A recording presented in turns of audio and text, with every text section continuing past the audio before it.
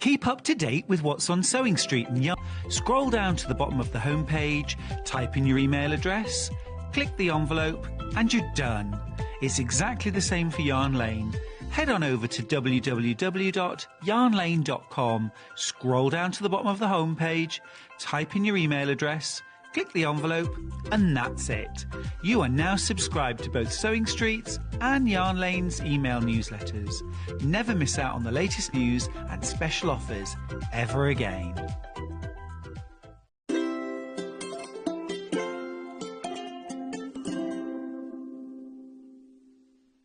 Hello, welcome to Yarn Lane. Those of you that are just joining us today, or if you switch over from Sewing Street, welcome back, welcome back. Still with Wendy Orlando, and I'm so pleased that we've got her today. I haven't been on Yarn Lane for a long, long time, so those of you that have not met me before, I'm Vicky, you probably all know Wendy. Wendy, we're so lucky to, one, have you, who's done the most amazing block of the month. I know it's been really, really, really, really popular. But now doing, you know, your crochet, Amigurumi as well is really exciting. So especially for Giraffe Day, we have got our lovely Jeffrey. Now I know Jeffrey is very, very personal to you. He's very special to me, yeah. He was created for my mum, so yeah, he's very special to me. And because sadly she's no longer with us, so yeah, he's very close to my heart. I absolutely love him. He's just amazing, isn't he? Now, it's chunky yarn, yes. So I bet it comes together quite quickly, actually. He's a big giraffe, isn't Have he? you ever done amigurumi? No, but I've been told that it's not, because as a beginner crocheter, I would probably steer clear from kits like this. But actually, I've been told amigurumi is probably a lot easier than, or something that's manageable. Well, as you know, the first thing I always say, start with a granny square. I always say that. Okay. But if you're confident with your granny square and you want to move on to amigurumi, then this is perfect because he's in chunky yarn, which means very often they're in double knit yarn and using a very small needle because you go down a hook size. Okay. Because you want a nice tight stitch. So he is made with chunky. I mean, I crocheted him in a day, but, you know... You're quick. You're very fast. I'm not super fast, but because I knew, obviously, he's mine, yeah. So I knew what I was doing with him anyway, so I didn't need to read the pattern too much. I love him. Now, I know that you've put this kit together with the team and have chosen the most beautiful, beautiful chunky yarns as well. So in the kit, you have your toy instructions, everything that you need to make Jeffrey, plus your two lovely chunky yarns, which are in. I'm looking to see because they always have cool names, don't they? Oh, this is mustard. Yeah, they're not this cool. Is mustard. This is a cool name. And this one's called Bracken, yeah, and cool. It's got multi-tones in here. It's not just a brown, it's got the multi-tones, which I love for the giraffe spots. Me too. You've also put some felt in there for his face. Brilliant, more than enough there. And your pattern, all for $23.99. Do you get the stuffing? Yeah, you do. Yeah. You're right, you get your toy stuffing. So everything you need, your recycled polyester craft filling as well is included for $23.99. Amazing price. We've got some other bits and bobs like safety eyes if you want to put those in, but you can just do it simply with the felt. Everything that you've got in the kit is enough to be able to complete Jeffrey. Amazing. Loads of you have checked out on him already on pre-orders. We did put him on Brighton earlier this morning, but he is just gorgeous. We've been doing a whole day, Giraffe Day on Sewing Street, so I'm so pleased that we were able to continue it through to Yarn Lane.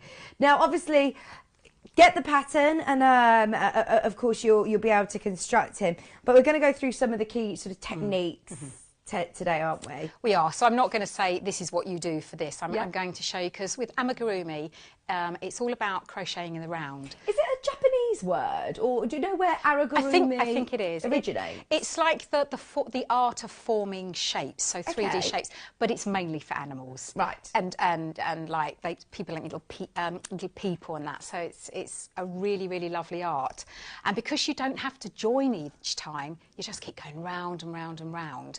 What you will notice, it does give a very lopsided spiral. Now that is intentional, because you don't close the round each time and start a new one, you're kind of working up a hill on that last stitch. Okay. So that is completely normal. Don't think that, you know, it's a little bit lopsided. That is what amigurumi does because, as I say, you don't close the round. Right. And I've done it so that I've got a thicker yarn because for those that are new, it is quite, when you're doing like your decreases or you're doing your increases, they're small. The stitches are small if you're working in double knit, and it takes forever. And I wanted something that you could just go, yeah, that's just going to be, I'll make a leg tonight, or I'll make another leg tomorrow, or I'll make some part of him. And it is working with the round. So I just want to show you how to do that.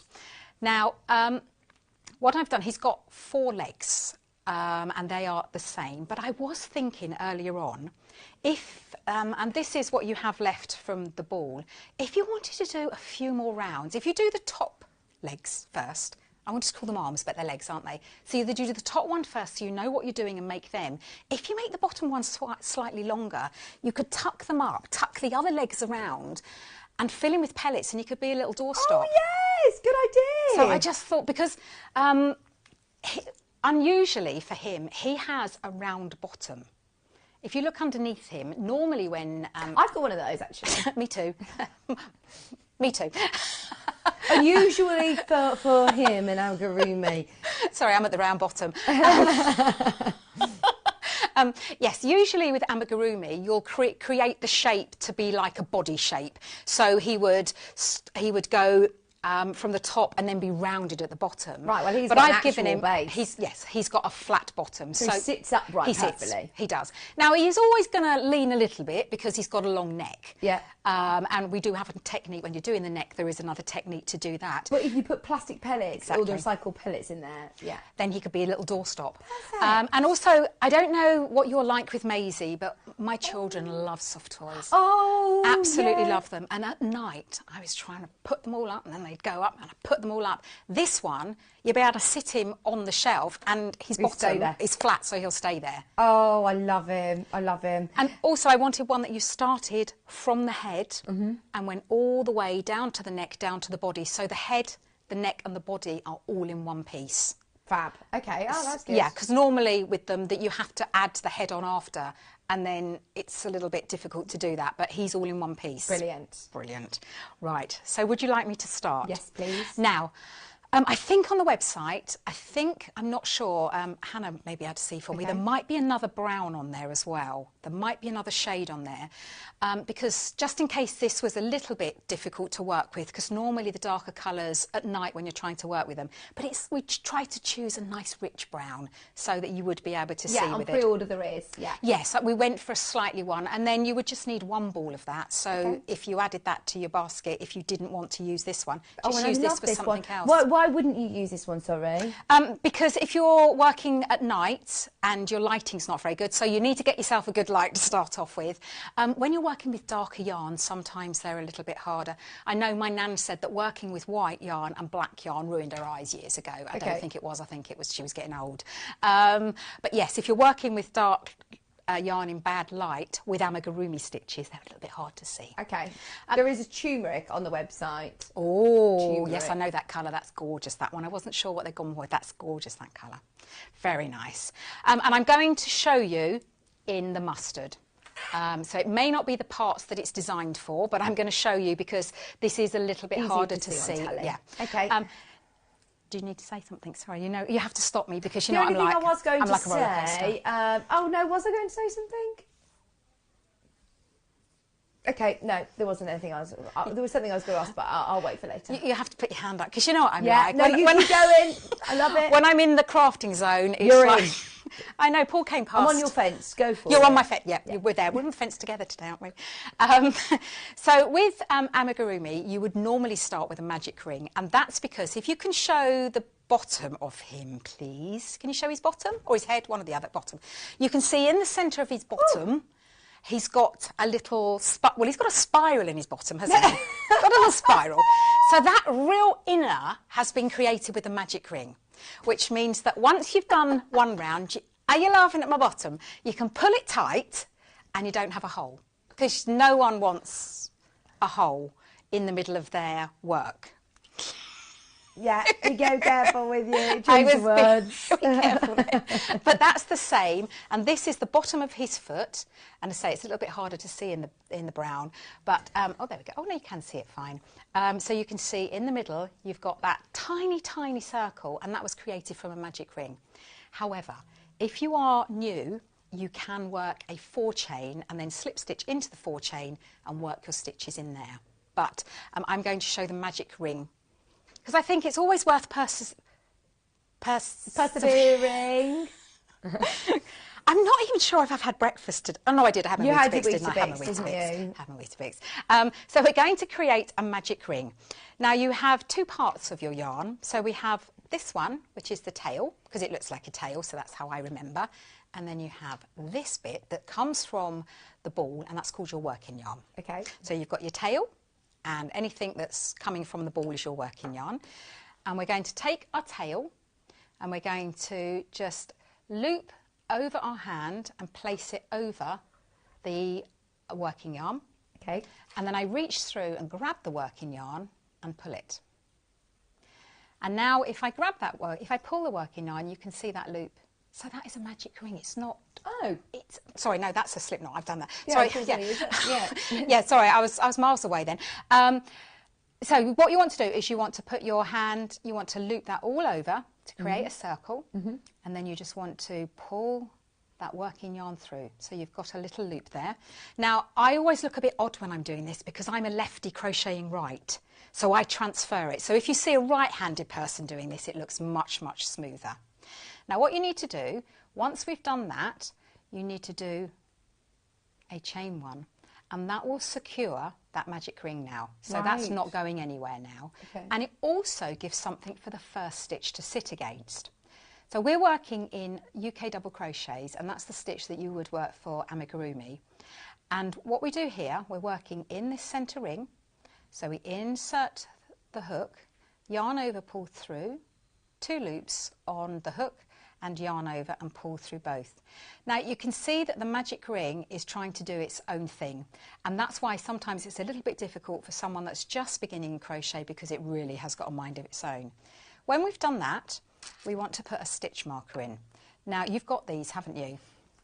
These larger ones. Not these ones. Yeah, you've got stitch markers on. These today, are nice. These have got all of the nice bright colours, different ones, and they're very, very similar as well. So you've got 20 of them, 6. Oh, they're brilliant. They are. They're like little safety pins, aren't they? Yeah. They're fantastic. I don't know if I've got any of the other ones because I've always had my bag of. Oh no, I've got one of these. Or you can get these ones as well. I think they're all different sizes, actually. There's some. I'll put this one on. Actually, this will be easier to see. There's some with a couple of different sizes. I haven't asked, what size hook are you using? Right, I'm using a 5mm hook for some of him and a 4mm hook for other parts of him, and that will be explained in a minute. Okay. You would normally use a 6mm with this, but Amigurumi you need to go down because you want a tighter stitch. Okay. So I've gone down to a 5. So I've placed my stitch marker in my first stitch, and I want to work 6 double crochets into that ring. So we're going to insert your hook, yarn over, pull through, 2 loops on the hook, yarn over, pull through both loops. That's 2, and we do that again until we've got 6, so that's 3. Sorry, it's a little bit hot in here today, so I'm squeaking. 4. Well, I'm not squeaking, but the hook is. 5 and 6. And now what you want to do, you want to make sure that these stitches aren't twisted. Now you can see at the top of the stitch you've got that little V there. Yeah. So we want to make sure that these are all nice and flat. And then I'm going to pull it close. I'm not going to pull it all the way close because you don't want to do that straight away, because otherwise you lose the first stitch, and we don't want to do that. Now I've put that first stitch has got a stitch marker, but if you pull it too tight that goes really tiny, so we don't want to do that. So now we're going to do an increase.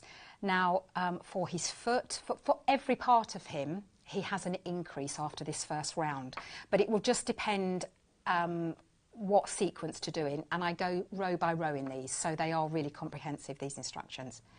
So now an increase, I'm going to do a double crochet. So you've just put your crochet hook back into that first one, and then I'm going to put the stitch marker back into the first stitch, If you mark the first stitch of your round, if the telephone goes or the doorbell goes and you forget where you are, then you can just frog it back to that first stitch, and then you know. Frog it back.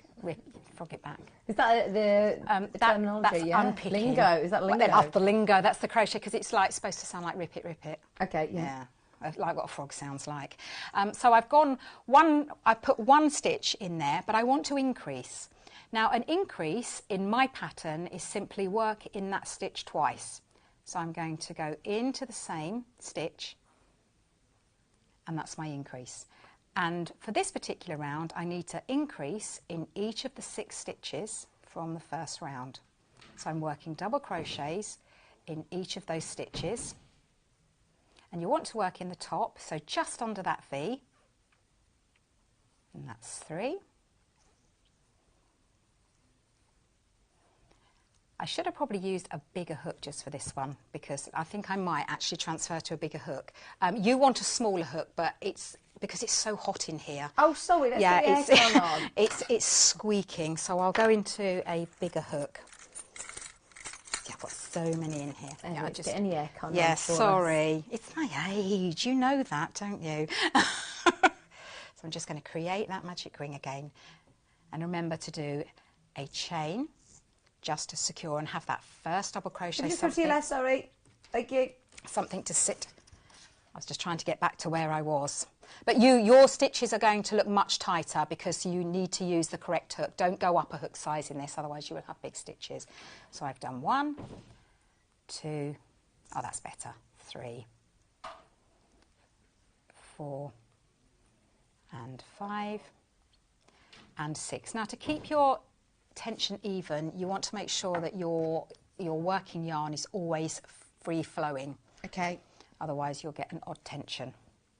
And if you do make a mistake, it's a lot easier to undo the knitting, isn't it? Oh, much easier. Much easier.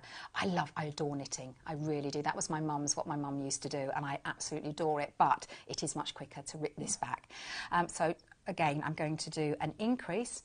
I'm going to go in the same stitch twice. Now, sometimes it may tell you, not in my particular pattern, but sometimes it may say to increase, do 3 stitches in one, but the pattern will tell you. So I'm putting that, it's cooling down a bit in here now. So I've done 2 stitches, so that I'm putting that one back in the first stitch. Now, some crocheters, some teachers tell you to put it in the last stitch of the round, but I find it easier, personal, to put it in the first stitch. So I'm now going to increase and work 2 stitches in there, and then 2 stitches in the next.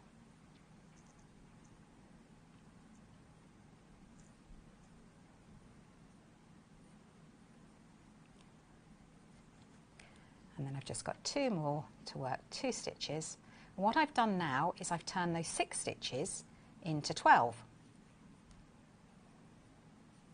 But I'm not closing the round. What I can do now is, now that I've gone past the danger point, I can actually pull that centre close, and it's closed that centre up. Yours will be even tighter because, as I say, I am using a bigger hook because it wasn't going through my fingers in this heat.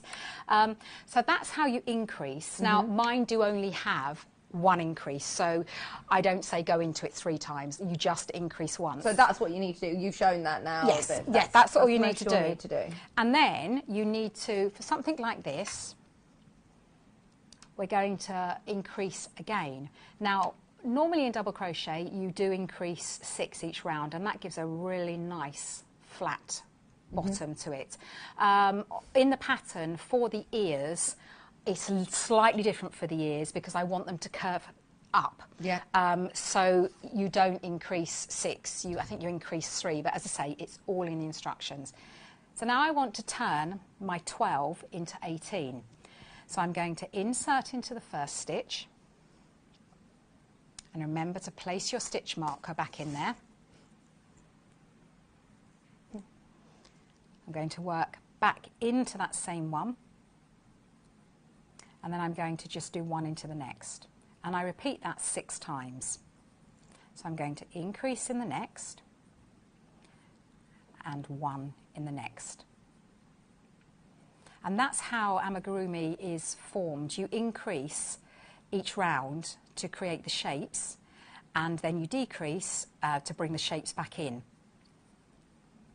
And it is very clever because unlike knitting, with crochet, each round you can create the different shapes really, really quickly.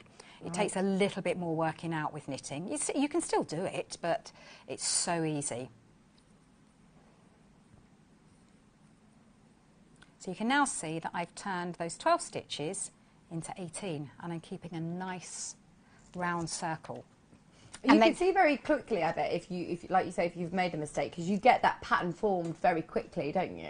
Well, I'm quite unorthodox in the way that I go round, but I am getting people to think how I do.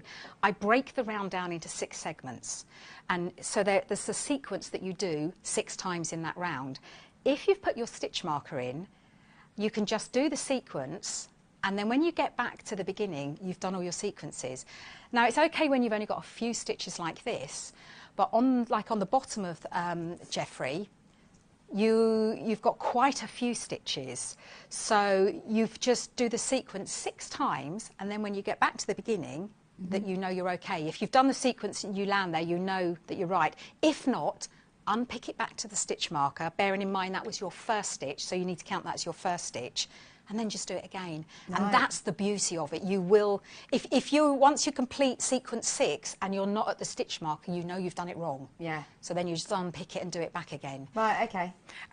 Right, so that is our increase. So, I mean, I think that you'll agree that that's manageable, isn't it? If you can only you're just learning to double crochet, which is one of the smaller stitches and sounds like it should be the easiest, but working in double crochets is you have to get your stitch count right. Okay. Right, now what we're going to do, I want to show you how to do a decrease. Now, and where would you decrease? Is it to decrease for the neck? Do you decrease there? So, his hands, hoofs, his hoofs, yeah. his hoofs. So they go out, but then they go back in again. Yeah. So to get them to go back in again, if I were to get, say, 24 stitches in the round and just keep doing 24, 24, 24, 24, it would be like a tube. Yeah. But if I want it to go in, then I have to lose some stitches somewhere, and it's called a decrease. Okay. So I'm going to... decreasing harder than increasing? It isn't, but I do it with a yarn. I'm always telling you to do yarn over hook. With a decrease in amigurumi, it's better to do a yarn under because it gives a much tighter stitch. Sometimes I've had people message me saying, oh, when I've decreased, you can see the stuffing through. And it's because they've done a yarn over and created a bigger stitch. Right. Whereas if they do a yarn under, which I'm just going to show you, it creates a smaller stitch and then it makes your decreases much, much neater. So I'm actually going to lose the stitch marker for now because I just want to show you the technique. So I'm now going to do a decrease stitch. And as you can see here, you've got your stitches. Now these are bigger because I've done the bigger hook, so it's easier for you to see. You've got your holes that you can see just underneath those V's. I'm going to decrease over the next 2 stitches. So in the instructions you'll see DC to TOG. Okay. Now that means double crochet 2 together. So I'm going to insert my hook into the next space, but this time I'm not going to bring the yarn over the back like that. I'm just going to grab it. And what that's done, it's come over the front of the hook. So whereas it would have had to have travelled all the way over the back to get to the front, we've just picked it up at the front. So already we're using less yarn and making a smaller stitch. Now before I yarn over, as you would with a double crochet and take those 2 off, I go into the next one. And then yarn under, so I'm going to just grab the yarn to pull it through, and I've got 3 loops on the hook, and then this time instead of bringing it over as a yarn over, I'm just going to take it in front as a yarn under, and you can see that that's created a really small stitch. I'm just going to do a yarn over to show you. So that's yarn over, and then yarn over, and you can see the difference, how big and baggy that stitch is. And that's because the yarn had to travel over the back of the hook to get where it needed to go. Whereas I'll do another yarn under to show you. So I'm going to insert into the next stitch, and I'm going to grab the yarn. Rather than taking it over like that, I'm just going to grab it and pull it through. I'm going to go into the next stitch. I'm going to grab it and pull it through. And then I'm going to take it over the front of the hook and pull it through. And you can see the difference. You've got a much smaller. Now yours is going to be even smaller because it's a 4mm, it's a 5mm hook, whereas I'm working with a 6. Yeah. So I'm working with the one that they recommend for the yarn. But as you can see, it's giving me too big a loop. So when I go to stuffing, I don't like to see the stuffing. If you want to go down even smaller, then you can. He will be smaller and take less yarn, but the holes will be even tighter. But I felt that a 5 was just enough for the beginners to get on board with this that are maybe new. And because you are using the chunky, it's much easier on the hands. But that creates a much, and that's a brilliant technique in any, if you want to do any decreases. If you do with the yarn under method, then you are making a much smaller stitch and it looks so much neater. Brilliant. Right, the only other things that you need to know. Look at how quickly you can take stitches out like that. It's brilliant. It's fantastic. It's scary though, isn't it, that you could just literally go, whew, and you lose your work.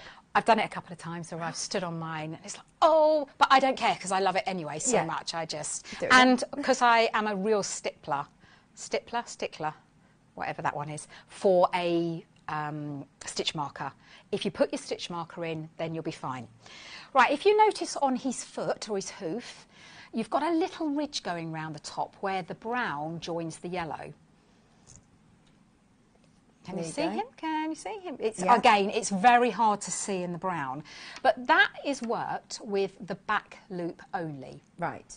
Now to do that, you've got your you've got like your little V in your stitch, and then normally you would go under both V's to create your stitch. With a back loop only, it is as it sounds. You're just going to work in the back loop only. And then we do our double crochet. So remember, a double crochet is insert hook, and we're doing back loop only, yarn over, pull through 2 loops on hook, yarn over, pull through both loops. I'm just going to do a few because then you're going to see what it does. And again, this is a lovely technique to use on lots of things because, especially if you're making like little storage pots. Oh, it gives you a nice sort of trim on the top. Yeah, well, when you do it on the base, so when you start going up the sides, if you do this, not only does it help it on its way quicker, it gives you a nice bottom to the, definition. thing. Yeah, it does. So you can see here. Oh, yeah, yeah. And because I haven't done any increases, which I don't want to, because I now wanted to start, pretend this is brown, you want to start the hoof to the top, so this will be the top of the hoof. But you can see, and that is just working in the back loop only. Right. So, yeah, that's another brilliant technique with that. The stuffing for him, this stuffing that is brilliant, this side is brilliant. And it's lovely and soft, isn't it? He will take quite a lot. You don't realise actually how much stuffing goes into these, especially if you want him nice and firm, like you've got him here. Yeah. Yes, you want it to have a... You get it in the kit anyway, don't you? You do. Yeah. You get it in. And I felt that it was really, really important for this kit that what you get home is what you make him from. Because sometimes it's then say, oh, go and get this and go and get that. Now, if you want to use safety eyes, it's personal. If you want to do that, that's fine. But obviously, just make sure that you know what audience it's going to go to, because safety. Yes, safety is paramount. I suppose if you want it as an ornamental, you know, something that isn't going to be played with by little children, then the safety eyes, we do have the safety eyes, which can go then into your felt. You get the felt in the bundle, so then you put your safety eyes in. Yeah. Fab. We have the black, and we also have the ones that are where they've got little pupils. Do you know what I mean? Like they're red. They're really cool. So they're the black ones. They're £1.19 if you want to add those to your order. A pack of 6. And then these ones, what are they called? Amber. They're called Amber wow, safety they're gorgeous, eyes. they are. And they're only 99p as well. They're gorgeous. Pack of 6 again. There you go, that's what they look like. So they'll look lovely on top of the felt. You can still use those. And they're very, very easy to use. They've got instructions. Tool. No, you don't need any special tool. Just make sure that they are secured. personally for him, I wanted him to have these particular eyes because that's originally, that's how I designed him originally. Yeah. He started off as, I think we did have it somewhere, the corner to corner crochet. Oh, he's down by you. Oh, brilliant. Yes. Yeah, that's what he started off as, and I just wanted him to have nice big eyes, but there is nothing to stop you putting safety eyes in there if you wanted to do that. Brilliant. You know, you're talking about stitch counters. They're brilliant. Row counters. Well, right, so stitch. What's the difference? Right, when so would you use this a is row a counter? stitch marker. Yeah. So you place it in a stitch at certain areas to know where your stitches are. So that is a stitch marker. They are row counters. Now, they are primarily knitting row counters because they slip on the hook. But as you'll see, I use them for everything. So what have you got yours on there? Is that on there? I've just put it on a little... I'm on a little keyring. With one of these, because I like these to use as stitch. So you spin them and they go up in number, obviously. They're brilliant. To count Obviously, they only go to 99. Yeah. But when you get to 100, then you go to... No, I don't even think for this particular one anything goes anywhere near that, so you'll be fine. But yes, it's well worth. If you've made him a few times, you'll know what you're doing with him. But I'll say, right, from rows such and such to such and such, you just need to work in the round. Okay. And all that means is you don't increase, you don't decrease. If it's got 50 stitches or 60, however many stitches, you just do 60 stitches, move your stitch marker, 60 stitches, move your stitch marker. And that's when they come into their own. Oh, brilliant. But yes, primarily they would go on a knitting needle, but there's nothing to stop you using them because they're compact. Yeah. And I like, when I go on the go, Yeah. I like to take things like that with me. Right, so I just wanted to also show you that you need, now I'm going to brave this because it's nice and cool in here now and I don't think I'm going to squeak. You do need a 4mm hook as well. Now, it states to use... Go to your left again, sorry. It states to use a 6mm with this. We've already gone down to a 5, so we've already reduced it, but we're going down even further now. Now, his ossicones... Are these called ossicones? They're called ossicones. Here's another giraffe fact for you. I would have called them antennae, I don't know. Well, what are they called? Ossicones. Now, what I've done, I've called them horns, brackets, ossicones, because I thought it was easier to write horns. And I wouldn't know. I'd be thinking, hang on, are these ossicones? Is this an ossicorn? I don't know. Where's my ossicorn? It's an ossicone. Yes, so for those, because they need to be stood up erect, so you need them a bit, they need to be more dense. Okay. And for his neck, now if you go down, and it will tell you what row to go, or round to go in instructions. If you go down to a 4mm and you use the yarn under technique, you're going to have a real dense neck. Which will give it stability. It will, because, and over time he is going to, he's going to go a bit floppy. I like when he's a bit floppy. He's a bit floppy. He's had too much fruit juice. He's lovely. He's had too much. But, oh yeah, excuse me, Elliot. Did you say that? Bless you. What is going on about here? You will find that when you first stuff him, you're going to think, yeah, he's up nice and upright, and then you'll come down and he'll be like a bit. But that's because over time, stuffing will lose its When plumpness. did you make him? When did you meet? Last week. Oh, he's lovely. Yeah, and I didn't overstuff him because I should have probably put more on his neck. Now, it depends what you're using him for. I know some people put things in necks to strengthen them. Again, I wouldn't do any of that if it's going to be touched and played with. He's so cute, isn't he? Oh, Maisie will love him. I'm not going to steal him from you, though, because he's very special to you. But... Yeah, it's very special, that one. But I'm just going to show you now the difference when you do a 4mm hook. I'm just working with a 4mm and I'm doing double crochets. So insert hook yarn and over pull through 2 loops. I'm just going to do enough so that you can see. And it makes those stitches much, much smaller, much smaller. You can see how smaller they are.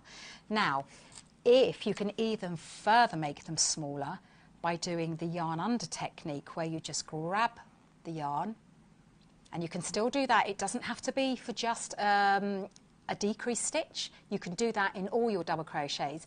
And I saw a lady who'd actually made an amigurumi toy with double crochet and the double yarn under technique, and it was just so dense. Compact, but it must have taken her forever. Right. Yes. Hannah was saying that she's seen some amazing amigurumi things out there. She says, I saw Prince, the singer, Prince in amigurumi. Who else? Gandhi, Bruce Lee. Gosh. Oh, it's a book that we had. Oh, wow. Oh, yeah, this was on Yarn Lane. Amazing. So you can see that I'm doing the yarn under, and it's making a much, much tighter.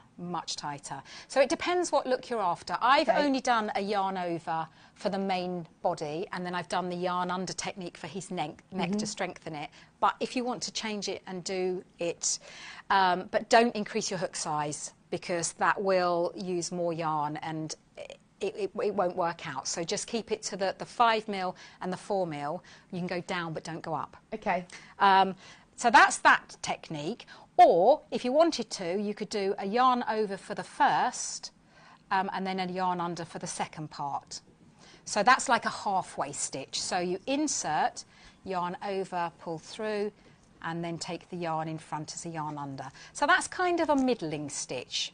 So you do have little options when you do amigurumi. You do the one that works best for you, but I have instructed you or told you in the instructions when to change to the yarn under technique to give him strength in places.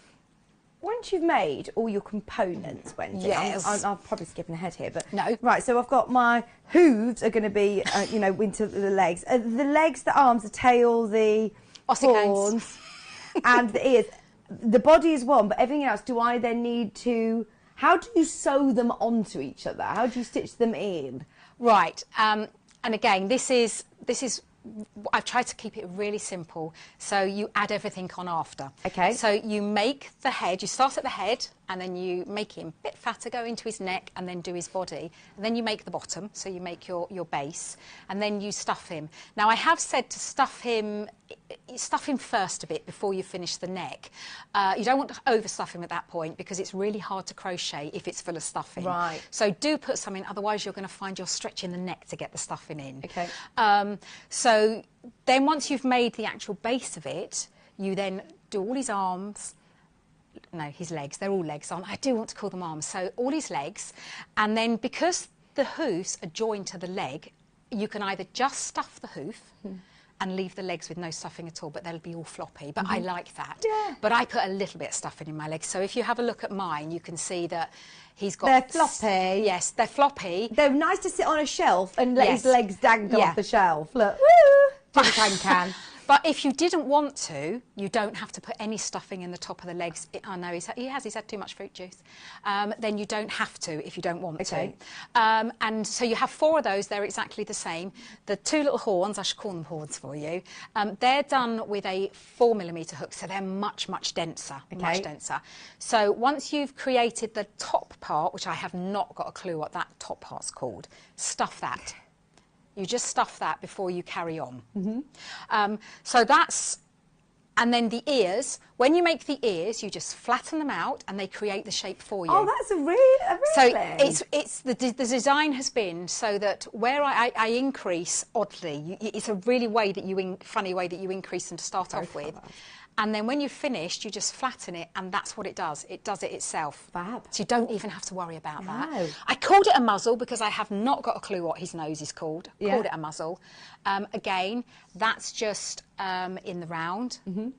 But if you have a look at the instructions, they are literally step very by step. Comprehensive. Yes, and hold then your hand all the way through. Definitely, and I'm on the end of a message. But also, what I've done on the back is I've shown you what each piece should look like when you finished it, because very often you have all these pieces and you go, well, I don't know if they're right. So that's what your head and body will look like unstuffed, and that's what's stuffed. I would have stuffed it at this point now. I would have put some stuffing in the head. Then you've got your base, and that's how you actually add the bottom on. And then you've got your legs, and then you've got your little tail, and you have to call them horns there, and then your ears. So the ears will start off like that, and all you do is push it in, and it will turn into an ear shape.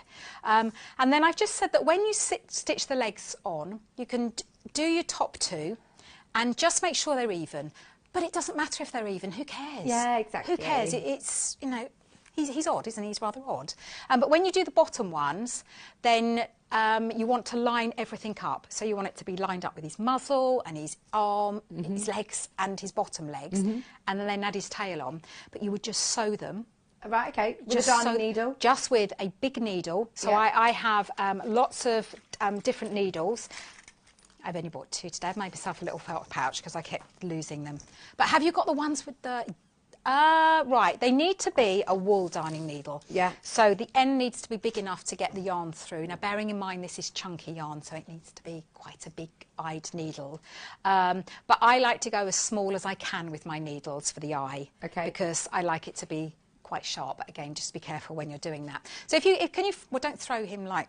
I won't throw him, I'll come carefully past him. Do you Yeah. know his spots? Yes. Are they magic rings? That's what I'm just going to show you. Yes, I was just going to make a spot for you. Oh, cute. He is so cute, isn't he? Love him. But because I thought if you made his legs longer and tuck them up, and then put his arms around him like that, so he's holding onto his knees and then you put pellets in him, he could sit by the door. I think if you left his legs like that by the door, you might. Well, I would. Yeah. I'd definitely forget that he's there. But so with the arms, oh, I love him. You're just going to stuff them if you want to stuff them, and then you flatten that top out and sew it closed, and then you're going to sew it over. And make sure that these are really secure, because this is probably going to be like dragged along like that, isn't it? That's what we And think, again, with the legs, if you the bottom legs, if you turn him upside down and put them on like that, because then you'll be able to line them up. So you'll be able to see exactly that they're central to his top legs and his tail and that. The tail, I've stuffed lightly. But I've stuffed that quite firm, but I've stuffed this little bit lightly. Now, the spots are super, super easy, because what I showed you... Shall I make one? That's super, super easy for you. Now, you can either have big spots or little spots. It's up to you. And I've said that 2 to 3 per leg. So that one's got 2... I think they've all got 2 marks. Do you add them on after? Yes. So you stuff him and you add all the arms and then you sew the spots on. So I suppose you can position them where you want, can't Definitely. you? And because you'll have character. And I would put the eyes on first and see what kind of character he's got. Yeah. What I did do, you'll see here, I've put, this way round, I've put a spot quite close to his neck there and on the back of his neck, and just at the front of his neck. Oh, now, I've done this for a reason, because, again, it's going to make this neck section a little bit more stable. Okay. So let's make a spot then.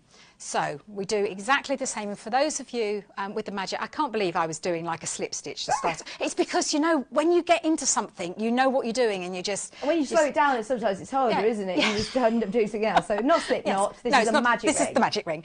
So we've got our tail and our working yarn, and we're going to wrap it around the hand to form a circle. Do you normally do it with this hand? I know you're doing it as a right-hander. Would you normally do it on the other side? But no, this is why I'm so unorthodox, because this is how I do a magic ring. Right. Because I've taught myself to be strong in my right hand. Yes. It kind of takes over, but then sometimes this comes into play. So I always insert my hook with my left hand and then transfer. I am a little bit odd. I know that. I know that. That's a given. I know that. But don't forget to do the chain 1, because it secures the magic ring and it gives it something to sit against. And we're going to double crochet into the ring. Now I'm holding the ring with my other hand, so with my left hand, just to keep it stable. And when you've done 1 stitch, what you can do is you can just pull it a little bit tighter. If you want to make that ring a bit tighter, you can. So I'm going to insert my stitch marker. So that's 1 stitch. And then I'm going to do another one. I'm going to pull it a little bit tighter, tiny bit. I don't want it to do it too tight, because I don't want to compromise that first stitch. And then do 3, 4, 5, and 6. Now, if you don't use a stitch marker and you forget how many you've counted, then you just count the V's back. But if you do get into the habit of using a stitch marker, I can now put my finger over that hole pull it a little bit tighter so it's a little bit more stable, and now I know where I need to work into. So I'm now going to work an increase. So what do I do for an increase? Is this a question? Yes. Oh no! Yes. It's a pop quiz at the end of the hour. Yes. Yarn over, pull through. No. So what do I do to make an increase? What do I do? Oh gosh, Wendy, you're putting me on the spot here. You work two in the same stitch. Two in the same stitch. Two in the same stitch. So yeah, that was really nasty of me, wasn't it? That was really nasty. You were just about to nod off, then I thought, I'm not having that. So I'm working 2 in each of the 6 stitches. So I turn my 6 stitches into 12.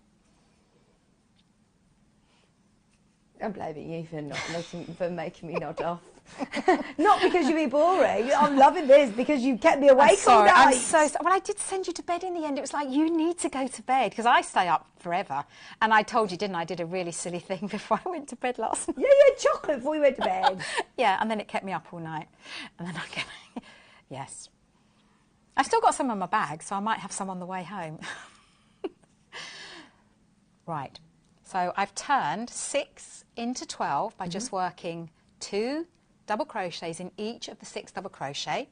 And now, so that is my small that is my small spot. Right, amazing. So you can choose how many, I mean, if you want to do them larger, smaller, how you want to position them. Even if you want a big spot, you can go, you'll know, once you start working the pattern and understand what I'm doing, then you'll know that you can add on your own bits if you want to. So if you want to make an even bigger spot, then you would just use the sequence. So like the sequence for his bottom, you would just do the first 3 rounds of that instead of the first 2 rounds.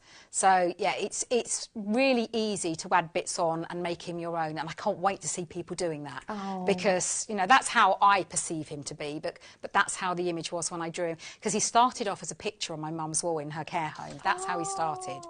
And then I turned him into the corner to corner.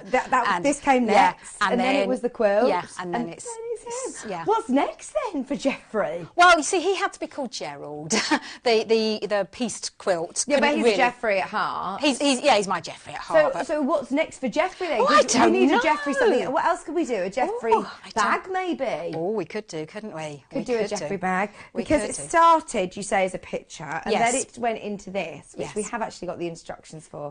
I've literally been sitting since we've had the aircon, because the aircon blows this way and then ricochets over to you. Yeah.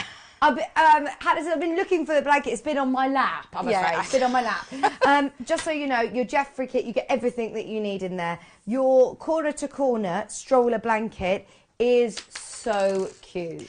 Right, I will just, before you show that, I have added a border on my own border. Okay. So, but I wanted to show that if you want to add a border on, you can do. What is corner to corner?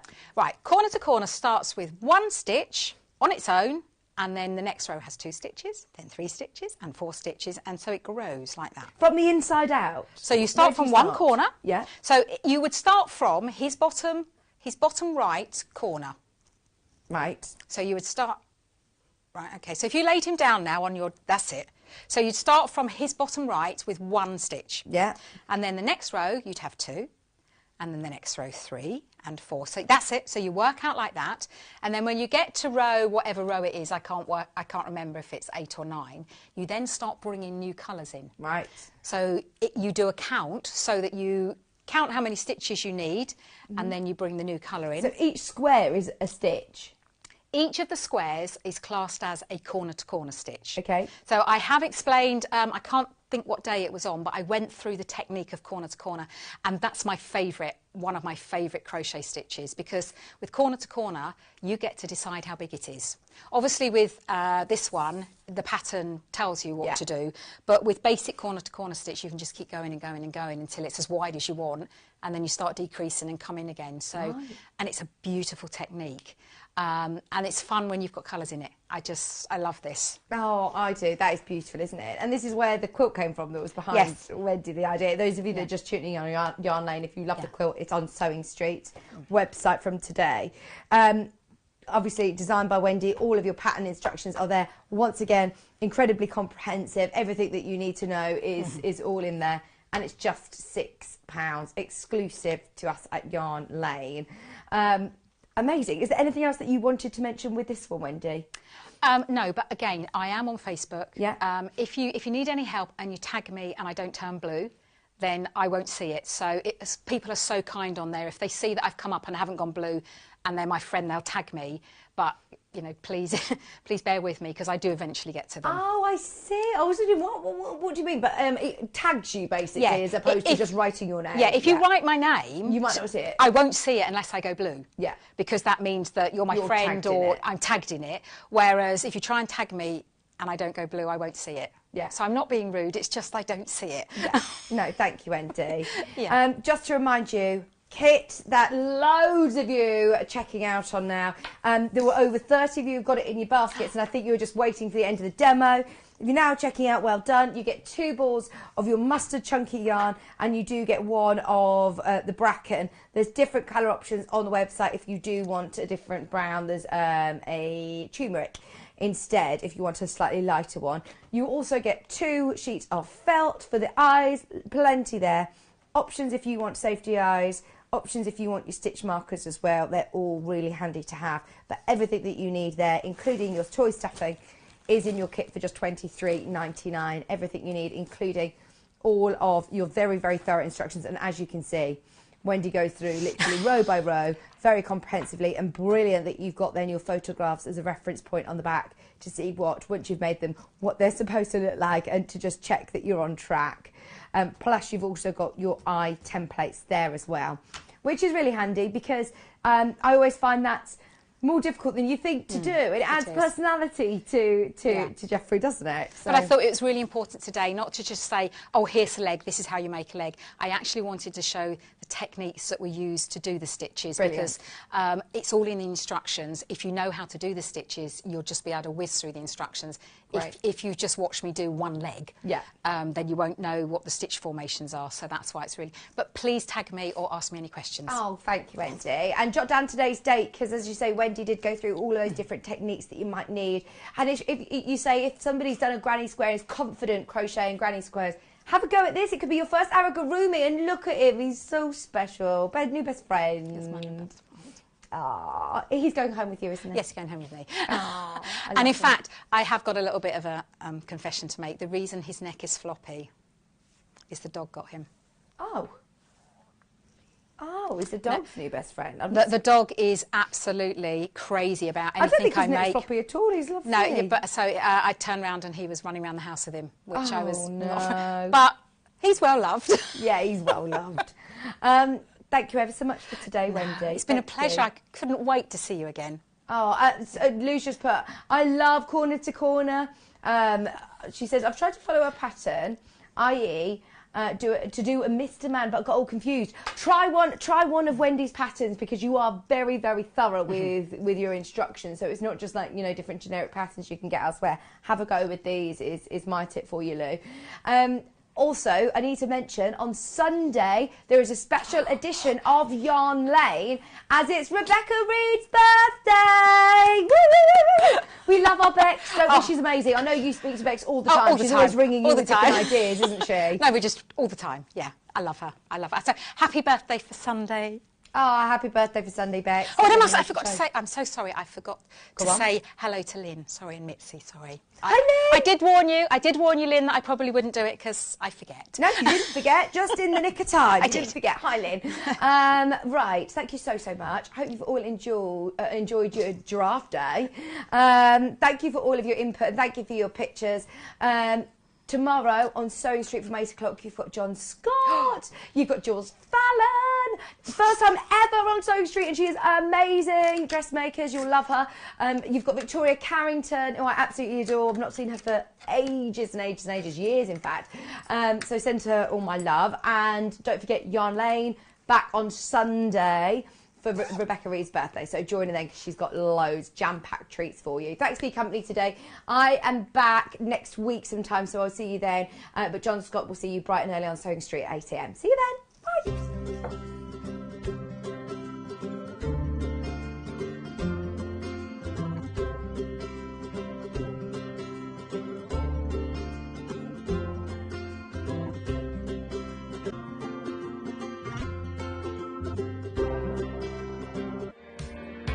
It's my birthday, and I would love for you to join me to celebrate on Sewing Street and Yarn Lane on Sunday the 13th of February. We've got lots of new projects, including these cute bird doorstops from Amber Makes, dressmaking with Adele Rowland, and the wonderful Jane Crowfoot, who will be joining us specially for an hour of Yarn Lane. I'm sure I'll have some special treats for you too. You'll have to tune in on Sunday from 8 AM until 1 PM to find out. Watch me on Freeview 73, Sky 670, YouTube and Facebook Live.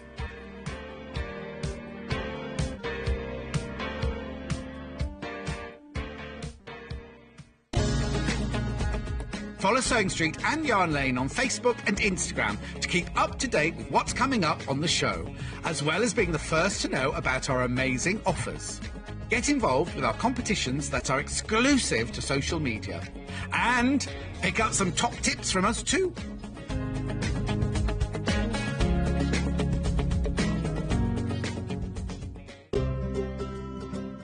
In need of a crafting fix? There are so many ways you can watch Sewing Street and Yarn Lane.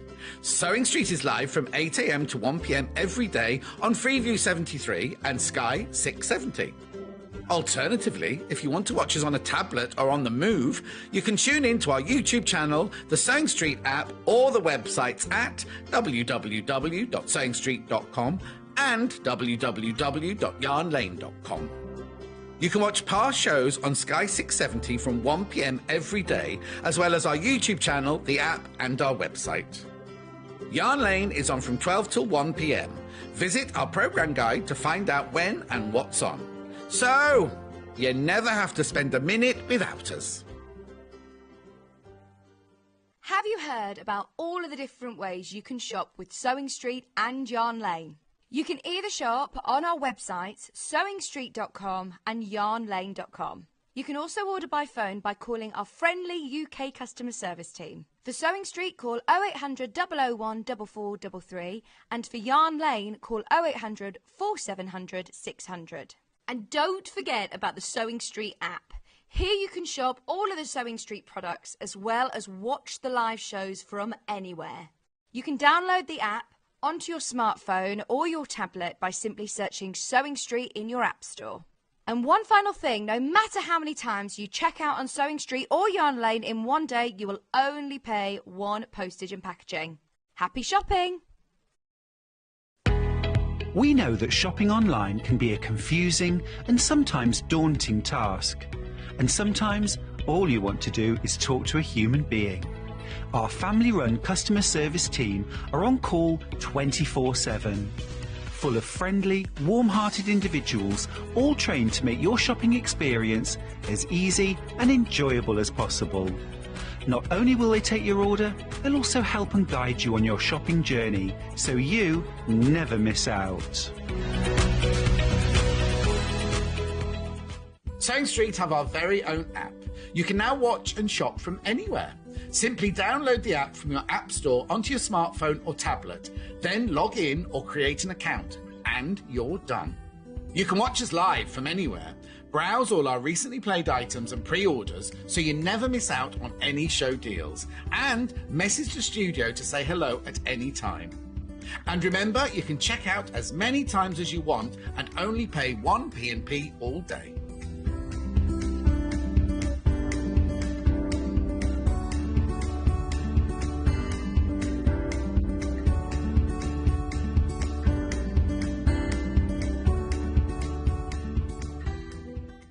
Keep up to date with what's on Sewing Street and Yarn Lane, as well as all the latest news and special offers by signing up to our email newsletters. For Sewing Street, head on over to www.sewingstreet.com, scroll down to the bottom of the homepage, type in your email address, click the envelope, and you're done. It's exactly the same for Yarn Lane. Head on over to www.yarnlane.com, scroll down to the bottom of the homepage, type in your email address, click the envelope, and that's it. You are now subscribed to both Sewing Street's and Yarn Lane's email newsletters. Never miss out on the latest news and special offers ever again. Follow Sewing Street and Yarn Lane on Facebook and Instagram to keep up to date with what's coming up on the show, as well as being the first to know about our amazing offers. Get involved with our competitions that are exclusive to social media. And pick up some top tips from us too.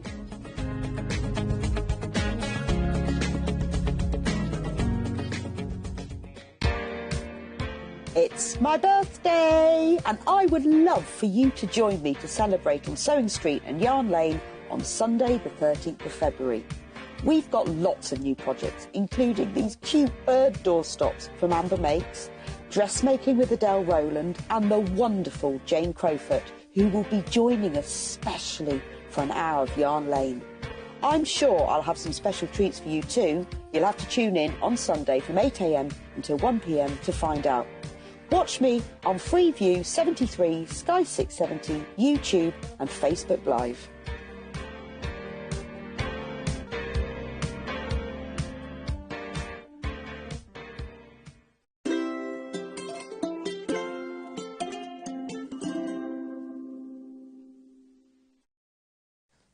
Good morning and welcome to Yarn Lane. It's my birthday, so we've got look at all the lovely things that we have here. Jane, you can go and get your glasses if you like. Don't worry. I will talk first. Jane's like, oh, glasses. It is my birthday, so if you've been with me Sewing Street, I'm sorry I keep going on about it, but if you've just joined me for Yarn Lane, it is my birthday. Now, I said, well, as it's my birthday, and if I am going to get up at 3:30 on my birthday, can I please choose who I have for Yarn Lane? So I phoned Jane and said, you don't fancy doing a Sunday, do you? And she said, yes, it was amazing. So, because the last time we had Jane on, it took months. Not because Jane didn't come on air, but we just couldn't get all the yarn together in the kit. So I was really excited when Jane agreed that she would come and do my birthday show with me, but also that we could get the kits together as well. Now, don't forget, if you haven't been with me before, if you buy anything on today's show, you will be entered into the giveaway prize draw, which includes fabric from Sewing Street and yarn from Yarn Lane. No, books from Yarn Lane, including, I'm giving you my bag. So this was the bag that we gave away on Yarn Lane's first birthday in November. That's completely went because loads of you wanted it, and I decorated mine with a bit of crochet, so I'm donating that to the prize. There's Learn to Knit books, Learn to Crochet, there's crochet project books, there's fabrics, about £400 worth of a prize, almost £400. And anyone who shops on Sewing Street and Yarn Lane today for my birthday is entered into the free prize draw.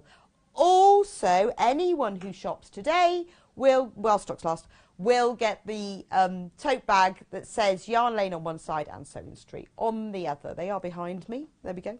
So there you go. You see the Yarn Lane and the Sewing Street. They are pinned to the wall, so I can't get them off. The one that was hanging up I've given away. So that's all the admin done. Now, when Jane was with us last time, we had the amazing Fruit Garden Crochet Blanket book. And we've only got 10 left in stock. So, if you want it, it's been on pre-order all morning, you need to get it.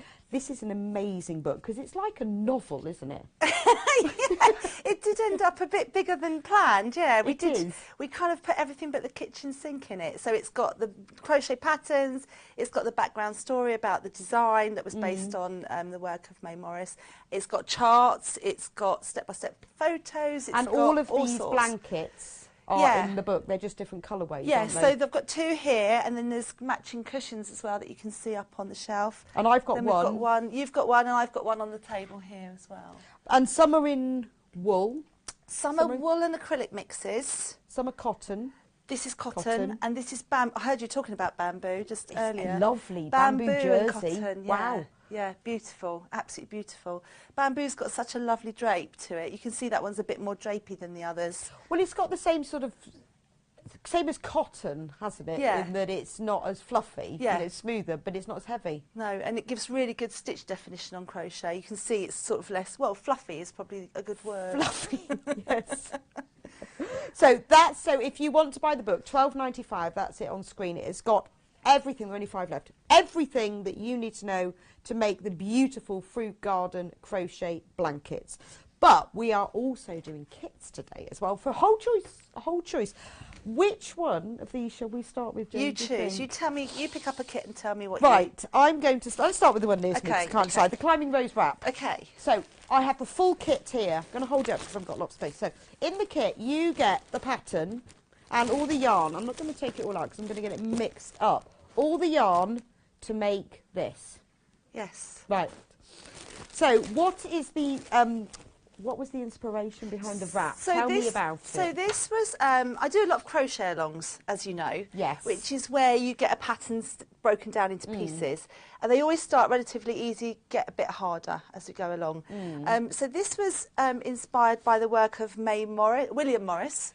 Yes, I love that idea. So do you know the strawberry Yes, yes. So this was kind of, I looked at the strawberry thief. I always want to say thief. Thief. The Strawberry thief. The strawberry thief, and there was elements in that I picked out for this wrap. Okay. So you could the use flowers and the leaves. Yeah, didn't do the strawberries. That got a bit difficult, and chose a more muted palette than the strawberry. Beautiful thief. though, isn't it? I love the sort of you've got like 2 colour petals in that, like the dark pink and the light pink. There's really quite 3D flowers in here. I do this a lot, this sort of 3D work, and I love flowers, so anything floral. Beautiful, isn't so there's it? just 3, there's actually just 3 motifs in this. And that's a wrap? Yeah. Or a bed runner? Or, yeah, so it's long. It's, oh, yeah, show us what it is. Yeah, bed runner, or a table runner, or a wrap. When we photographed it, yeah, that's it. We use this lovely sort of pre-Raphaelite looking model. I know, it looks nice with your dress. It does, doesn't it? Doesn't it? Yeah. You could wear that. Yeah. So this is, and it's in a lovely yarn called Bellissima and Bambino, which Bambino. is, yeah, it's got a really nice sheen on it. It's really pretty, but we've used a slightly different blue. Yes, we've got the. Can you move it to when they're showing you? Slight right. Yes, we're using denim dungarees. Which is very slightly lighter. There's not a lot in it, is there? So you've got no, this it's very similar. Bellissima, Bambino, and then this the batik yarn as well. Yeah, a little bit of batik. I think I've just used that on this okay. big flower here, yeah. And it's lovely. It's a really nice one to make. You have to make quite a lot of this motif, which is the one with the petals there. Okay. I'm not sure which camera I should be looking at. That one. That one there. Yeah, the one there. The one that says programme. Yeah, that one. Sorry. I keep looking at the wrong one. Just look in the sort of the screen thing. Thank you. Yeah. That's why I ran off for my glasses and then didn't put them on. Yeah, so it's quite an easy one to do. There's step-by-step images all the way through the pattern, as usual with my designs, and just 3 motifs then, and a half motif as well. What kind of skill level, if we, if somebody's out there, they're watching, who can do this? Yes, I think we talked before when I was on before about making in a production line way. Do you remember? Yes, and starting with the really easy bit and working up to the harder bits. So I never say it's not for beginners, because I'd get the beginners that do really dive in and do them. Yeah, that's true. But it's probably intermediate, really. Right. Okay. So if you started, you know how your crochet hurt works. You've done a granny square. We're time to move on now. Yeah. Ready for the Absolutely. next I level. think yes, but definitely. it looks really advanced, doesn't it? Well, I mean, it's really difficult because I crochet all the time, Yeah. so I've probably lost track of where is easy and where isn't. But I mean, these use the same principles, all these motifs, and actually, if you've done any of my designs, you'll see that all my designs use the same kind of pattern. But it's normal stitches. Yeah. It'll be double crochet, so I use UK terminology mostly. Good. And I think that's what you've got in your kits is yes, UK. Yes, all UK. So double crochet trebles. I rarely use double trebles. Okay. So yeah, quite so straightforward. if you can double and you can treble. Yeah, and you can read a pattern. And you can read a pattern, which this is for you. I love that. So $49.99 in the kit. You are getting a lot of yarn. You're getting, I'm going to have to count them, 1, 2, 3, 4, 5, 10, 11 ball, 100-gram balls, and 4 of the 50-gram balls of batik. That's a lot of yarn there. And the pattern, which I am going to just have a quick look at. Do you want one? I've got one. Do you want to have the one I've got? Oh, go on then. Okay, rather than opening it. So let's have a look at that. Shall we have a quick look at the pattern? Just because it'd be nice too. Nice pictures. I always think pictures are so important because I think as a Well, because obviously, because you were crochet, you get it. You want to see what it actually looks like. Yeah, a lot of patterns are quite skimpy on pictures, I know, aren't they? and you think, I'm going, oh, because sometimes you don't always understand everything, and, and the pictures really help, so it's lovely to have them. Definitely. So it's got all the information on there. Now, with some of the kits, we've had to swap a couple of the colours round. However, if you go onto the website and click on the code, I have written in the description what colours have been swapped for what. So, for example, on here it says double denim. If you go onto the website, I will say substituted for denim dungarees. And I've done that with all of the kits, where, because some of these that Jane has done, and you know they are, see there it tells you, substituted for. Because some of these yarns, you know what it's like, they discontinue them. 1 minute they're out, the next minute they're not. And so a couple of them we have had to swap, but we have swapped them for yarns that are almost identical. But if you want to know which ones are substituted, have a look on the website, because I have put them all in there. You've got all the abbreviations, really, really, look, clear photos. I mean, that makes quite a difference, because from there you can, that must be actual size. Yeah, it's very close, actually. Yeah, I would say it's, very similar. Sized, doesn't it? Yeah. So you can really see what you're doing. And look, you make 16. I think that's great. So number 1 might not be brilliant, but number 16. Yeah, especially if you make them in that production line way. Yeah, so you just make the central bit first and make 16 of them. Then do the next round 16 times, then the next, and then the next. And it does mean if you make a mistake on one, you make a mistake on all of them. But it also means it sticks in your head, the pattern. Yes, no, that's true, actually, because otherwise you do forget, don't you? Yeah. And you've got instructions and charts as well. Yes. That's quite nice. Yes, yes. Are you a chart person or an instruction I am person? a chart person, more and more. I use them more if I think I've gone wrong. So I read the written instructions. I have to read the written instructions. And then I'll use the chart to just kind of double check myself. To see where you are. Yeah, okay. Yeah. Because you can't always see from a written pattern how many petals and things you're making. Whereas if you look at the pictures yes, because it's more visual, charts, isn't it? It's more visual, yeah. So these are the motifs. So look, it's really, really clear. Look at the photos. It shows you really detailed. This is our most affordable kit of the day. So depending on what you're going to buy, we'll go through all of them in a bit, but this is our most affordable kit of the day. So if you missed out last time, this is really good. Look at that. It looks lovely as a runner. So there, yeah, runner. Yeah, that's it's really nice. Runner. And I have seen people that buy 2 kits and make a blanket. Ooh, yes. I mean, it's quite a wowy blanket. Oh no, there are some people buying multiples, so maybe that's what they they're might doing. be making them bigger. Yes. Yeah. I'm thinking bed runner. I think that'd look gorgeous, wouldn't it? Nice border as well. So that's the climbing rose wrap. So we're going to go through all of the kits so that we can talk about. Yeah. Let's do. I'll put that on the trolley for now. Oh, that's yours. Doesn't matter. You keep hold of it. Okay. Let's do. I was going to say, can we do sunflowers? I absolutely love this one. Yes. Absolutely love this one. It's just delicious. So hold it. It's summer. It is, yeah, summer in a blanket. I mean, look at that. Yeah. That is like, I would say that's your picnic blanket, but you almost like wouldn't want to ruin it with your picnic, would it? Would you? But what a lovely But they're all thing. machine washable. So, I know. Can you imagine though getting out to a picnic and getting that out? Everyone going, oh my God, where'd you get that from? And everyone else has got their tartan nylon thing in the boots. Yes. That's beautiful. So this is exactly what you said. It's inspired by summertime. Fields of sunflowers. Van Gogh. Yeah, Van Gogh, cycling through fields of sunflowers and poppies. It's beautiful, isn't it? Let's just pop it on. Absolutely gorgeous. Yeah. So this again, you know, it's worked in the round, and then it's my sort of thing that I do of working these leaves and things behind other pieces. So it's worked in a very similar way to the other one. It's just bigger motifs that you join as you go. And what's the, I have written on the website and I can't remember, what's the finished size of this one? I think it's about 1 metre 20 square. Okay, so about 4 foot square. A nice size, so it's good. You could put it over a sofa or an armchair, or you could use it as a picnic blanket. It looks nice on the bed. Yeah, it? really nice. It's quite, I think, we styled it on a child's bed. We thought it was quite kind of childlike. Yeah, yeah, it looks lovely with the red there, doesn't it? It's beautiful. I love the poppies on it as well. Yeah, yeah. So often in fields of sunflowers you get poppies. Yes, weirdly. Yeah, I wonder why is that then? I think it's to do with the turned ground. That's when you get the poppies. Oh, okay. Yeah. So you've got all of these lovely colours in it. I like them. I love this sort of, you've got this lovely petrol. Yes. gorgeous colour. Lovely, and the greens and the burgundies. I'm just looking at where they all are. Yeah. So you've got all the colours in here. So you've got 1, 2, 3, 4, 10, 13 100-gram balls of yarn in that.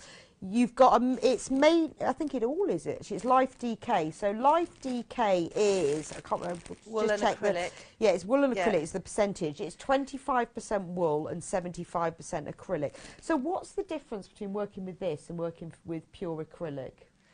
I really like the fact that the wool in the Life DK gives it a better drape. Right. Sometimes okay. when you use 100% acrylic, it can be a bit springy, and when you hold a blanket up, it's a bit almost like cardboard, not cardboardy. No, but, I know what you mean. It's solid. more solid. Yeah. Whereas this, it feels a bit solid before you've blocked it and washed it, but if you finish it and wash it, it's really lovely and drapey. Just beautiful. Okay, really so like is this it. kind of your go-to yarn? Yeah, it is. At the It's the one I moment? use a lot. Yeah, but having said that, I'm really into these cottons and bamboos. What is this now. one then? That's the same. So that's this one, Life. the wool. Yeah. Yeah. Okay. Wool and acrylic. I think the wool just gives it that. You know, acrylic sometimes can be a bit shiny. As Well, it's funny. You can tell it's not pure acrylic. Definitely. And would you use this over pure wool? The difficulty with pure wool and blankets is you could shrink them or felt them or I'd steer clear. And also, you know, a pure wool blanket gets very expensive and you couldn't throw it in the washing machine, whereas these you probably could get away with putting them in the machine. There's less than 15 of this kit available if you want it. Yeah, because it is fully washable. 30 degrees, cool, tumble dry. Yeah. That's $54.99, and you have got that lovely acrylic. I think that's beautiful. I think that might be my favourite one. Another new favourite. Another new favourite. I think so. I think it's the blues and the yellows. See, look, it matches my balloons because I got to choose the colours of my balloons. You see, so they are my balloons. It does match. I managed to walk through the centre of them earlier and got caught in the whole lot of balloons, which took some untying, really. Right, should we do Mexican diamonds? Yes. Mexican diamonds. What have I done now? Less than 20 of these available. These have been going on pre-order. $59.99 for the Mexican. You get a lot of yarn in this one. Yeah, it's funny because I don't usually see them packed up like that, so I don't really know how much. Yeah, there's a lot in that one. Wow. So you get, now what is this one? Is this one all, this is Life DK. I think we might have made one swap in there. I think it may have possibly one. It's the shrimpy colour. Yes, down the bottom because there. shrimp got discontinued. Melon got discontinued. discontinued. No, melon discontinued, and was we've replaced it with shrimp. Yes. So it is Life DK with one special DK to replace the other one. So you've got 10, 11, 12, 13, 14, 15, 17 balls in this one. Yeah. This is a big one. Have you got the pattern there? Yes, I have. We're going to have a little look through rather than me opening up the pack. Ooh. Thank you. There you go. So tell me about the design for this one first. So your this inspiration. I went through a phase of being inspired by sort of Mexican textiles, Yes. and I did a crochet along at the time that was based on the work of Frida. Well, actually, Frida Kahlo herself. You know, her dresses and stuff. Yes. So I got really into looking at Mexican traditional textiles. They do a lot of embroidery, lots of bright colours, lots of aqua blues and creams and blacks. So that's kind of where this came from. And I wanted something that had this diamond shape. You know, like they often use those diamond shapes in their rugs and things, don't they? So, so that's kind of where the idea came from. And of course, me being me, it had to have a flower at the centre because everything I do has flowers in it. I love making crochet flowers. So this is 52 by 43 inches. That's a good size blanket. Yes, it doesn't come out square because it's a diamond. I like the touch where you've got the leaves coming over the edge. Yeah. Haven't showed that. Isn't that? I just think that's really clever. Yeah. Well, it was partly clever, but also it was easier to make the motif that way. No, I think that's actually really clever. But it is really, it makes a really unusual edge for the blanket. And as I say, it does make it easier because the problem with I really like making squared off blankets. I don't like jaggy edges. Right. So often I would design a half motif, but the problem with that is you then have turning rows. That means it doesn't look the same as the others. Oh, okay. So on this one, I wanted to keep that full flower to make it easier. I think it's lovely, and it's quite a good size, isn't it, as well? Yes, it is. 52 Yeah, it by is quite a big 43. one. Yeah, I'm just going to show that corner because that's pretty where you've got the two sort of that's edge flowers. beautiful, isn't it? Yeah. Yeah. So again, this is the way I do a lot of this. If you look at the back there, you see the back of the motif. Oh, nice. You see that carries on behind the leaves. Right. So yes.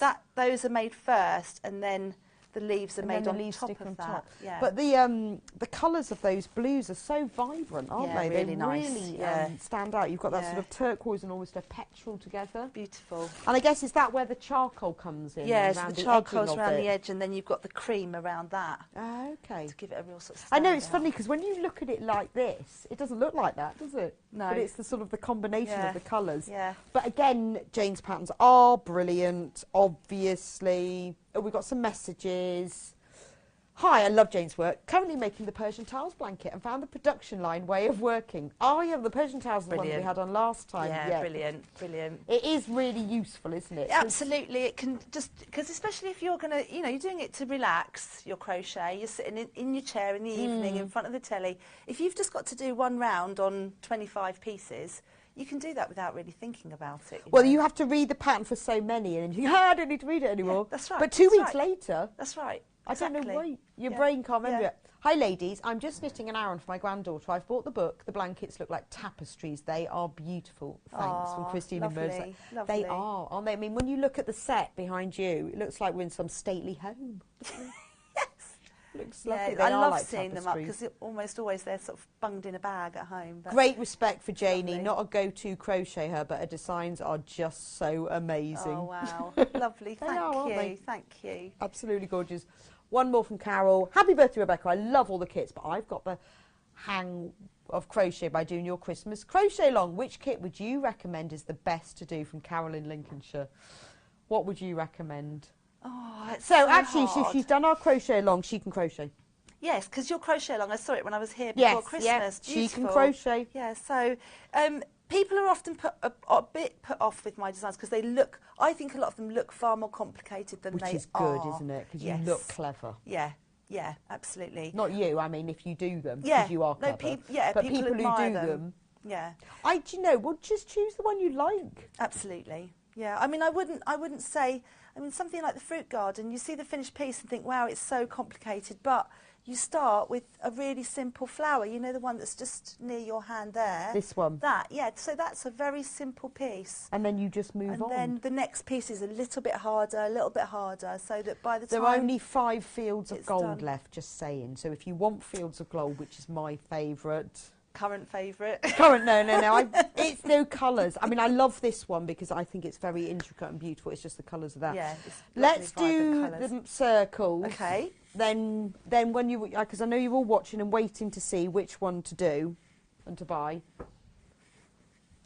So, the magic circles. Oh, I didn't realise that. It's got a tassel. Oh, it's got a posh It's like, tassel. it's a flying carpet.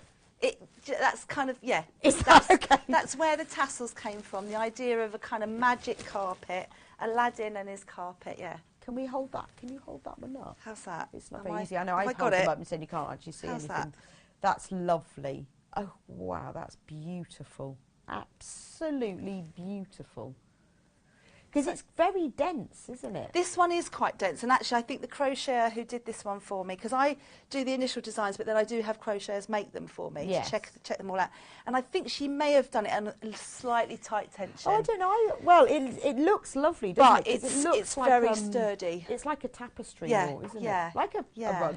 Yeah, yes, this one is very rug-like, You've got a actually. lot of yarn in this one. So again, this one is Life DK in the main. Yes. With some batik. Yes. Now, what's the... so the batik is 80% acrylic and 20% wool. Yeah, So you've very got the similar, batik. yeah. And then you've got just one ball of the special acrylic DK. Yes. Because that's the shrimp. Yeah, issue. because again, it's a swap for melon. Yes. That was discontinued, yes. But other than that, and I love this purple. Yeah, it's a really, I think it's, I can't It's remember. like it's called deep variegated purple. or... It's got, they call it mixtures, so it's got a slight sort of tweediness to it.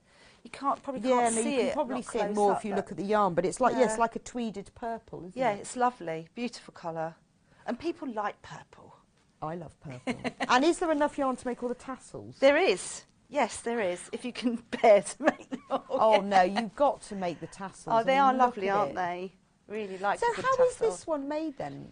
Right, okay, so I really struggle when I see crochet circles made into square motifs, because what often happens is the circle gets distorted to become Right, a I see what you square. mean. So when you do like a granny square that's a circle and then becomes a square. Yeah, yeah, Right, and what okay. happens is the square starts to get slightly square corners. The circle starts to Right, get slightly okay. square corners. So what I've done on this one, if I actually show you the pieces, these are the easy bits to make. Let's just make sure I'm lined up properly here, because I don't think I was last time. So those are the easy bits to make, the circles. Okay. So you just make a lot of circles. So I've left my ends because I'm going to show you how to sew those in a minute. But the circles are the easy bit. You make a lot of those. Right. And you make a lot of little circles. But then you make a piece that's like a cross shape. Can you see that? Yeah, yeah. Yeah. And then what you do is, as you're making these cross shapes, so this is a circle in the middle with then this kind of cross shape, which is quite easy to do. It's just treble crochet mostly. And then as you join them together, that's what they start to look like. Oh, right, yes, so I can see now. So those bits on the edges of the crosses are what go around the circle. Yeah, so my next circle, look, if I was putting my next circle in here, my next circle will go there. Oh. And then as I make these, I join these That's in really... as well.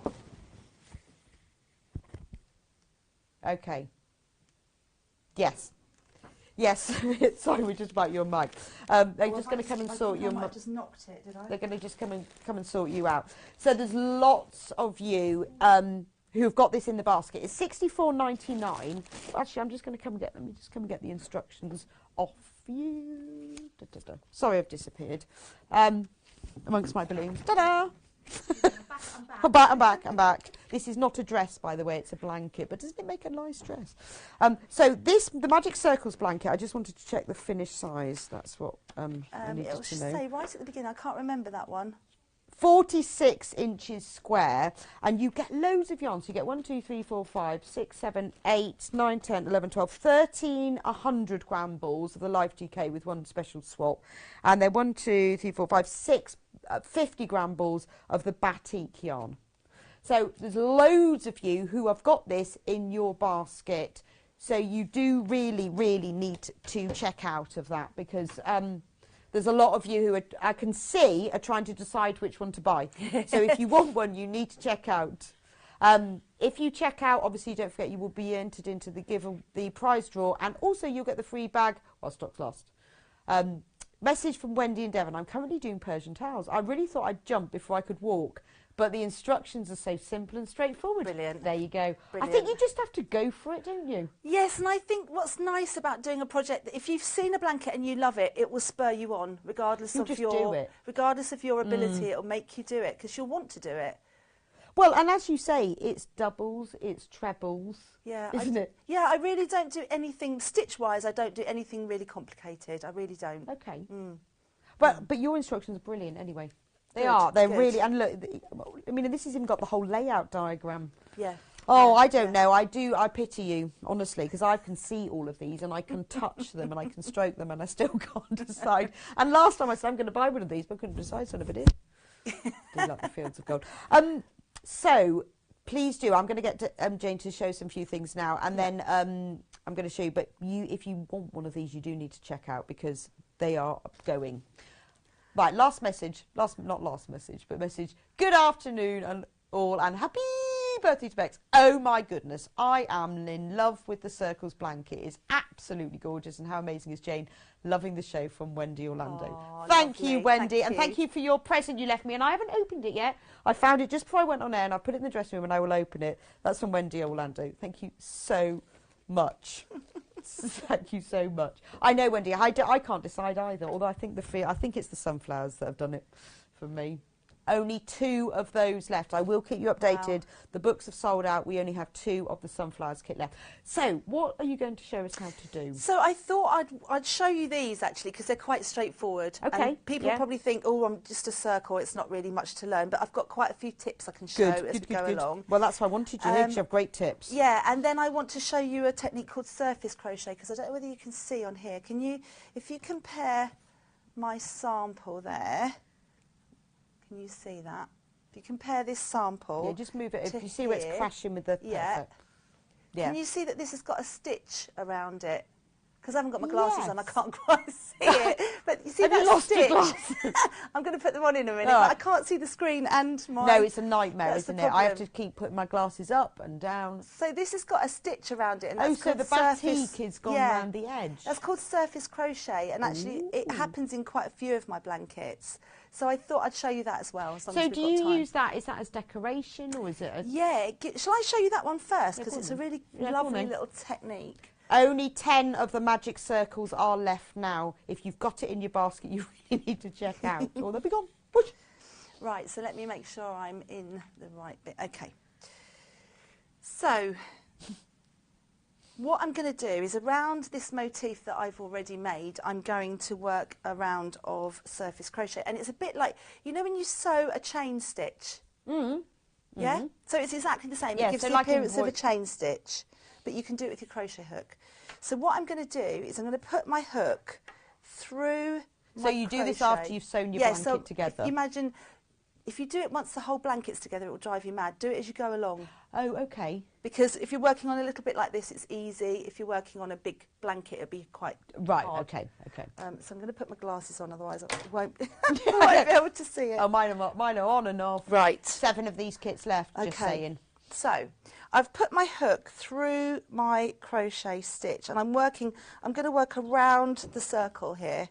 So I've put my hook through and I catch the yarn through from the back to the front of the work. So can you see that's on my hook now? That yarn is on my hook.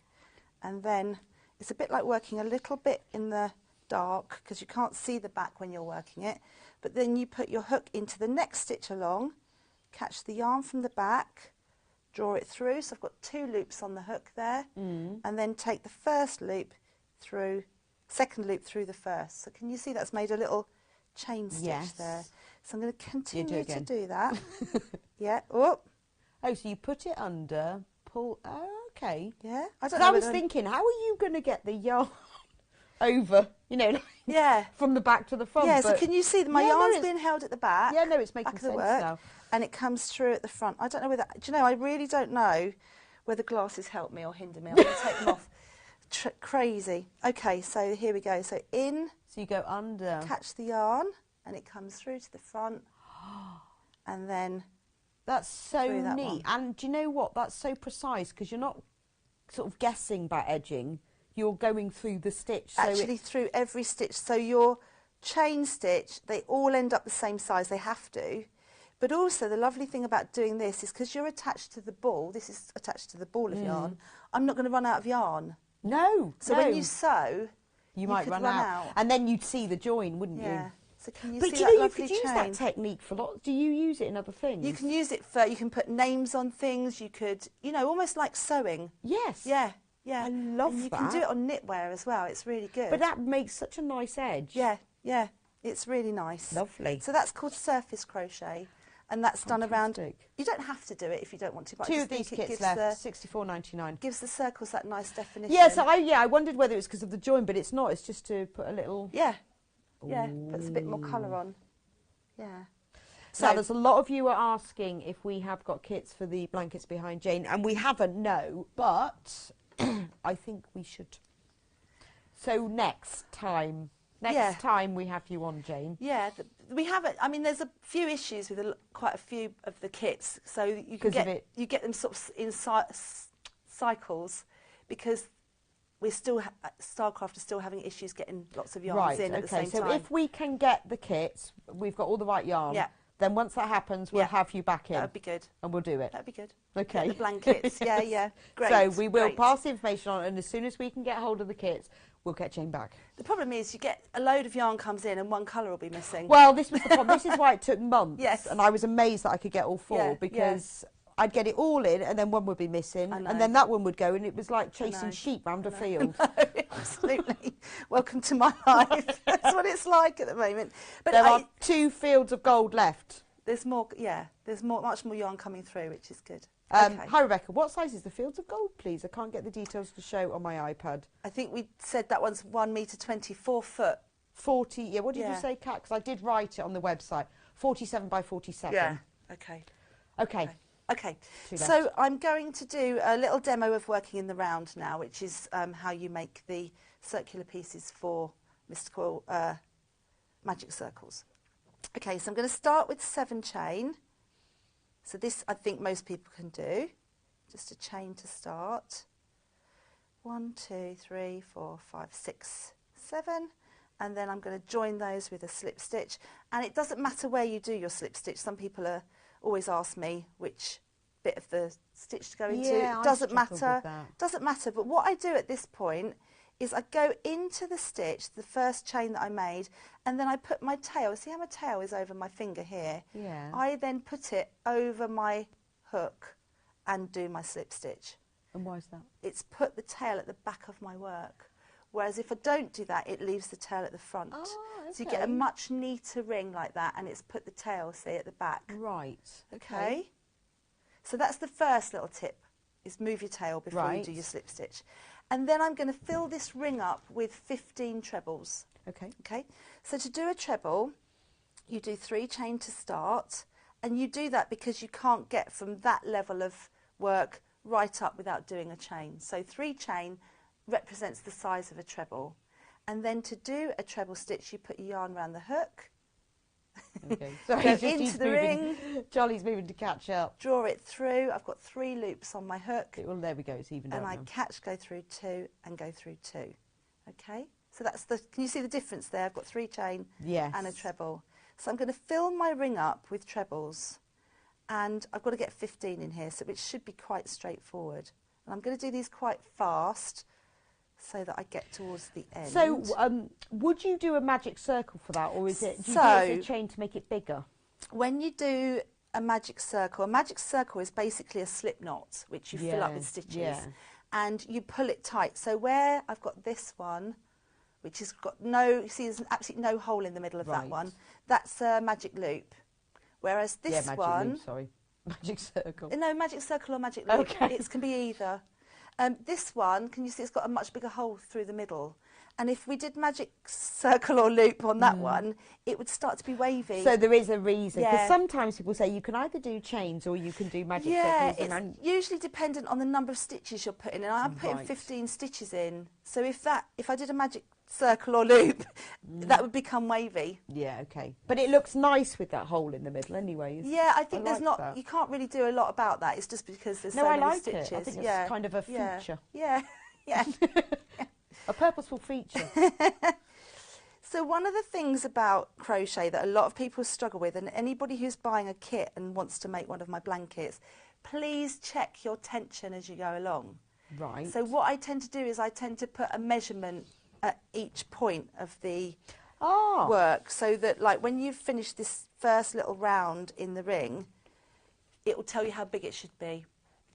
Yes. And it does that the whole way through. And the reason being that when you work trebles in particular, it's very easy to get a different tension to what I recommend. So for example, if I show this step here, when you do a treble, you put your yarn around the hook, you go into the loop and catch the yarn, and then you catch the yarn again and again. So that's like 4 processes where my tension could be different to whoever's making the blanket. Indeed. And if you're different on every single one of those steps, you're going to get a different tension to That's true, yes. and I think it's something that crocheters don't think about all that much, is tension, because they're so busy, especially with a blanket, you just think, oh, it's just a blanket. Well, it hasn't got to fit you, doesn't have really, it? Exactly. But it is important when you're buying a kit that you get the right tension. You won't have enough yarn. Yeah, exactly. And I discovered recently that I've got a different tension if I use a different make of hook. That's very much so, yeah. I had yeah, no yeah, idea yeah. that was the case until Yeah. I made the whole Christmas blanket, and it was Really? way bigger than it should Really? be. Wow, that's because I normally interesting. use a clover hook, which is quite flat Yes. handle, but I didn't have a 4.5mm, so I had one that had quite a chunky rubbery handle. Right. And my tension was looser. Right, yeah, yeah, it knew? can make a difference. didn't know that. Yeah, I mean, your mood can make a difference as well. You know, all sorts of things can make a difference. But I didn't realise, because obviously the hook itself is the same, Yeah, but the handle yeah. makes you sort of go looser. Yeah, yeah, probably more relaxed with a handle. Handles are better for your hands as well. Okay, so I'm at the Magic end of my Circles is now sold out. I'm at the end of my But you can carry on. round, and I'm just going to do the slip stitch at the end of the round. So when you do a slip stitch in trebles, you've got the 3 chain at the beginning of the round, and I'm going to put my hook into the 3rd chain to do the slip stitch. So I bring the yarn through that chain and through the one that was on my hook, and I've got a chain on my hook. Now at this point, a lot of people do an extra chain and then chop their yarn off, but I don't do that. I stop at that point where I've done my slip stitch. I cut my yarn, and I always leave quite long tails. Nice scissors. Nice scissors, yeah. Sharp scissors. Okay, and then with my hook, I just pull that yarn out and then put my hook through that same stitch from behind and draw the yarn through to the reverse of the work. Okay. Like that. So that gives you a really neat little ring to begin with. That's lovely. So that makes doing the next round you kind of set up. Yeah, and it ready. looks much neater. And then what I do is, because I've finished with the mint colour here, when I join my next colour in, I'm going to turn my circle and start away from where I finished. So can you see, that's my kind of 6 o'clock. So I'm going to start over here with my next round. And why is that? So I don't get all my ends at the same place. Is that bulk? Yeah, it's just a neater way of doing it. Okay. Yeah. You don't want too many. What happens with crochet is, you know, you have to start with those 3 chain when you're doing trebles. It can almost look like a scar running through your work because they're always done at the 12 o'clock point. Yeah, I see what you mean. So if I finish a round like that and then turn it and start at the opposite side, I don't get that kind of scar running through. Yeah, because I guess you're always going to be able to sort of see. You always sort of see the join. However perfect it is. Yeah, absolutely. Okay. Absolutely. So now I'm going to start my next colour and I'm going to put my hook through. So I've turned my little ring slightly and I'm going to put my hook through the whole chain there and draw that yarn through to the front and do 1 chain. And then another kind of tail trick is I get the tail of the yarn I've just joined in and put it over the yarn that's in my left hand. Did you see that? Yes. So it was here, like this. And then you put it over there, like that, so it just sits at the bottom of my hook. And then as I do my next chain, it's caught that yarn in at the back. So it just makes it a bit more... So it won't come undone. Yeah. That's really good. I've never tried that, and I'm constantly changing colour. Can you see it there? Look? Yeah, I know. It's just sort of, it's not going to go anywhere. It's not going to pull out. Because sometimes when you do that first chain, it gets bigger and bigger. Yeah, it does. And can pull out. So on this round, yes, good little tip. Good, very good tip. On this round, I'm doing 2 trebles into every stitch. So that increases my stitch count from 15 to 30. And that's a very common way of working when you're working in the round. Yeah. Your stitch count adds up, doubles up to begin with. So I just wanted to show what happens when I reach the point where I've got, can you see I'm coming towards those tails? Yes. Yeah. So here I'm going to think, right, okay, I'm coming towards a tail. So I'm going to hold a tail in line with the top of my crochet like that. And so what is that, about 4 stitches before? I'm about, 4 or 5. Okay. If I was working in the round, in rows, I'd probably be about 8 stitches before I see it. And then I'm going to crochet into the stitch and under that tail. Yeah. So that it weaves it in as I work. Can you see what I'm doing? Yeah, no, absolutely. Yeah. So does that mean you don't sew any ends in? Well, you should really sew a few in. You'll probably find you have to sew some in. And sometimes you might feel that even that, because that's only 4 stitches, that might still need a little stitch. But not as much. But not as much, no, absolutely. If you can weave in anywhere, then do it, because it saves you a job. But I guess that's giving you a bit of extra security, isn't it? Yeah, and it means your tails all end up in different places, you see, at the back there. Yeah. So I'm meeting my next tail and the place where I did the slip stitch. Yeah. So here is where people think they accidentally find too many stitches. So I always do my 1 stitch, my first one, into the actual slip stitch. There, like that. And it can look like it's a bit of a gap there, but actually, once you do your next round, it won't show. So that's 1 into the slip stitch. And then I jump along to the next stitch there, which always looks a bit different to the others, the next stitch. So those 2 always look a bit different. So then 2 into there. And then I can think about lining up that other tail, which is there. See that tail? Yeah. And put that. So you get up. that one going the opposite direction. Yeah, yeah. When we're working on a little bit like this, you might not have enough stitches to really weave in your ends. But by the time you get to, like on this bit where you're doing much bigger rounds, you've got far more stitches to weave in. Yeah, so you've got more space. Yeah, yeah. I would probably still do a little bit of sewing, even though I've woven those in. And I've got a piece I can show you some sewing. I'm just going to get to the end of this round. Whoops. Question from Julie. Hi girls, happy birthday Rebecca. Thank you, Julie. I haven't crocheted for years and feel totally inspired now. I'm not surprised. How big a circle could I make before it became distorted? You can just keep going. What happens when you work in the round is you have to increase your stitches. Yes. So every new round that you make, you increase. The gaps between the increases get bigger by 1 stitch on each round. Okay. So like say you had a round where you did 2 stitches in one, 1 stitch in one, 2 stitches in one, 1 stitch in one. On the next round it would be 2 stitches in one, 1 stitch in the next one and the next one. So you've got 2 between. Yeah. Then the next one you'd have 3 between, 4 between. Okay. If you work the increase bit where you've got 2 stitches in one into the same stitch all the time, you will end up with straight edges, like hexagons, octagons. So at some point it will get distorted. So what you do then is you stagger your increases. Okay. Yeah? Yes, so you do your increases in a different place. Yeah, in a different place. And that's the great thing about fastening off at the end of every round and starting a new round with a new colour, let's say, because then you're starting a different place. You're not likely to line up your increases. So in theory it won't get distorted. You could just keep going. You could just keep going. Well, so Julie, until you run out of yarn. Yeah. A huge circular blanket. Yeah. Fantastic. People do. They do make them, yeah. It's like granny squares. They're infinite. You can just keep going. Just keep going and going and going. Yeah. Do it, Julie. Yeah. Do it. Do it. Now, if you've got anything in your basket and you haven't checked out, please be careful because there are a lot of people who are coming in, putting in the basket. Every single item we have, every kit is in its single figures. So if you've got it in your basket, it's not yours until you've checked out. So do be careful. Don't want it disappearing from your basket. Because it just goes like that. So I've just finished that round and I'm just going to pull that one out. People don't like doing that, but can you see? I've just pulled that straight out. I know, it's scary. The first time I did that, it's scary. Yeah, think it's going to come undone. But you then get your hook from behind and draw that yarn back. Does it matter where you take it from behind? You do it into so wherever you've done your slip stitch, you come through that same stitch from behind. Yeah. Okay. Yeah.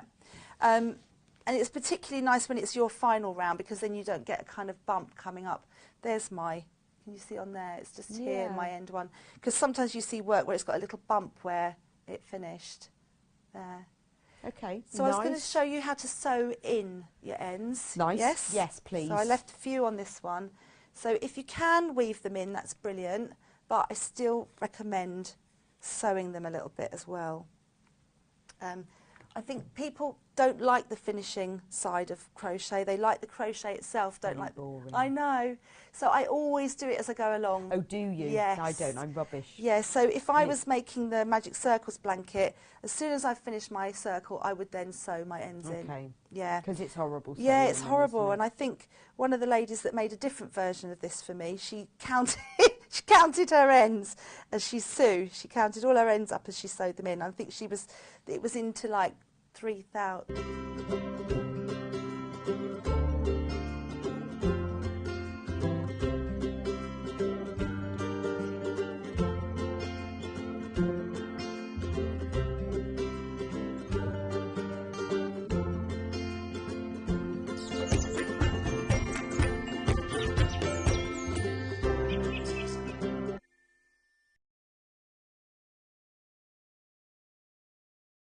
Hello everyone, my name's Cara Ackerman and I'm absolutely delighted to be here at Sewing Street.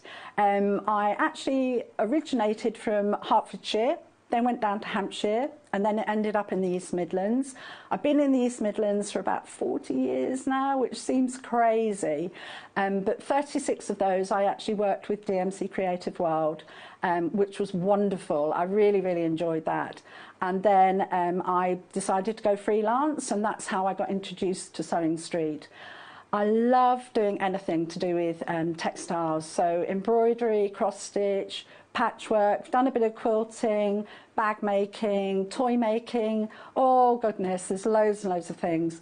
What I love doing is just trying something new, and I think one of the tips is don't be frightened of trying something new.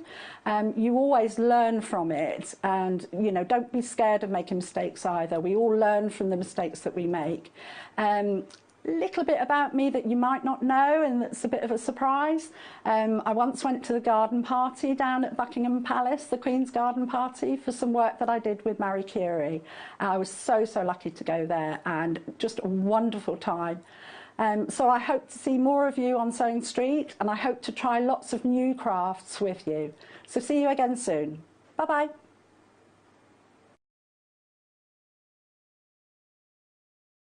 Are you a fan of Sewing Street and Yarn Lane?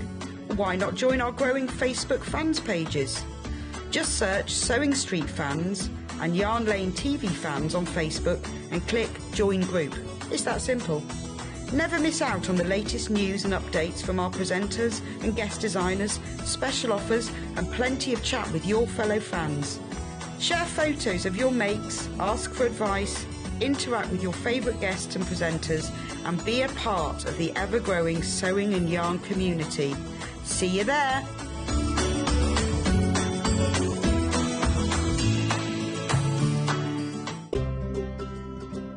In need of a crafting fix? There are so many ways you can watch Sewing Street and Yarn Lane. Sewing Street is live from 8 AM to 1 PM every day on Freeview 73 and Sky 670. Alternatively, if you want to watch us on a tablet or on the move, you can tune in to our YouTube channel, the Sewing Street app, or the websites at www.sewingstreet.com and www.yarnlane.com. You can watch past shows on Sky 670 from 1 PM every day, as well as our YouTube channel, the app, and our website. Yarn Lane is on from 12 till 1 PM. Visit our programme guide to find out when and what's on. So, you never have to spend a minute without us. Missed the live show? Don't worry, we recorded it for you. Never miss out on your favourite presenters, guests and makes ever again. Head on over to our YouTube pages to watch back the day's live show and enjoy your favourite demos over and over again. We also have lots of great content exclusive to our YouTube pages, such as product demonstrations, troubleshooting videos, and so much more. Subscribe and turn on the bell notification so you never miss a show or video ever again.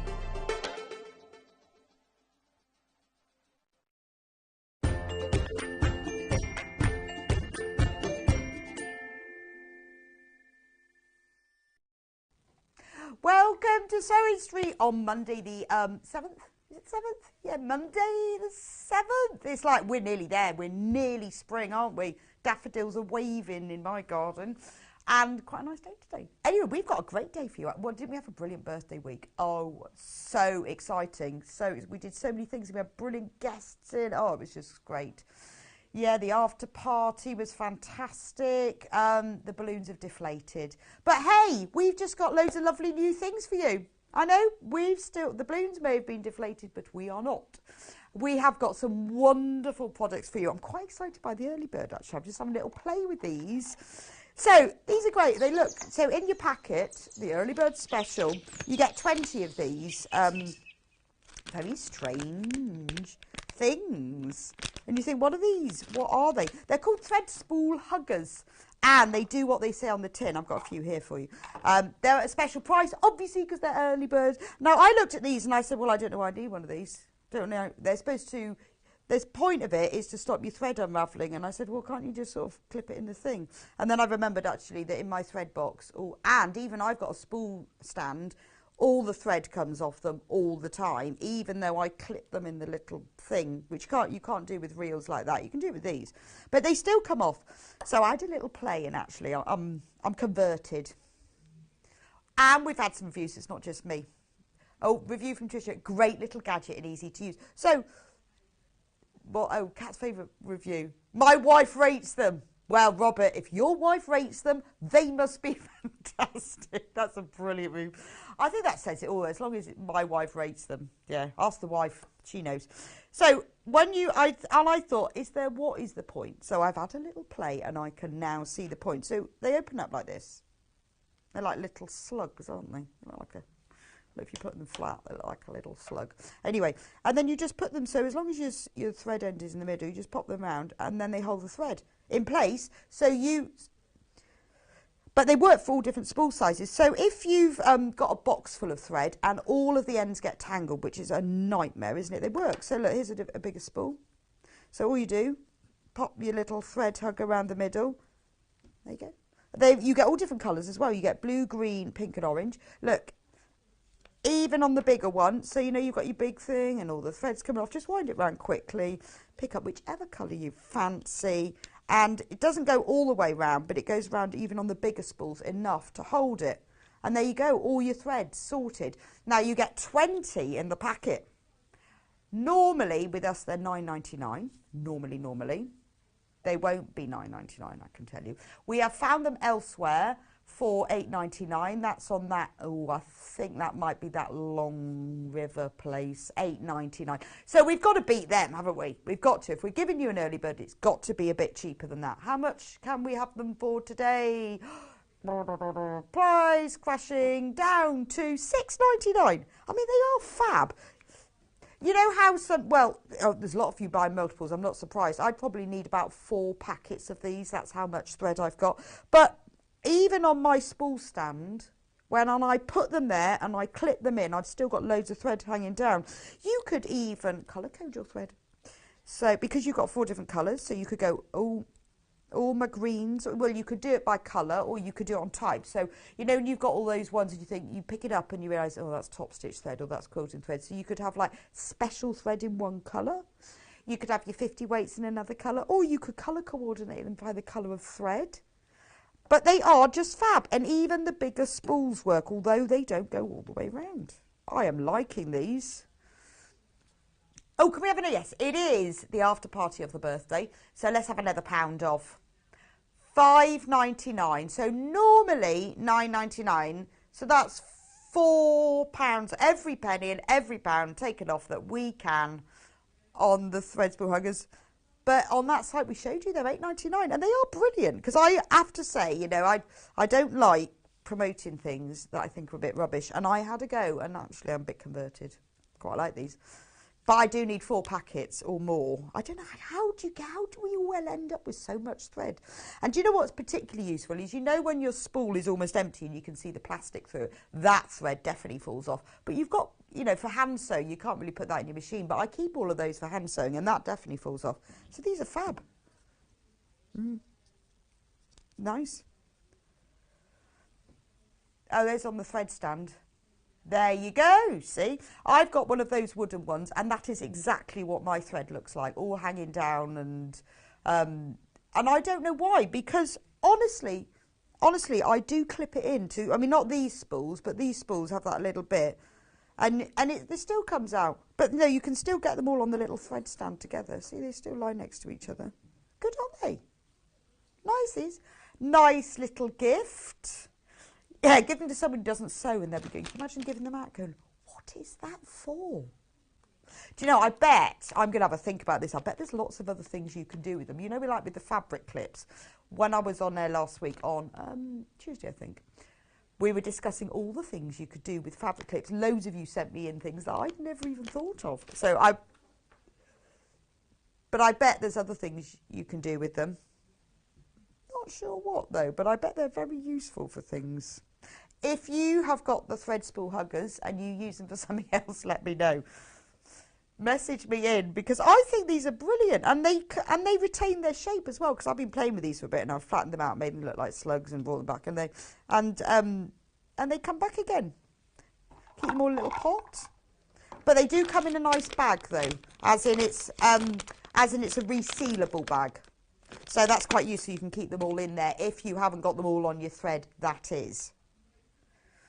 So most of you, nearly everyone who has bought today is buying multiples, because I guess if you want to organise your thread, There's not many people who only own 20 spools. Well, I'm impressed if you do. I've got so many, it's ridiculous.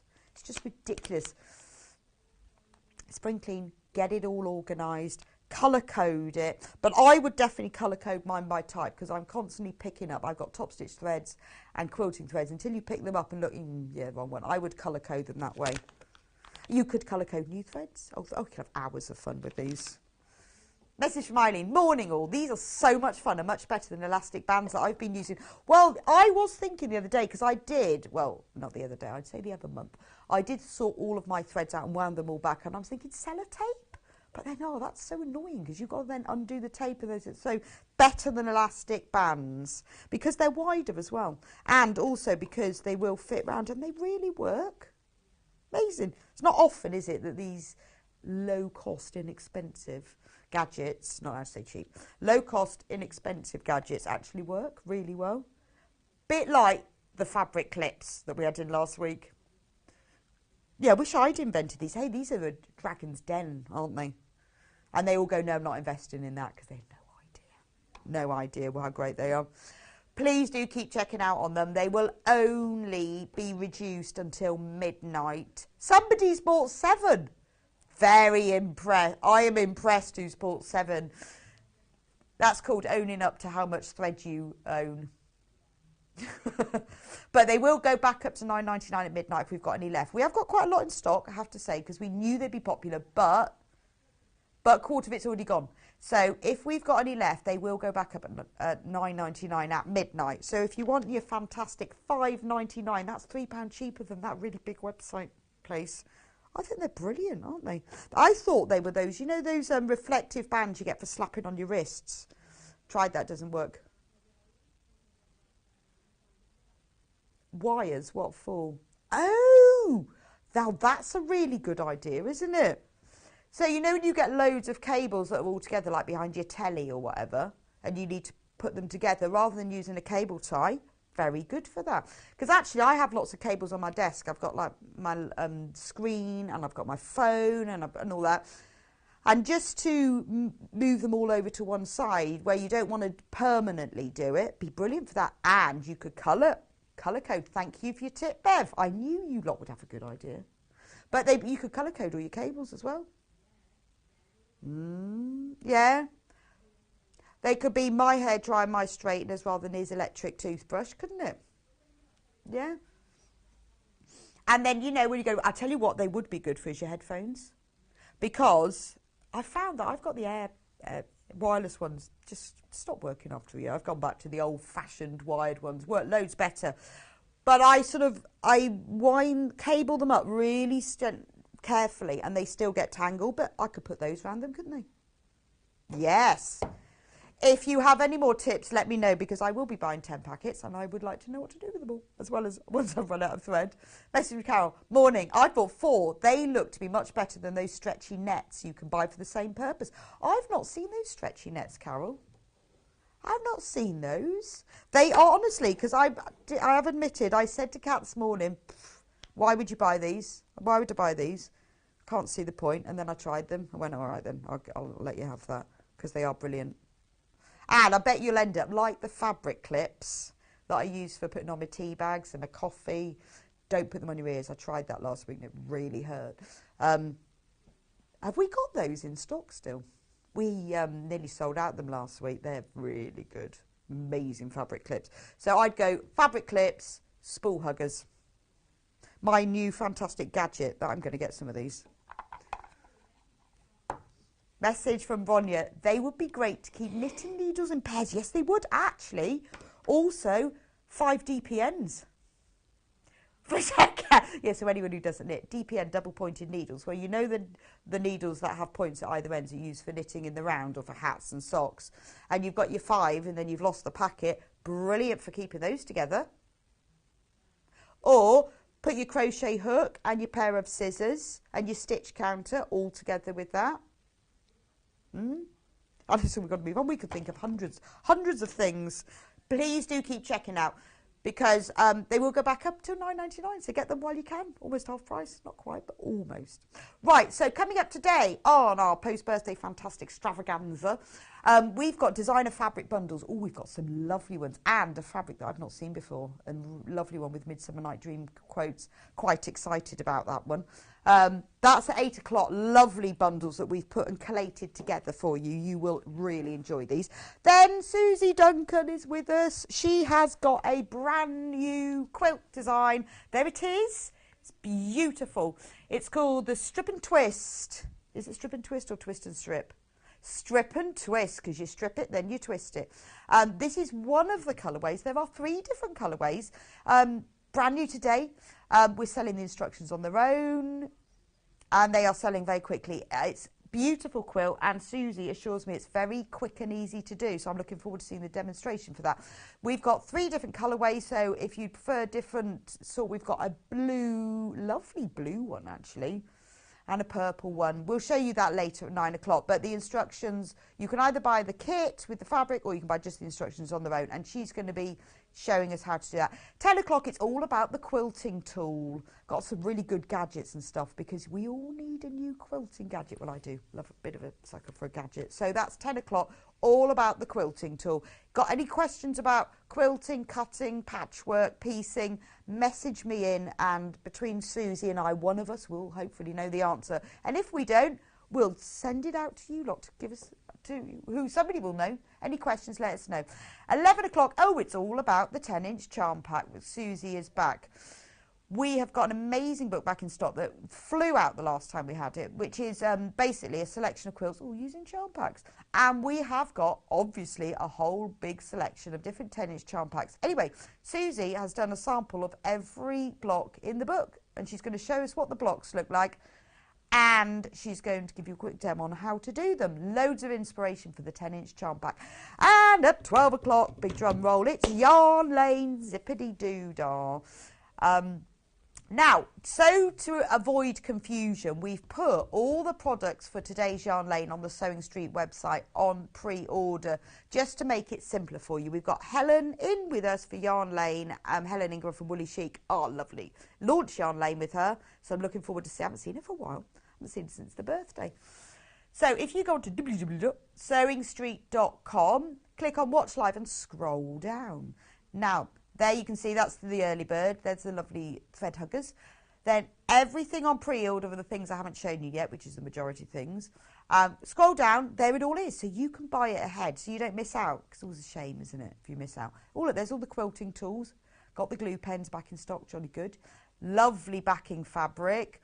There more and more and more and more quilted. There's the Charm Quilts book. That's the one that's back in stock that we'd completely sold out of. Amazing value for money, $8.99 for 8 projects. Fantastic. And look, all the charm packs you would ever need. And there are all the Yarn Lane products. So Helen is with us with 2 brand new designs, knitting and crochet. Gorgeous. I think they're going to be lovely. Oh, and some of her scarves. We've got the lace blocking set. We've got the blocking pins. Oh, and we've got the circular stitch holder. Love that. Lots of Helen's yarn as well. So if you want to shop ahead, it just makes it simpler, because we know it gets a bit confusing swapping websites. So we've put it all onto the Sewing Street website. So if you want to get ahead, Helen, whenever Helen comes in, her kits fly out. So if you want to get ahead and just be able to watch the demo, go on to sewingstreet.com, and then you will be able to buy it ahead then. Wow, fantastic. Let's talk fabric bundles. Can I do whatever order I want, or do you have a choice, Kat? Okay. Well, I'm going to go for the one that I was quite intrigued by this morning, because I haven't seen it before. Yeah? I'm going for the small one, only because I just love this fabric. Oh, can I just get my glasses? One moment. I've left them on the other desk. Sorry. That won't be able to see. Ta-da! I'm going for this little one because I think this is gorgeous. It's beautiful. Look at the bundle. So you get 4 fat quarters. You've got this beautiful plain, like peppermint green. Looks like peppermint cream green. Lovely geometric, sort of florally, more like all Art Nouveau print. Gorgeous floral print, and I love this spearmint background. And then you get the text print. Love a text print. Look, and it's all quotes for Midsummer Night's Dream. It's just the loveliest thing. It's the sort of fabric, it looks brilliant when you, whether it's horizontal, vertical or diagonal. It's lovely as a little accent. Brilliant to sort of use as labels on things. Are you sure that we are awake? It seems to me that yet we sleep, we dream. Love looks not with the eyes but with the mind, and therefore is winged Cupid painted blind. It's just lovely, isn't it? I know a bank while the wild thyme blows, where oxlips and the nodding violet grows. It's lovely. I've not seen this before. So that's why I've chosen this one. And it goes really, really well with the other fabrics in it. So I'm thinking EPP. That's what I would do with it. 1 inch hexes, make them quite small. Fat quarter of each. Make them into a very nice tablet case. That's what I would do with it. But I love this fabric. $13.99 for 4 gorgeous fat quarters, including this. If you buy multiples, they obviously all come pre-cut because they are a fat quarter pack, including my favourite fabric today, the Midsummer Night Dream fabric. There we go. So we've got another, where's that one gone? That one. Oh, not that one. This, the little one. This one.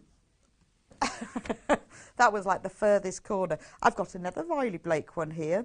So we've got a pale blue, very pretty that one. Got this gorgeous, look at that one. Isn't that lovely? Look at that match. Beautiful floral fabric. Then we've got a lovely pink floral fabric to go with it. And then the same fabric as this, but in this like a burnt orange colourway. Let me open that one. I think we need to open that one as well. So they look the same shape. $13.99, 4 fat quarters. Gorgeous, aren't they? All cut into fat quarters for you. Doesn't have to be EPP. I kind of always think that with, I'm a bit into EPP since we had Jenny Jackson on the other week. A bit obsessed with it at the moment. I've done loads. Just don't know what I'm going to do with them. And I've sewn them all together and now I've changed my mind. I've got to unpick them. I know, well, I put them all together and now I've decided I need to go more random. I was thinking about that this morning. But so many things you can do with fat quarters. You always think, oh, fat quarters is the front of a tote bag, isn't it? So 4 fat quarters is front, back and the lining with handles. Just so pretty. Lovely to just add to your stash to keep hold of. Very summery. Pretty. Love this one. Yes, put it in your stash because you know you'll use it. And it's a nice thing to gift as well. Tie it up with a piece of ribbon. Because it's things like that you have in your stash and then you realise you want to add pockets to your dress. Lovely pocket lining. Whatever. Yeah. You know when someone says, can you put a pocket in my jacket? Go, yeah, I'm going to do it with that floral fabric. I'm always doing that. I'm either mending jeans or putting pockets in. I should set up the pocket business.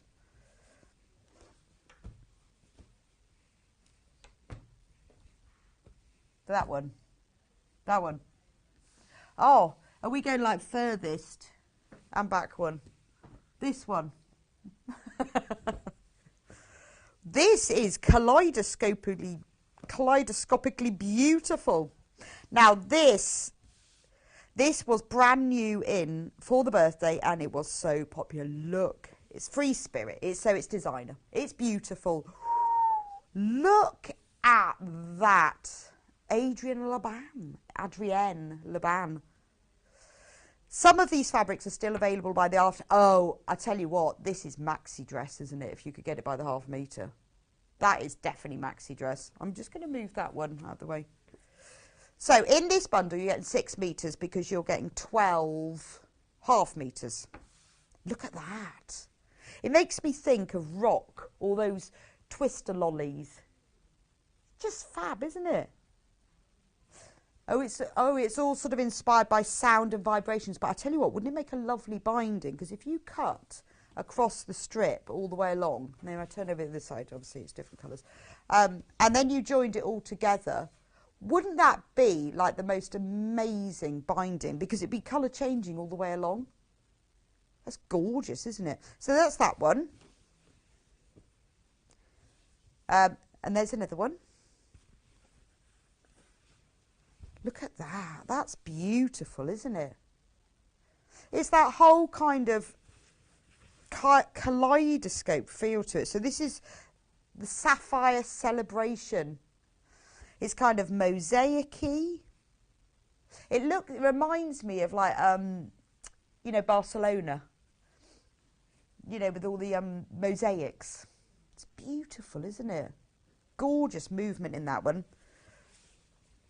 And then we've got almost the same, but in monochrome. Yeah, this one's all monochrome. Yeah, there's not a...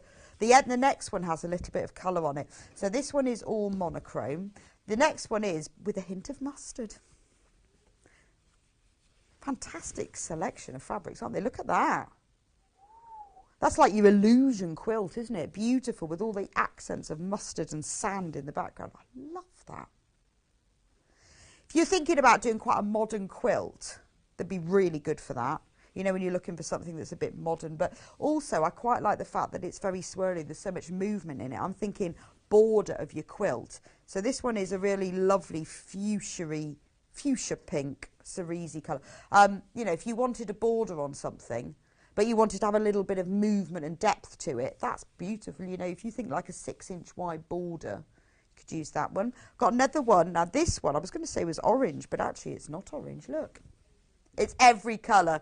Blue, green, moving to yellow. And then if I go over to the other half, let me hold it out like that and you can see. Look. Whoa! That's amazing. Again, binding. Cut it from selvage to selvage. You'll keep changing colour all the time. Join them all together. That is absolutely beautiful, isn't it? Love that one. Not seen this one before. So some of these are available by the half metre. Have a look on the website if you want to see which ones. But in this one, this is all the fat quarters. Half metre, sorry. Same print, but in green. This is very maxi dress, isn't it? Oh, this is just fantastic. I love that one. That's gorgeous. It feels really 70s, doesn't it? It's all swirly and wonderful, purples and oranges. It makes me think The Good Life, Margot Ledbetter. She'd have had a dress in that, only it would have probably been in nylon. It'd have been... Yes, this is quilting weight cotton. This is not Margot Ledbetter nylon, but she would have definitely had a dress in that. Oh, didn't you just love The Good Life? And she used to come into these amazing glamorous parties, and Barbara would be there in her dungarees. Got the same black and white, but this one we've got a bit of colour in it. So we've got black and white, which moves into red, and then orange, bit of yellow there, all sort of colours. This is a fantastic selection. If you love this fabric, these fabrics, this is a wonderful bundle because you are getting 12 of them. It's called the Spirit to Create. Then we've got the same one but in shades of green and blue and yellow.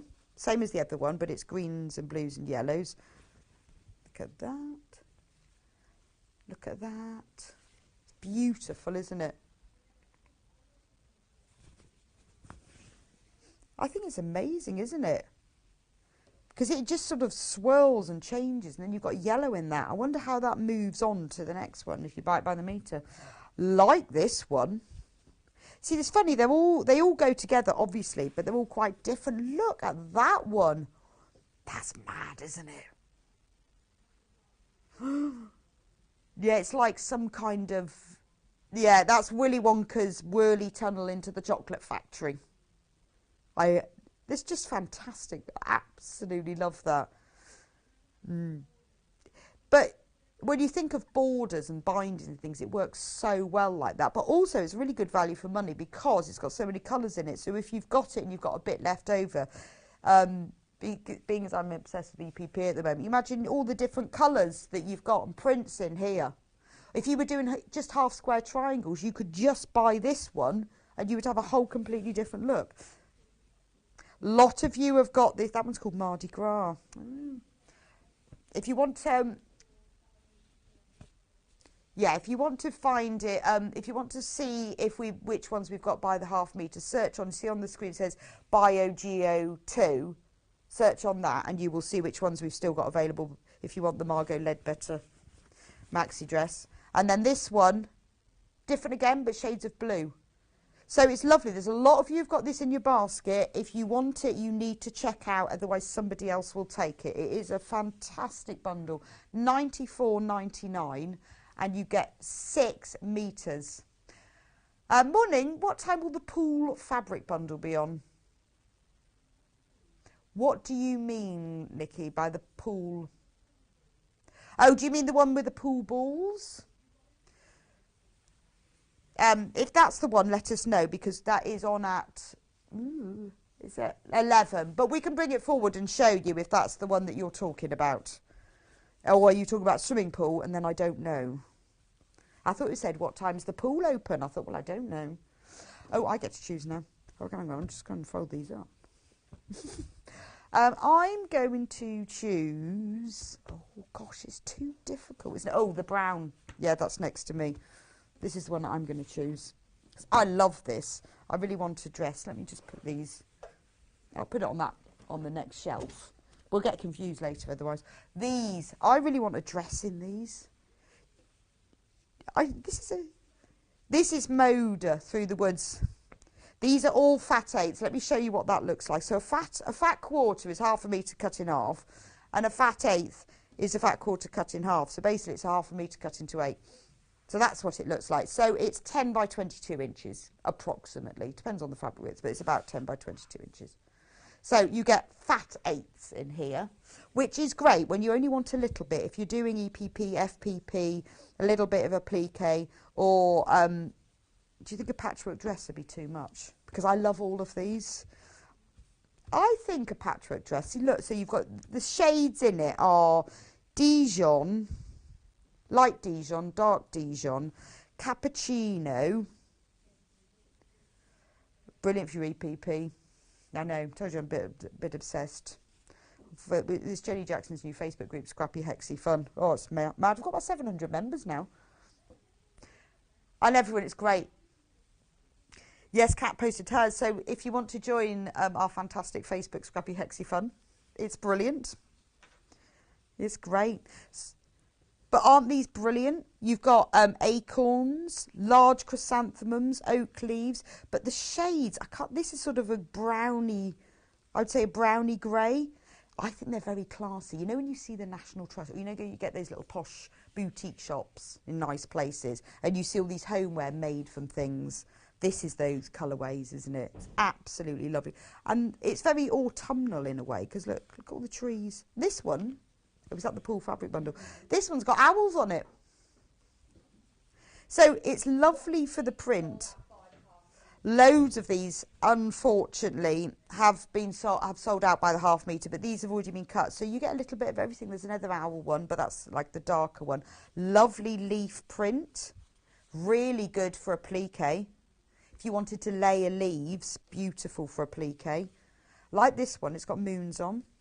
That's a nice spot, isn't it? I love a spot. Bit of a sucker for a spot, but I like that because it's an irregular spot. It's more of a splatter than a spot. Like that one. Oh, got a message. Message from Lynn in St Ives. Hi, Rebecca.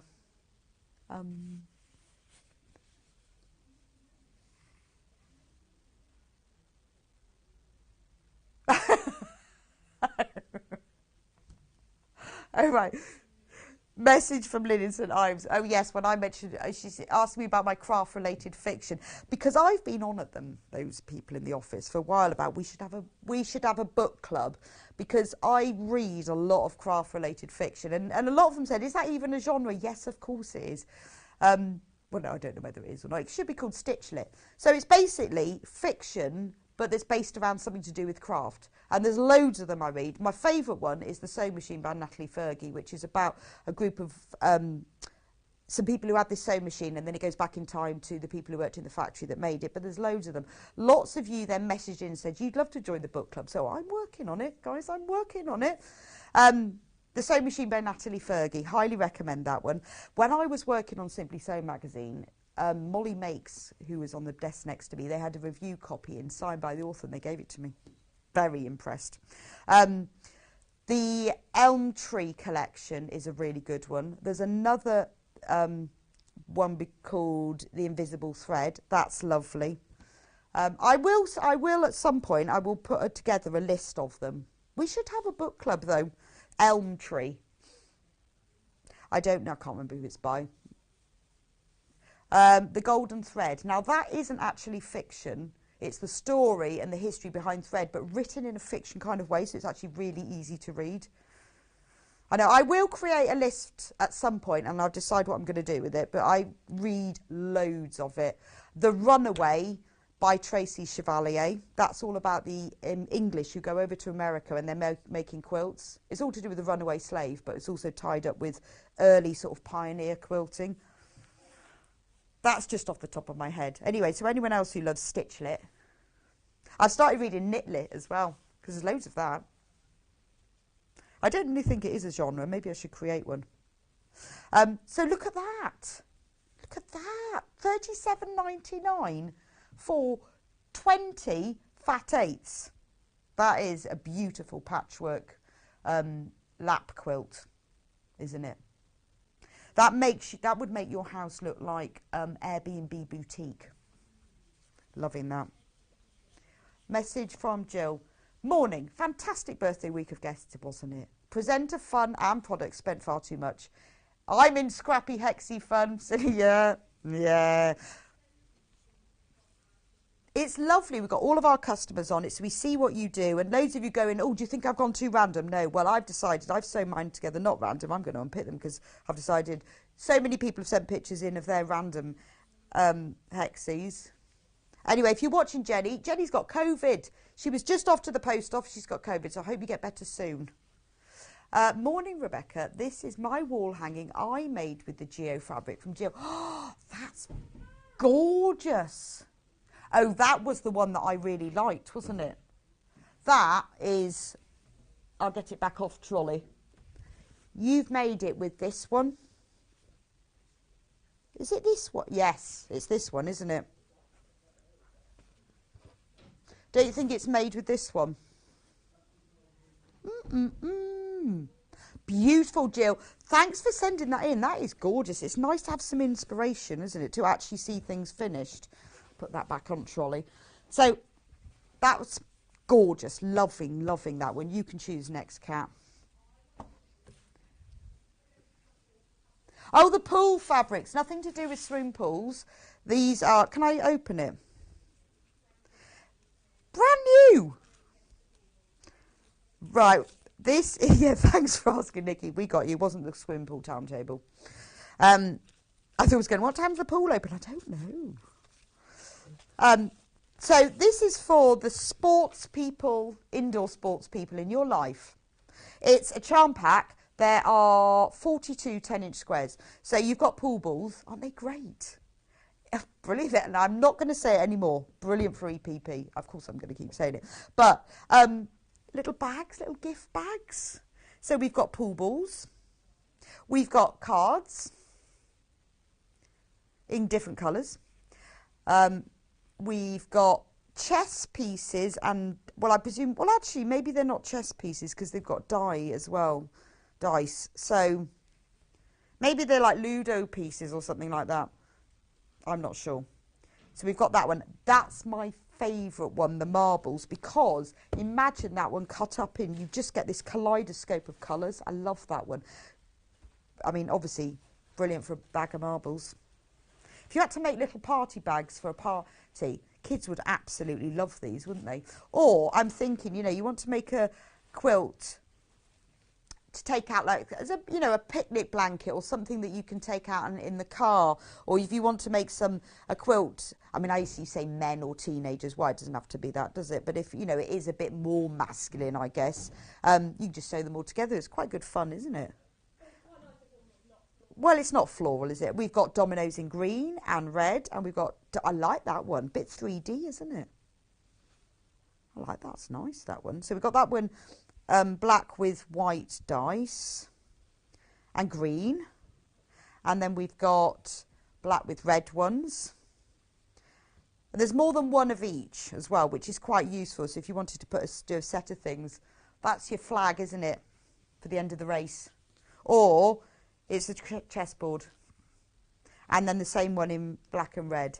Really unusual, really unusual. It's one of those fabric bundles that, you know, you either love it or you don't. But we see so many fabrics in the same sort of theme. It's quite nice. It's quite refreshing to see something a little bit different, isn't it? Love that one. Hope that was the one you wanted, Nikki. Pool balls are us. Brand new, 42.99 for 42 10-inch squares. I'll put that back on trolley.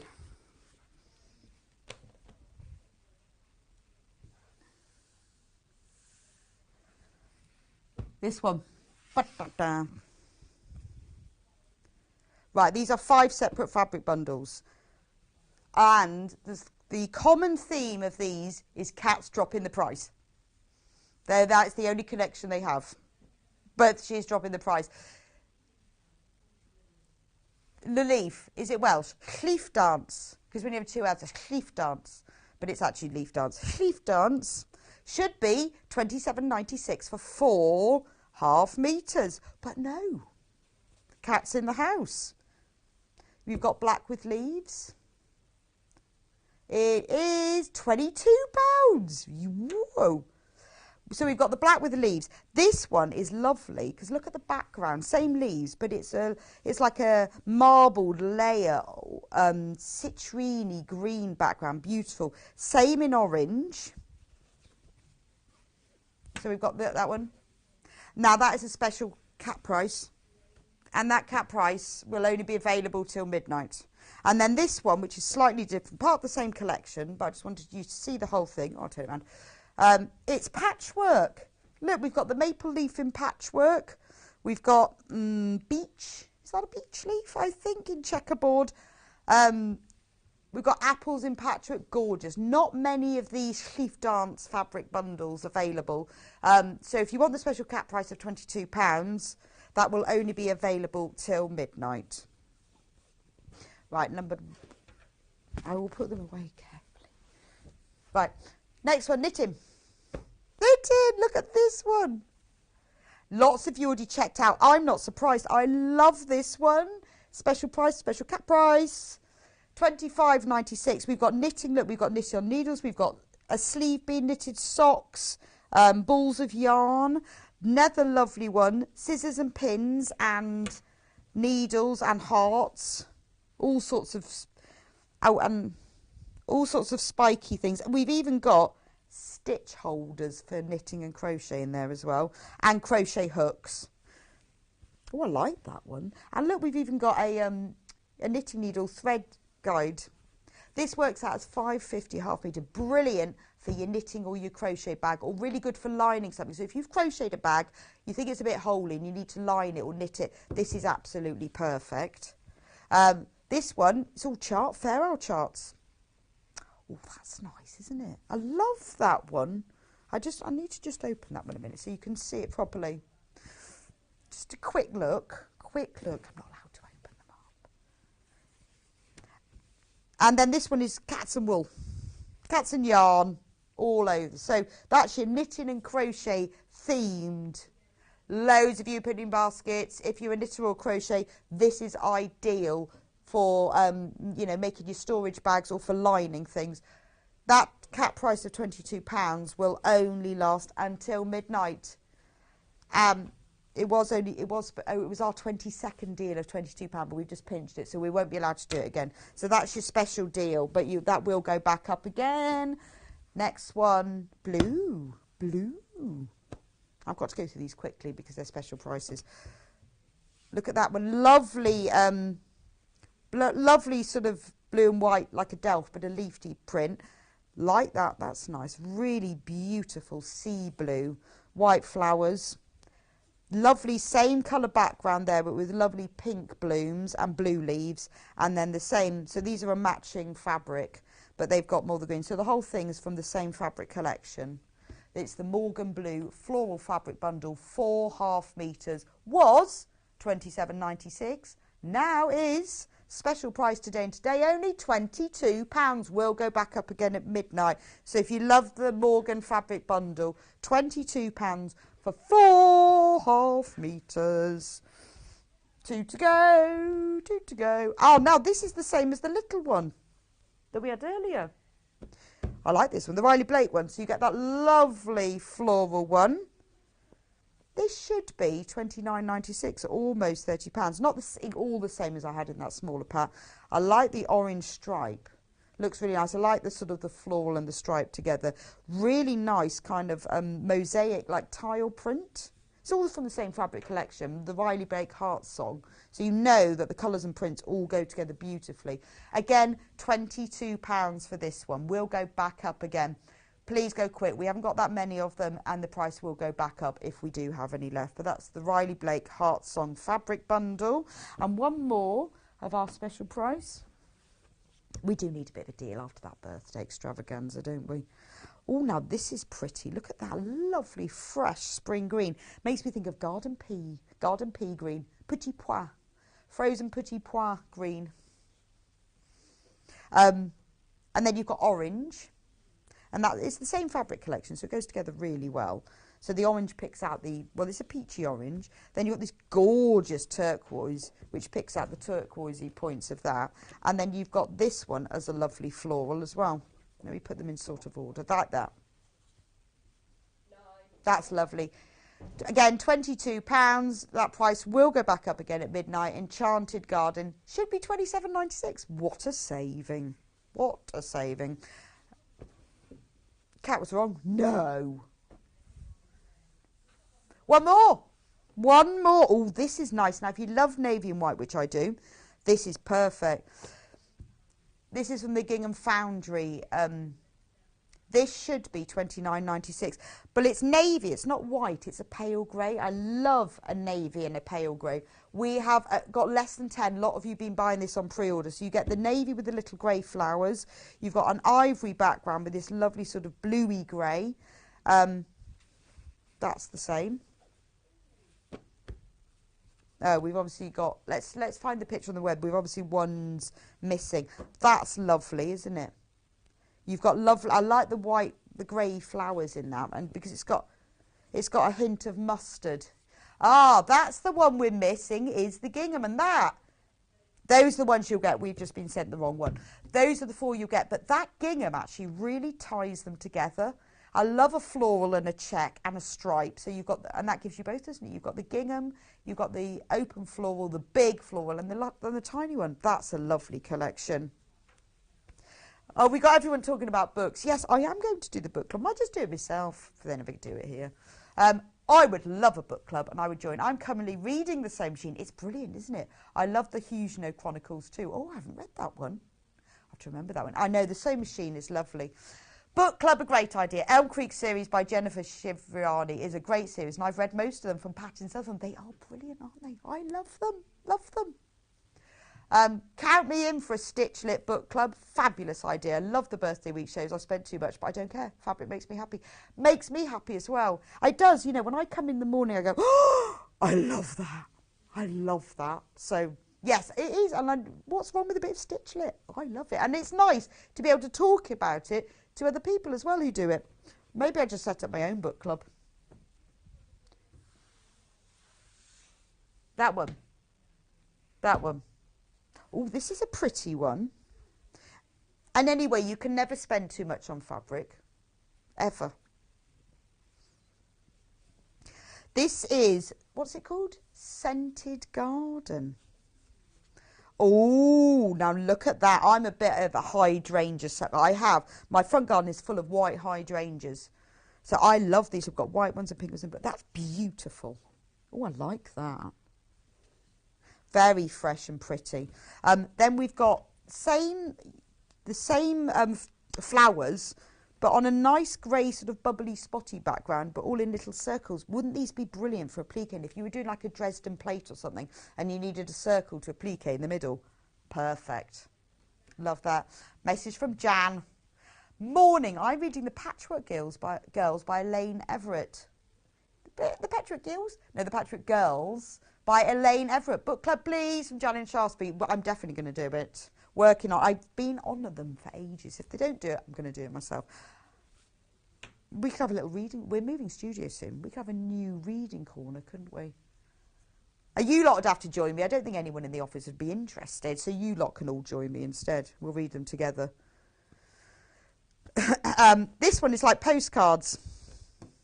Look, love letters. Aren't they nice? I was trying to see which way up there. They'd be lovely to cut out individually, but just a beautiful fabric. I love this. Look at these shading and the shadows on that hydrangea. That's a lovely one. Oh, look, there's text. Love the text. Text fabric. That'll have to go into my text fabric collection. Oh, it's all postmarks. And then the last two are plain, but they're not plain. They're mottled, marbly fabric. So we've got a pink one, pink hydrangea, purple hydrangea. Then we've got a nice green text, and then the postcard one, and then the bubbly one, and then the all over beautiful one. That's a makeup bag, isn't it? How I feel. Look at those. $44.94 for 6.5 meters of fabric. Lovely, lovely, lovely. Please do keep checking out for that. Lots in baskets, but if you don't check out, you know what happens? Somebody else steals it. Well, not quite, because they actually pay for it. But can I do that really big one? But we've got to do it really fast. But this is fantastic. It is a mega, mega bundle. T with B, £172.27. There are 12 metres in here. Half a metre is free. So if you are making a full double king size bed quilt, this is absolutely perfect. All the fabrics go together because they're the same collection. I'm going to do them quickly because I haven't got long left. Black and white geometric. You've got a grey honeycomb, a peach floral. And these colours, all the colours, although they're very different colours, they are all the same tonal value, so they all go together. You've got a beautiful olive. You've got an olive with bees on. And then you've got a big feature floral print. A nice, so it's not black, it's a charcoal. So the charcoal is, you see what I mean, how it goes? The charcoal in the centre of the poppies, which is picked out in here. Oh, quicker. I can't go any quicker. Then we've got like a lovely tealy blue geometric and floral. And then we move into the mustard honeycomb. Love this one. Teacups. Absolutely love that one. But can you see how this colour's going together? I'm going to have to start a new row. Then we've got a nice wildflower one. I know it's called T with B, but they're not T. I think that's the only one I've seen so far. But aren't they gorgeous? So if you want to make a beautiful quilt, or you just love them and you want them in your stash, but this is what I would do with them. I would... make a quilt, maybe something like a log cabin because you have got a mixture of darks and lights, or just simply pinwheels would look absolutely fantastic because they all go together. Love the teacups. I think I might take the teacups out and use them for something else. Nearly there. Then we've got bees. We've got a lovely coral honeycomb, a peach small floral. We've got that poppy design again with the charcoal background. We've got yellow bees and we've got pink teacups. All of that, £172.27. If you want to spread the payments, you can get it on split pay. Is that three? 3 payments of £57.42, but you will get it sent straight away. Half a metre is free. I reckon it's that one because I love that one.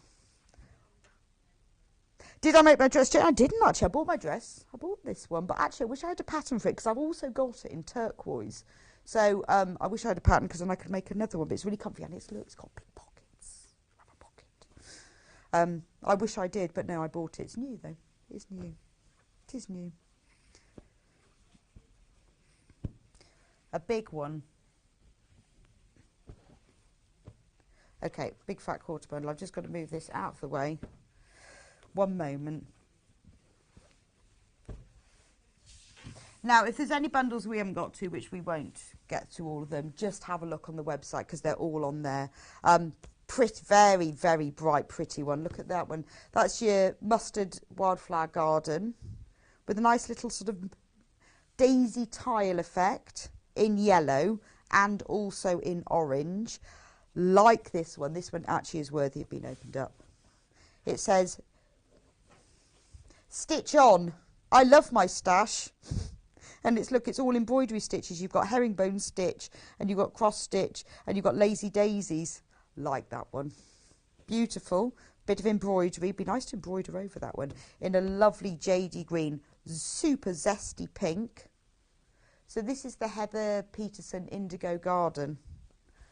This is all from the same collection. So you look, you see how all the colours run together. So where you've got the bright pink there, that's picked out in the little spots on here, and the orange. We've got that same gorgeous stitchy fabric in navy. And then we've got lovely mustard. Again, you see that's picked up in those two as well. And then we've got, I'll put them that way now because I can't go any further down. Orange wildflowers, lovely blue rose, mustard one and there. So you've got a lovely colour theme of, this is bright, bold summer. Nothing pastel about that one. Right, we've got to move over to the other set. Oh, have we got, oh, a little treat has moved onto my desk. Right, one moment. There we are. Oh, I love this one. Now, we had this one on Tuesday with Amanda Little. This is a gorgeous quilt. Let me show you the quilt. Can I show you the quilt? This is gorgeous, guys. Oh, this has been won as a prize. So I'm just going to show you before we put it in the post. Can you see? I can't see because it's in front of me. Anyway, beautiful quilt. There are so many fabrics in here. 28 fat quarters and 2 fat eighths. And it's very simple to do. You just make lots of squares and then repeat it. The instructions are simple. The fabrics are beautiful. They are all William Morris, but they are designed. They come from the works of William Morris and May Morris, his daughter. Should be $149.99. Oh, are we going to open it? Okay, there's the instructions. Really simple. There's only 2 pages. That shows how easy it is. All the fabrics, that's a lot of fabric you get in there. Now, we don't sell this fabric by the half metre. We've only got this as a kit. This is the only way you can get these fabrics. If you just want the fabric and you've got a different design idea, that's fine. So we are reducing it today to $139.99. We don't have many of them left. These are the last few. Right, so everyone who's got this in their basket at our special price, if everyone checks out, we are in single figures. And this is a special price today, $139.99. That means if you want to spread the cost, we've got it as equal 3 split payments of $46.66. The first payment comes out of your account now. You're sent it straight away. You don't have to wait to pay the other 2. So you can spread the payment. When you check out, though, you can choose. You don't have to do it that way, but that's entirely up to you. Look at what you get inside. It's beautiful. Gorgeous, gorgeous. William Morris, May Morris fabrics. I mean, you know the William Morris colour palette. It's beautiful. Tealia Acantha shades. And you've got cream, you've got that lovely lemon print. Look at the blue. There's so many fabrics. I mean, even if you even get the binding fabric, which I think is lovely because it's the perfect shade of tan that goes over the thing. You've got the border fabric, and then all of these are used for the patchwork. Absolutely gorgeous. All of the fabric is from the William Morris Orkney collection. So it's inspired by nature and the seasons of Orkney. That's the colourways, but it is absolutely gorgeous. If you've checked out on yours, congratulations. $139.99. We are in single figures. And it is absolutely beautiful. The finished quilt size, 150 by 170 cent. Oh, it's 152 by 173 on there. Congratulations to the person who's won this. We will post it now we've shown it on air, but this is your quilt and it is gorgeous. We love it. 7 of you have this in your baskets and that isn't enough to go round. So quickly, it's in your basket. Please do check out because I would hate for you to miss out. It is stunning and it is the only way that from us you can get this collection of fabrics. And it's been cut into the pieces to make it most economical. If you had to buy the fabric yourself to make this, it would cost a lot more because you wouldn't be able to buy it in this. 1st of March, it was on Sewing Street. Amanda Little demonstrated it really well because it's quite simple to do, but she demonstrated it beautifully. So watch it on YouTube if you've bought the kit. But congratulations if you've checked out. What a lovely present for me. Yes. But if you missed out on the birthday week, what a beautiful thing. But there are a lot of you with it in basket, so please do check out. Those of you checked out and who have it flying to you, share your photos. We'd love to see your finished quilt when you've done it. It is an heirloom quilt. It's absolutely beautiful. I mean, the quilt is fantastic, isn't it? Look at it. Look at that. All you have to do, the only thing that you have to do is work out what's going to be light and what's going to be what you're going to pair together. That's the only decision. Everything, all the other decisions are taken for you because it's all the instructions. You just have to choose. Or you can just copy the photo and not make the decisions at all. And look at that lovely border fabric. And you see what I mean about the binding? They put that, it's really nice to put that in because quite often you don't have that. And it's quite hard sometimes to choose the binding. That's all included for you. At 10 o'clock, we have got some beautiful extra wide quilt backing fabrics. Beautiful, and one of my favourites ones there. So in this kit, you get everything for the front and the binding, but obviously you need to put your own backing and wadding on. But it is just beautiful, isn't it? It's lovely, isn't it? It's, you know, sitting by the fire, wrapped up in it. Just hang it over the back of the sofa. 9 of you have this in your baskets. We don't have enough. So if all of you in your baskets want to check out, we don't have enough. And you know what will happen is that even if it's in your basket, somebody else could go in and get it, and I don't want you to miss out. And I do understand that it's a considered purchase, but it's fantastic value to money to own your own William Morris quilt. Well, 5 left. 5 left, 7 in baskets. 2 of you are going to miss out. 4 left, 4 left. 4 left. It's gone. It's gone. Quick.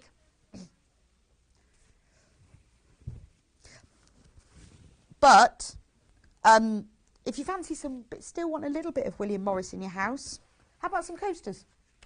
Why not? I love these. Look. And why not? And we do these because we know you love William Morris. Aren't they gorgeous? 1, 2, 3, 4. Very National Trust gift shop, aren't they? $14.99 for a set of 6. And it's got the Strawberry Thief, which is my favourite one. All the acanthus leaves, very William Morris, aren't they? 3 quilt kits left. Oh, quick, quick. Only 3 of you are going to be able to get them. You need to check out, quick, because they are gorgeous. But if you want just a little touch of William Morris in your life, set of 6 coasters. Last few chances, only 3 left. But these are lovely. Have them in your craft room. Just bring them out for when your friends come round. Oh, they're really nice, aren't they? I like these. Actually be quite good for sort of weights as well, holding your fabric down. Quite like them. But I like the Strawberry Thief one. Nice, though. And they come in a little gift box as well, like this. So if you're thinking present, remember it's Mothering Sunday on the 27th of March. If you're thinking you need a little gift, they come in a nice little box, easy to wrap with William Morris written on them. Set of 6 coasters. Do keep checking out for you. Loads of you have got those in your baskets. So if you want those very quick, you'll get them in time for Mothering Sunday. Perfecto. We still have 2. There are 2 quilt kits available. Only 2, and 9 of you have it in your basket. So 7 of you are going to miss out because we only have 2 left. We won't be getting them back. So, congratulations to all of you who've checked out. Remember, there's only 2 left, so make it quick if you want to be one of those 2 people. I'll be back with you in a couple of minutes' time with Susie Duncan and her brand new quilt design, and we've got 3 different colourways for you. So don't go anywhere. We will see you back soon for a beautiful patchwork and quilting hour.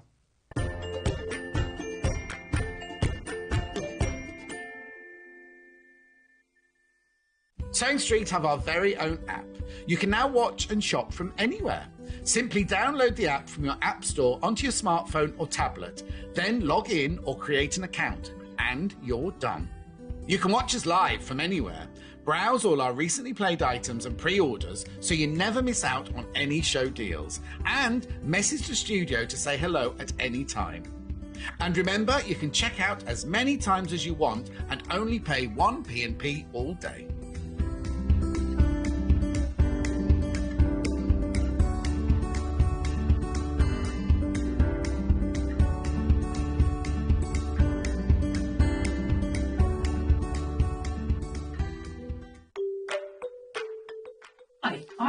Harrison. I live in Bromyard in Herefordshire with my 3 children and my dog.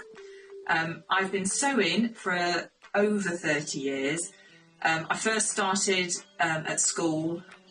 We always did lots of sewing, and my mum used to sew at home as well, so that's where my love of sewing has come from. My background is in costume, as I'm sure you can see, and I make for film and theatre and TV. I've worked on films such as Titanic, Shakespeare in Love, Evita, James Bond, and theatre work. I've done things like Mary Poppins, Guys and Dolls, Prince of Egypt. I've also worked for the Royal Opera House and the Royal Ballet. When I worked at Angels, I was lucky enough to meet lots of film stars. They're all walking around the building and in fittings. And some of the people that I bumped into and met were Sir Richard Attenborough, Hugh Grant, Imelda Staunton, Juliette Binoche, and I even got in the lift with Christopher Lee. And that's where I met the lovely John Scott, which obviously you all know. I'm really pleased to be joining Sewing Street. I can't wait to see you all. In need of a crafting fix? There are so many ways you can watch Sewing Street and Yarn Lane. Sewing Street is live from 8 a.m. to 1 p.m. every day on Freeview 73 and Sky 670. Alternatively, if you want to watch us on a tablet or on the move, you can tune in to our YouTube channel, the Sewing Street app, or the websites at www.sewingstreet.com and www.yarnlane.com. You can watch past shows on Sky 670 from 1 p.m. every day, as well as our YouTube channel, the app, and our website. Yarn Lane is on from 12 till 1 p.m. Visit our programme guide to find out when and what's on. So, you never have to spend a minute without us. Have you heard about all of the different ways you can shop with Sewing Street and Yarn Lane? You can either shop on our websites, sewingstreet.com and yarnlane.com. You can also order by phone by calling our friendly UK customer service team. For Sewing Street, call 0800 001 4433, and for Yarn Lane, call 0800 4700 600. And don't forget about the Sewing Street app. Here you can shop all of the Sewing Street products as well as watch the live shows from anywhere. You can download the app onto your smartphone or your tablet by simply searching Sewing Street in your app store. And one final thing, no matter how many times you check out on Sewing Street or Yarn Lane in one day, you will only pay 1 postage and packaging. Happy shopping!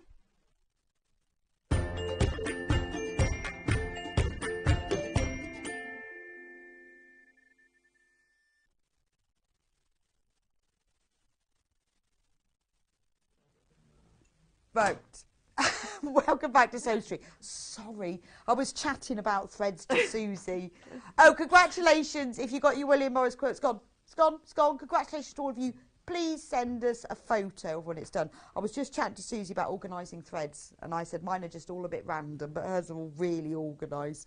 We've got a brand new quilt design, the strip and twist. Let me show you the instructions. Strip and twist quilt from Susie today.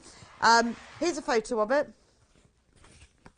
Well, the photo of it has been, it was hanging behind me in the last hour, and we will show you in a minute.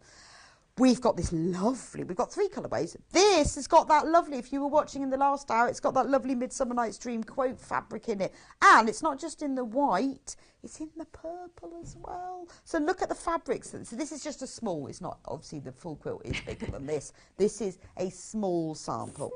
In your kit, you get full instructions written by Susie, so therefore they totally make sense. Full of all of her expert instructions with walkthrough photos, everything you need, brand new today.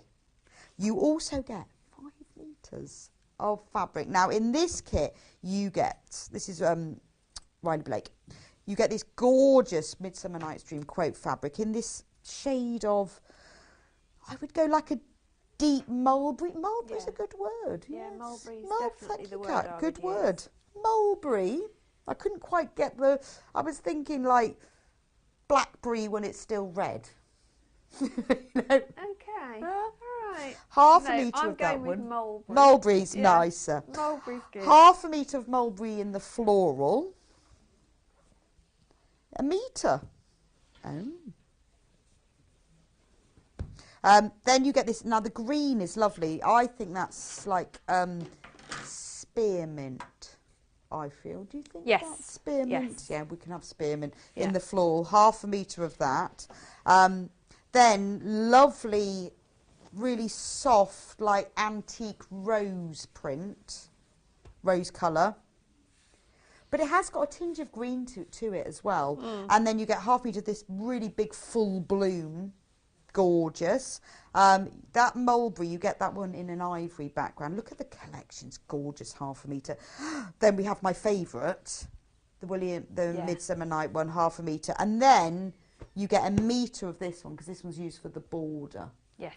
It's like little daisy. There's probably a name for that flower. So it's almost... What do you think they are? Well, they look like forget-me-nots, Yeah, but it's in a bit white. like forget-me-nots, but in white. Yeah. So that's your pack. 5 metres of fabric, all of that, and the instructions. Beautiful designer Riley Blake fabric, $17.99.99. The quilt finish size is 60 by 74 inches. Yeah, it's huge. Nice. It is really big, isn't it? Yeah. So double, single, either. Yeah. And you can, you can Gorgeous. scale it down as well. You know, if you obviously want you don't need to make a it that smaller big. size, you can. If you want a smaller one, but you've got a Yeah. lot of fabric there. So if you're thinking, I want to make a quilt, this is a beautiful colourway. Let me move the fabrics off so you can see. It's obviously not the whole quilt, because Susie's just done a smaller sample of this. Isn't it beautiful? But you can see how well it works. The colours are lovely together. I think it would make that colourway particularly would make a lovely picnic blanket for the summer. It would, wouldn't it? Oh, yes. And then if you just put a waterproof fabric on the back. Gorgeous. But if you're doing the red and blue colourway, if you're having a Jubilee Jubilee, picnic, Jubilee. that would just be amazing. So the red and blue, that's the one that's behind Susie. Again, you get the 5 metres. So let me go through that one. This is the Moda Belle Isle collection. So again, full instructions in this kit. Now, then you get all of these. Love that one. Just a tiny print. That's half a metre of that one. A lovely sort of check geometric with a few florals, half a metre. You get the red. It's a nice red, that though, isn't it? It's like that French general red, isn't it? It is. There's like not pillar boxes. It's almost like a cherry red, yeah, isn't it? it is really beautiful, nice isn't red. it? Yeah. Really lovely. And then you get the same floral with a pink background with the red. Nice paisley, half a metre of that one. That's nice actually, that big floral. It's got kind of a mottled background. Yes. It's not totally solid, is Yeah. it? And the same fabric in navy. This is so lovely. This is your Jubilee quilt, isn't it? Absolutely. Love the white one. And then you get the paisley again. Oh, now, so which one is the border? So your border is the big red. This one. Yeah. And then your ditzy cream with the blue, the bottom one in your pile. That one. It will be your binding. So that one is the binding. So the big red floral is the border, and then the ditzy white and blue is the binding. But so actually, this you is have the border. scope to mess it around. You can change it It's just around what a I bit. chose, but that's, you know. That's how Susie organised it. Gorgeous, isn't it? 5 metres of fabric and the instructions, $79.99, and that's a whole quilt. Less than 20 of these left. Lots of you have been buying them on pre-order. Not surprised, but this is, it doesn't have to be Jubilee, but I'm thinking, we're going to be out. We've got 4 days off, haven't we, for Jubilee? But I like the red, blue, white combination. Yeah, I do. It's very traditional, isn't it? Well, not only is it traditional, but I always think it's very bright and cheering. Yeah, as and it well. sort of works. Yeah, absolutely. That'll be why they make so many flags in it.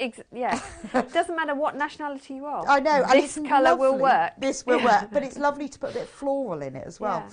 And then we've got the final colourway. So if you're just a blue person, I've got some blocks here. That one. And Do you want Susie's one? made some blocks. Let me have one block. This is the one that Susie will be demonstrating in. So this is what it looks like. Oh, let's do it on the overhead. That's just 4 blocks in it. This is the Willow collection. So we've got 1, 2, 3, 4, 5, 6 fabrics. I mean, again, you've got 5 metres, just different quantity. So you've got this lovely blue bubbly print. And then you've got, this is from the Indigo, the Willow collection. Look at that. It's all in shades of indigo in the background with a nice kind of like a pale linen colour. Yes. And then you've got the ivory with the bubbles. And then, it is a very pale beigey linen floral. Got this lovely chambray floral. What? Yeah, these. I'm sorry. So what have you done? And then white. So this one. Well, it's ivory actually. Is that ivory? Oh, sorry. Is that one ivory? It's hard to see sometimes. I know they're so. Unless you've got them next to each other. Yeah, and I had them in artificial light as well, so I was okay, so this one is ivory, but that makes that blue and white. So this is $69.99. So you're getting 5 meters. This is designer fabric as well, and the instructions to make this big, well, massive picnic blanket or double bed size quilt for under £70. $69.99. That's gorgeous. This kind of covers everything, doesn't it? You know, it's got a little bit of floral, but it's got your bubbles and your plains. I love navy and cream together. Anyway. I do. I think it's really love navy and cream. When everyone checks out of this, we only have 12 left. Because I think, you know, if you're thinking, I haven't made a patchwork quilt before, is this a good start? Oh, absolutely. So easy. Right. So you're thinking, I'd love to make a quilt. Not sure how to. Yeah. It's nice. With this bundle, you've got all the instructions and all the fabric. You've got to provide the backing, the wadding. We've got some really good backing fabric in the Next Hour Extra Wide. But if you haven't done a patchwork quilt before, or if you have and you want to do something that's really easy for you, but if you're a beginner to quilting and you want to do something, this is everything you've got in one place. You haven't got to think about choosing fabrics. The only problem is you've got to choose. There are 3. So you've got to choose between the blue one, the mulberry and mint one, and the red, white and blue one. Now, we can also do instructions on their own if you have your own fabrics. These are limited, though, because lots of you have been buying them on pre-order. They are $9.99 for the full instructions, but it does tell you in the instructions exactly how much fabric you need. Yeah, and I've given it so that you can either do 8 different fabrics. So option 1 is 1 metre each of 4 designer fabrics. Or option 2 is half a metre of 8 fabrics. Yeah, so you can use either way. So that's why the blue set has only got the 4 fabrics. Right, because you do the same strip for that those. Makes sense then. And it tells you everything you need. So if you just buy the instructions, it will tell you how much fabric you need in there.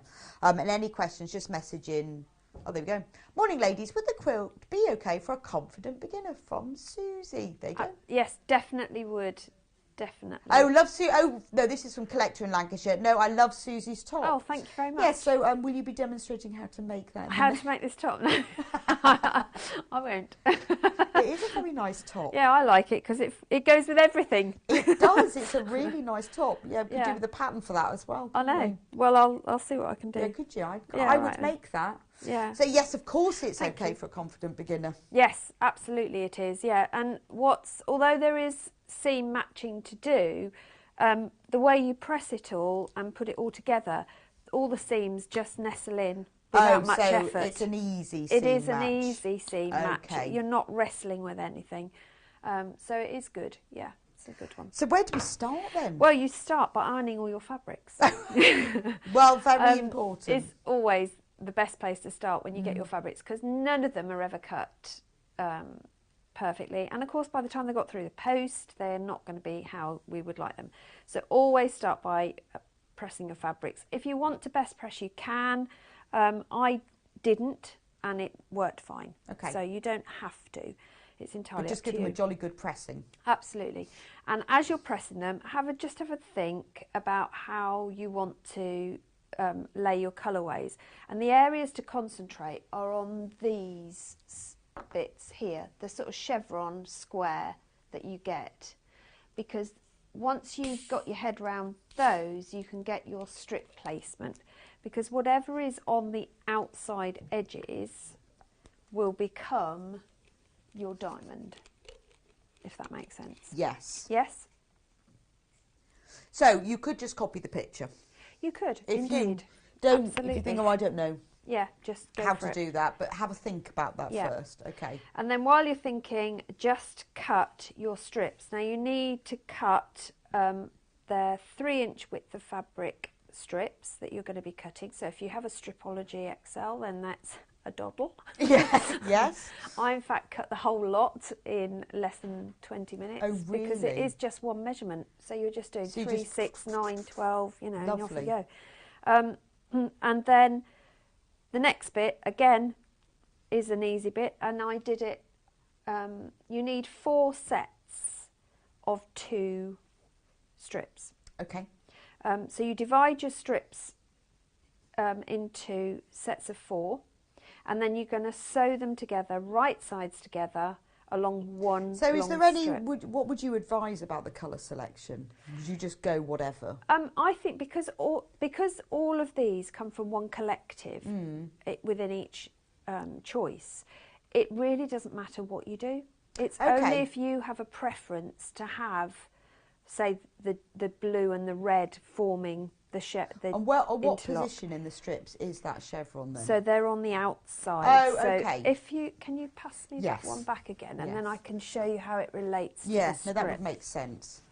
So with this one, these are my strip pieces. So I've got one that looks like this. Right, so you've got like the words on the mulberry on one side and the pink on the other. Pink there. Okay. So if I relate that to the strip, when you cut it, so you on your 4-piece side, you get the mulberry, and that's going on. Right. Yes. So that's come from that strip on this square here. But on this square, where I've used the other half, because of the way we construct it, I get the second one to it, the middle one to it, yeah? Yeah. On the other strip, which is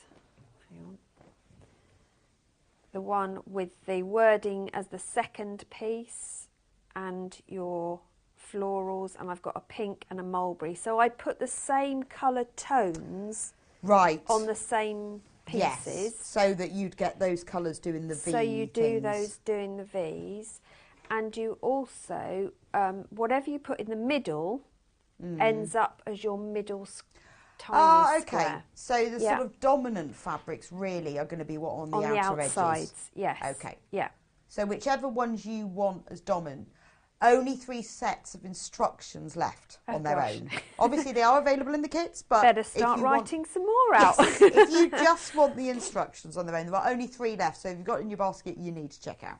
So that's the only thing you need to get your head round. No, but that makes sense. Your dominant fabrics on the edges, the ones that aren't so much. And the ones that you want in the little squares and you've in the tended middle. to choose, well, like on the red, white and blue one, you've chosen the darker fabrics. Yes, I did. Just because the thing that I wanted to stand out was that crisscross effect. But if you want the middle bit, this bit here to stand out, then reverse it. You put your darker colours in the middle. But you've got enough fabric to do a test strip. But one thing I would recommend is when you've got to this strip piece bit and you start cutting it down and laying out your block again, photograph. Right. Because then you'll know what orientation you used. Okay. I actually did the whole lot in one shot, so I had the same going on. But if you're doing a test, then I would recommend that you photograph it as you go, because then you don't get lost. Yes, no, that makes sense. Or have to unpick anything to work it out. Which would be annoying. Yeah. Seriously, do you want that back now? Yeah, come on then. There you go. Because then I can have it on my desk. Okay, so we've strip pieced our 2 sets. And what we're going to do now is cut this down. Now, before you start, do a 1/4 inch test on your machine. So by that, what I mean is get a piece of scrap fabric that's got a straight edge to it and use whatever you think is a 1/4 inch setting on your sewing machine and measure it after you've sewn a seam, because you must be spot on with your 1/4 inch. Otherwise, all the measurements don't work. Now, the other thing as well, there is leeway for you to adjust. So if when you've strip pieced, what I would recommend you do is measure your strip width, your total strip width, because all you've got to do then is cut that to square. Okay. And it doesn't matter. At the end of the day, you're going to be, what, half an inch difference? If it's slightly out, it's not the end of the world. But what is critical is that you have squares. Right. You don't want rectangles. No, because it won't work otherwise. Won't work. So, and I'm just going to acquire a ruler. We haven't got a square one here, have we? That's right. We have all rulers normally. Yeah. Is that all right? And while I'll just trim the edge. So the first thing you're going to do then... Oh, look at that. Oh, straight That's a away. super large square. So my strip has come out at 10¼ inches. There you go. So thank Is that you. large Oh, enough? that's large enough, isn't it? Good grief. That'll be a 20 by 20. That'll be a big one. Yes. Right, well, I'm just going to square off with this one.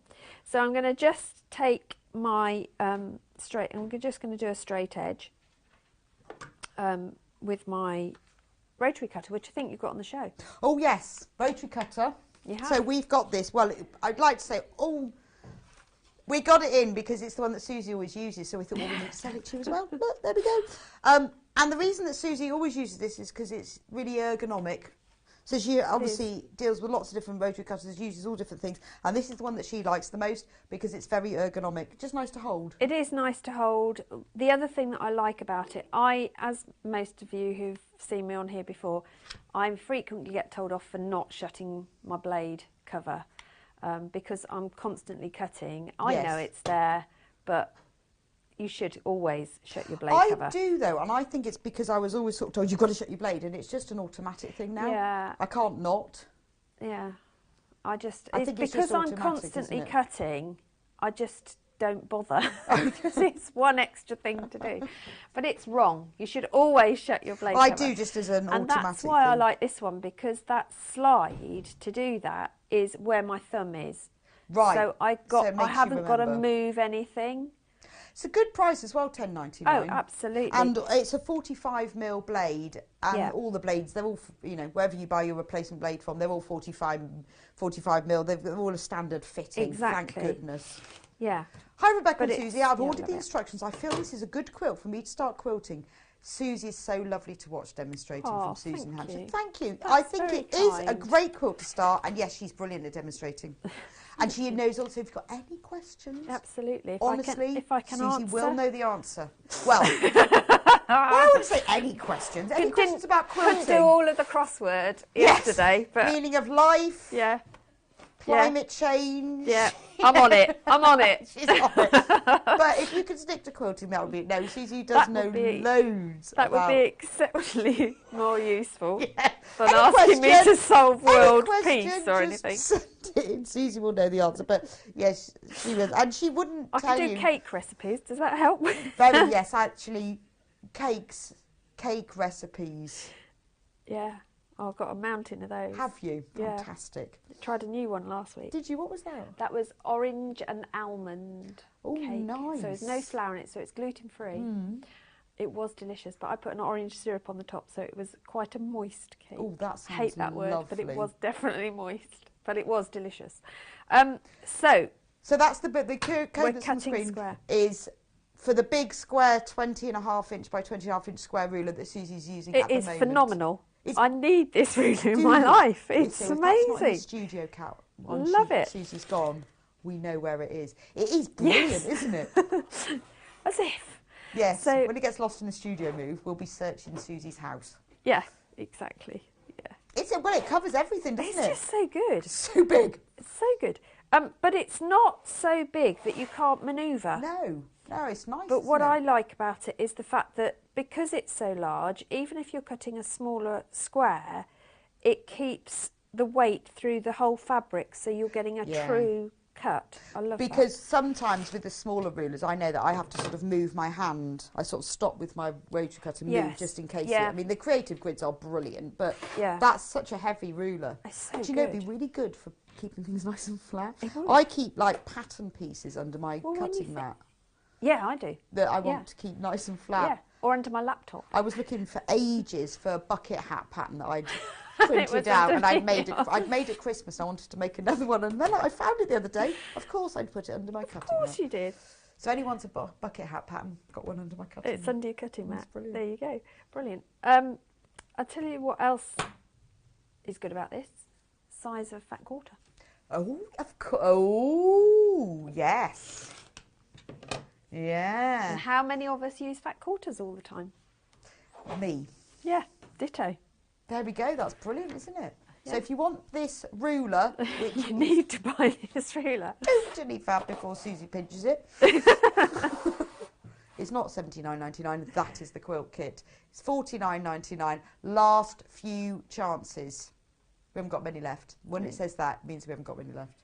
So that means that by the time I come off here, I'm not going to be able to order one, am I? Right, so I'm just cutting the same on the other strip set. So they're all the same size, 10¼ mine come up to. But as I say, measure yours. It's not the end of the world if it's slightly different. As long as they're all square. Yes. And they're the same size squares. Right, so we'll put those out the way, and I'll put my ruler out the way. I'll put that over there, so I don't tread on it. So then you join everything together, you cut it all into squares, yeah, and then the fun happens. This is my dad's favourite. You cut everything up, Suze, and then you sew it all back together in a different order, and then you cut it all up and sew it back together again. Yeah. Yeah, that's it, Dad. Okay. And all that fabric you've wasted. Why do you do that then? Why don't you just put the fabric over you? Is what he says. I know. Because it doesn't look as nice. Exactly. So you then are going to lay one right side up, and then take the other strip set, so the different organisation, and lay it the opposite way round, so with the seams running vertically over the top. So they're right sides together. Which is why they all have to be square. Which is why they have to be square. And then just put some pins in. Now, my tip is put your pins in away from the edge, because then you don't have to take them out when you do this next bit. So there's no seam matching at the moment. We're all good. We're just floating round. Helen's asked a question. Yes. When you finish the quilt, do you free motion? Me? When you're quilting? I'm terrified of free motion. motion. Yeah, you can do whatever you like. You could free motion. You can do whatever you like, but yeah, it's entirely up to you what you want. I think I'd probably go geometric because I'm... Yeah, you see, I would tend to follow the line. Yeah. I would probably highlight in here and make that, because this is the thing I wanted, this big square. Right, so if you quilt the bit I you would want follow to stand that. out. Yeah. All the way down. Or you could free motion it, or you could just do crosshatch. Could. Yeah, you could do different things in different areas, which would look really cool.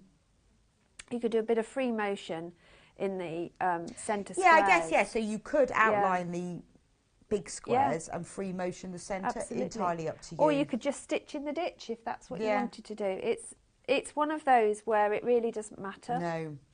There's no rules. Yeah, absolutely. Whatever you fancy. Because I think often that's what puts people off. They go, oh, well, if I've got to quilt it like that, I'm not going to make it. Well, just do what you like. Just follow the lines. Yeah. And then if you're making it in a hurry, then just do the minimal. You'll need to do something to attach the two layers together. But you don't need to... But sometimes it's nice, because I'd not done free motion before, and I needed to make one part of the quilt quite dense once. So I thought, well, I'm just going to have a little go. And I got a bit carried away. I thought, oh, this is all right. I just started going round and round in swirls and circles.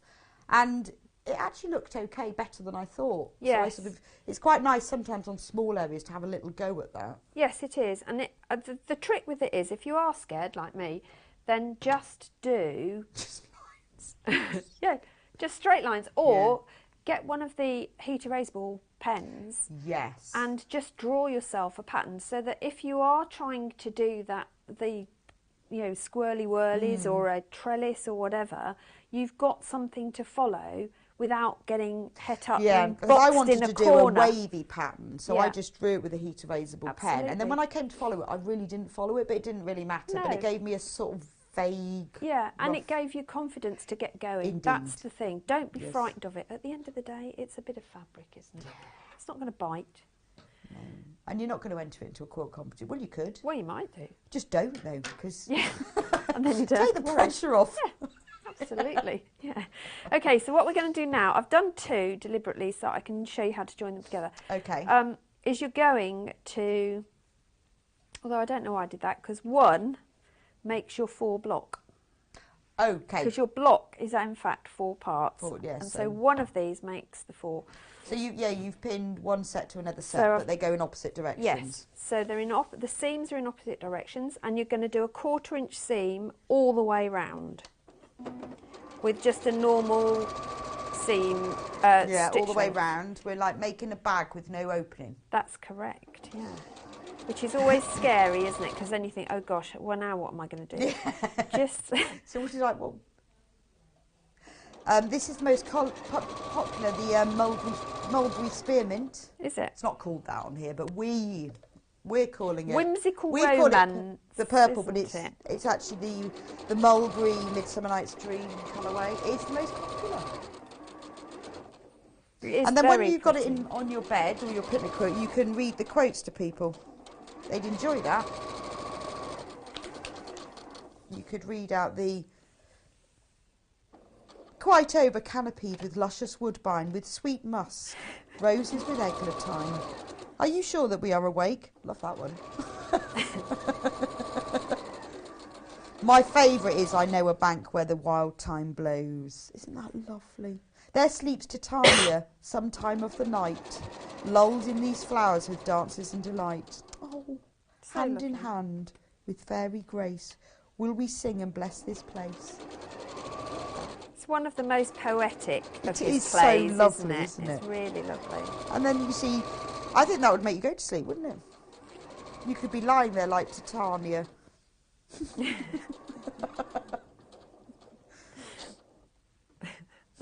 Where the wild thyme blows. Well, I spray lavender everywhere, but not Do thyme. you? Yeah. I might try that then.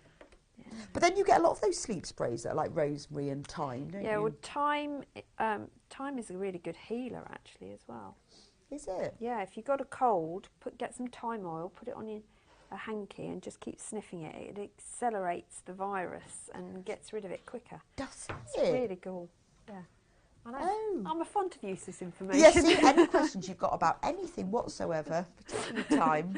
Yeah. Well, I love the smell of thyme. I've got a herb do. garden. I like brushing I past put it. thyme in But I didn't know you could get thyme oil. Yes. Where'd you get that from then? You can buy it online, and Okay. you can, and if you've got a really good pharmacy, they've often got the pure oils in there.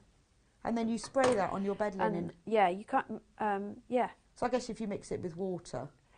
carrier oils are the best thing, but if you're Okay. going to spray it, then water-based. And spray it all over you. Oh, I'm liking Yeah. that idea. Yeah, it's really cool. Could use it instead of best press, couldn't you? I wonder if it works the same. No, your fabric will smell of thyme. Well, they add lavender to one of them, don't they? So That's the nicest one, yeah. yeah. So what I'm going to do now is cut the 2 diagonals. So Right. this is the point. If you've got a rotary mat, it helps. It's not essential. But what you do want is enough space around you. So don't do what we all normally do and work in a space this big. Yes, because you've got so much other stuff. Yes. But we So- have got a brand new cutting mat. Yeah. That's which a is super big one. amazing. Yeah. Always get the biggest cutting mat that you've got space for and can afford. Yes. Now, this is the size I have at home. Yeah. And I've had mine. No, I've got mine's. I've got one this size, and I've got my cutting table one is bigger. Mine is this size, and I Yeah. have had it for over 20 years. Yeah. And it's still going strong. Yeah, they're so good. But this is the new one, 34. That's a good price. It's ridiculously good price, Isn't it? Yeah. I think I paid £50 for mine over I 20 don't years think ago. I paid, but $34.99. I just- Metric on one side and imperial on the other. yep. And you got your 60 and 45 degrees.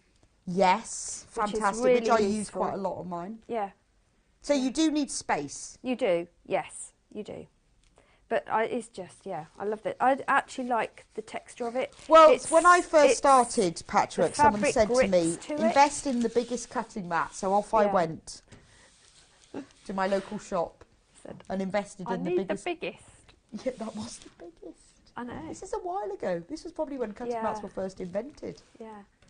And then Anyway, $34.99, which honestly is cheaper than I paid for mine over 20 years ago. it's a brilliant price. Absolutely brilliant. Nice quality as well. But do remember with your cutting mats yes. to store them flat. Yes, always. Don't stand them upright They on go really against the bendy. wall. I tried that once. Yeah, well, there's a lot of weight in these.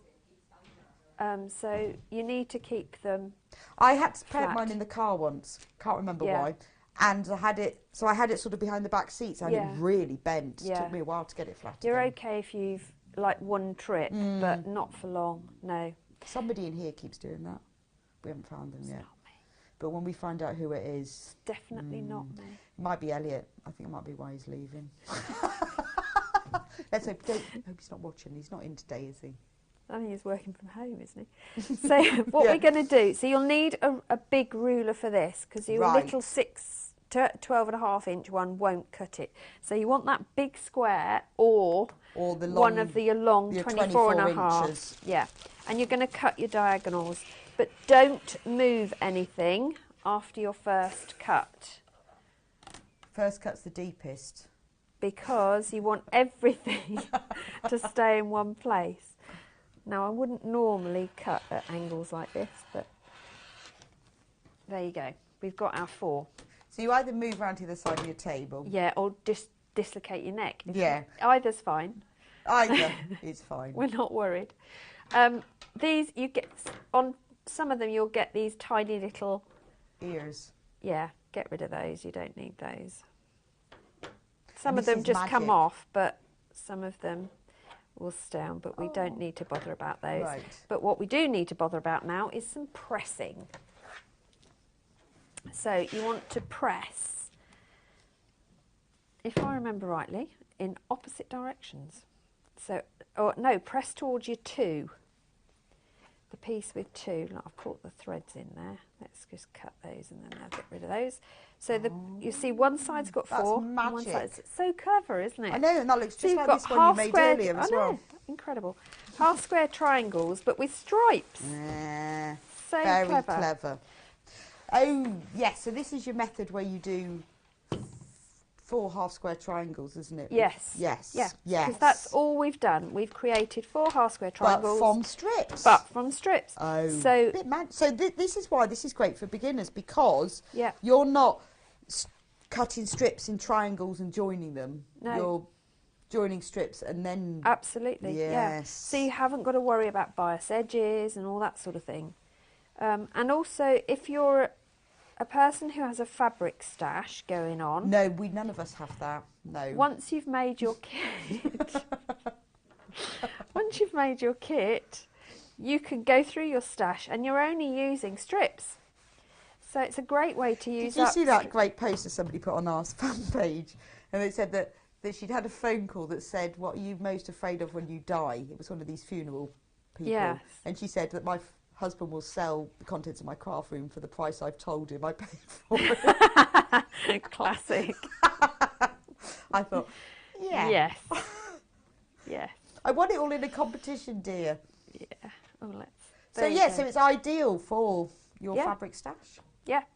And then all you're going to do is arrange them so that you've got opposite colours in the middle. Right, okay. So you've got your greens and your whites in this instance. Yeah, no, that makes sense. Yeah.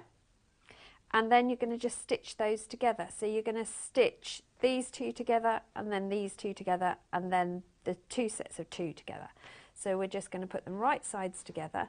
Now, if you find that they don't nestle, because these are going the same way, all you do is re-press. Oh, okay. But do that, though. Yes. To make it It just makes life so much easier and everything sits neater at the end if you do this.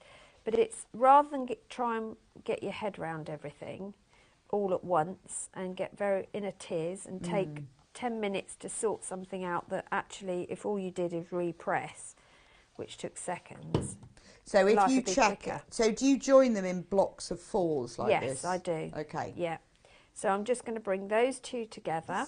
So I'm matching those ears at the top. It there. looks more impressive than it is. Not, do you know what I mean? I know. It looks like... Well, when I designed it, I knew what I wanted to do, and I designed it, and then I thought, that's going to be really tricky to put together. And then I suddenly thought, well, no, it isn't, because all you do is strip it. That's what I mean. Easy. But it looks and that's like where the name came from. You're I'm a genius. A biased genius. I'm definitely. Well, you are a genius because you've worked out Definitely a really easy way to do it. But if you make this yourself, it looks like really amazing, and it's Yeah. I like that. Don't tell anyone. Yeah, don't. When they go, was it really hard? Go, yeah, it was Absolutely. really hard. Days to do this. Days. And the bias, can't even talk to you about the bias. Yeah. Susie, this is a revelation, I know. I love to see your demos as you make things look really achievable. Always make a note of when you're on from Collector Muz. I thank you. Yes, that's absolutely. very kind. So I said, you see, Thank she you. is the genius, but don't let on when you've made this. Yeah. Just say, don't talk to me about the bias. Yeah.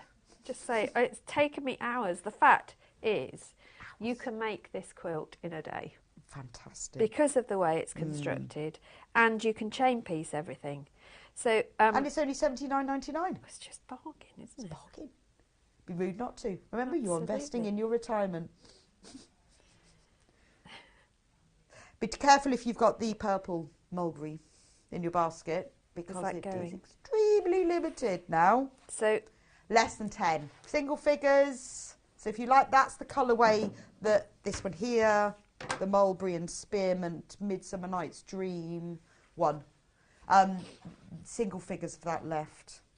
So what we're going to do now is just do a 1/4 inch seam down those two sides. So when you come to match those little things, do you just nest them? Yeah. You don't... So the little dog ear ends right at the end, they will nest themselves quite nicely, and then you'll find that because they're squares, everything else falls into line. Right. So all I do is roll the seam together just to make sure, and you'll find it because we've pressed all the seams for your strips are pressed open, because then you've not got an issue with seams bulking anywhere. But it means that everything then nestles quite nicely together, and I just put a pin through the seam to hold it and keep it straight. So I know it's aligned, yeah. So even if you're a beginner, never done anything where you've matched seams before, it's not as onerous as it looks. No, I see what you mean.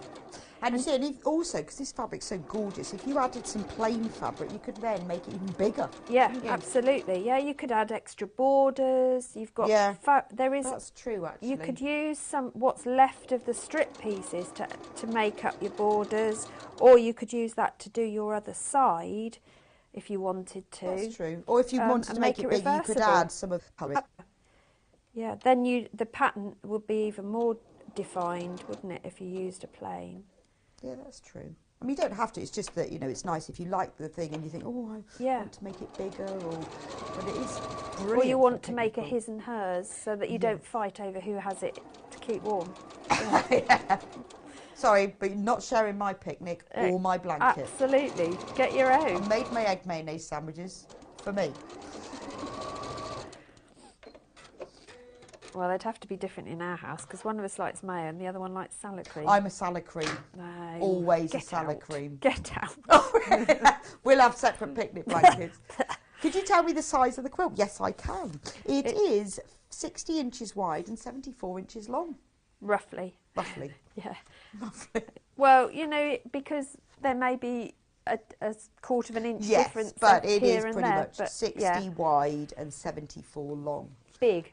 So 74 is your double bed with your overhangs. Yeah. Yeah, it's definitely lap. It's a very big lap. It's lie full length on the sofa blanket quilt. Or me and the dog, as I like to call it.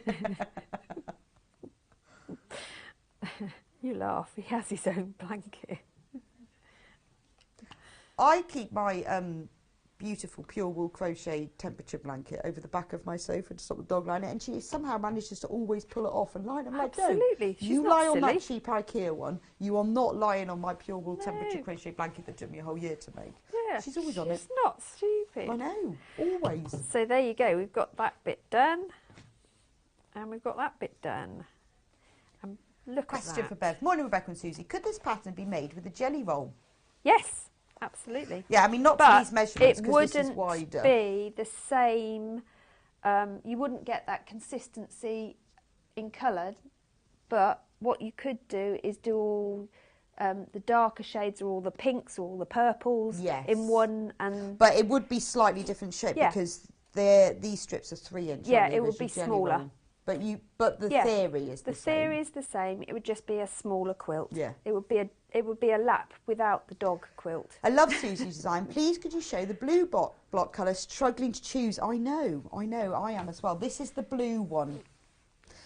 So the blue one has got a plain ivory in it.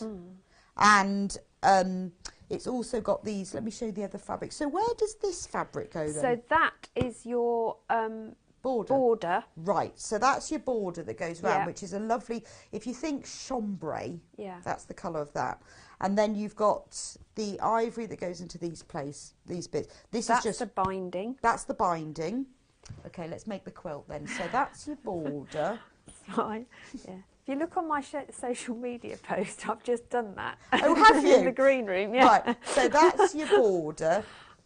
Hang on. That's your thing. This one is the binding. Yeah. This is how I always do. You know, you do this in a shop. This is what I do. You do this in a shop and people look at you and go, what are you doing? Yeah. So there you go. So there's the binding, there's the border, and then those are the... So this one has 4 colours in it. Yes. Which in a way makes it easier. Oh, a lot easier. You haven't got to think. Yeah.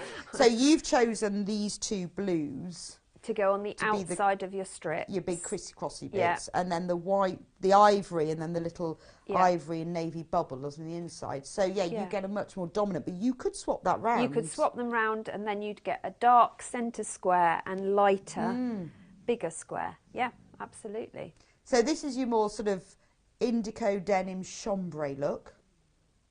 Tricky, I know. I know. See, I'd have that one for cosing up by a log fire. Yeah, or bed, lovely. Or bed. Can you hold the quilt on the desk up so I can see the colours better? Is that this pinky one? Yeah, that one. I know everyone's obviously trying to choose. Yeah, I know, it's hard. Just need one of each. There you go. Because that for me is... Now, there's only 3 of these left. Springtime, isn't it? So if you want this one, there are 3. And then it's gone. It's like that. It's like that. But if you want the blue one, I'm thinking, that's lovely for a bed, isn't it? Yeah, it is. Really classic. Or for a study. Yeah. Because I have a quilt in my that would be nice on the wall, on the wall as well. Yes. Oh, it'd be stunning. Yeah. What are the measurements of the quilt? The quilt is 60 by 74, 60 inches wide and 74 long. Or turn it round and it's the other way. It is the other way. Or you can take out rows, add in rows if you want to. Yeah, now everyone's struggling now to choose. Oh. So you've got your red, white and blue, which is Jubilee, floral, just gorgeous. Only 3 of these left. I think that colourway, when I looked at that, I just thought Mothering Sunday and Easter. Yes, and do remember that it is March the 27th and you have time to make it. You do, because you can make it in a day. Yes. Obviously, you've then got to quilt it, but we've got backing fabrics in the next hour, and we'll talk about the wadding as well that you'll need for this. Yes. So how much wadding do you need? Well, you'll need 66 by... Well, if our extra 70, wide... What is it? 70... you always go... Well, I always cut my wadding 2 inches wider than my finished quilt, so that when I quilt it, it's not... I've got leeway. I do same with the backing, but I always make my backings as pretty as the front. Oh, okay. So all of my quilts are reversible. Well, we've got some beautiful extra wide backings in the next one. So, but all I do is save pieces from the front or even a block, and even if all I do is put it in a corner or in the centre, nice. Just so that it ties nods together to the other side. Oh, that, yeah, even if you just appliqued it to the centre. Yes, you could do that. Yeah, and you've got enough fabric in what the a bundle lovely Mother's Day present. I know. Mum, you're not getting it. I've sorted Right, so this one is already. now sold out. I did say, gone. Yeah, it's all your fault. No, it's gone. Don't blame me. Congratulations to everyone who's got it. But don't worry, we've still got the red, white and blue one and this beautiful blue one. I actually think this one's my favourite. Yeah, because I love blue and white. Every one I made, I just thought, I love that. I really love blue and white. Yeah, I like blue and white. I think it's very classic, very clean. But I really love the red, white and blue. And I'm not usually a red, white and blue fan. But I Maybe really it's because it's floral. I don't know. And paisley. Don't know. It just made me really smile and Yeah, it is. It's good. I love a quilt where you've got lots of busy fabrics together, because I think you've got interest in any sector. It makes you think, you know, when you see those films and people go to holiday cottages and they've got that lovely patchwork quilt on their bed, that's what it makes me look at. Yeah, it's very old American quilt style, isn't it? Yeah. Morning, ladies. I've faffed around deciding, and now I've missed out on the instructions. Oh, no. Will they be available again, please? Loving the demo. I don't know. We'll see. No guarantees. However, they are still available in the kits. Yes. They come with their $79.99 and they come with free fabric. Yeah. Or, they're a bargain. They're a bargain. Or the blue one is $69.99. But there are less than 10 of those. Right, Susie, sorry. We keep interrupting. You're fine. Absolutely fine. Is there anything else we need to do? Well, all I'm going to do is join these two together. Okay, let's do that then. So, we've got a few minutes. Let's do it. Okay, we're going to put the centre seams together, and you'll see that they nestle in quite nicely together, which is lucky. And then I work to the outside towards the corners, because again those corners nestle together nicely as well because of the way we've pressed them. So I'll put message from Joyce. Thank you. I've got the blue one. Oops, the big Quilting mat jumped into my basket as well. Well, Joyce, you will not regret it, because I told you mine over 20 years is still going strong. Yeah. And it is lovely. But and I wouldn't say that if it wasn't. People forget that if you haven't got a good cutting surface, you're not going to get a good cut. Yeah. Because you need that resistance that's solid but giving.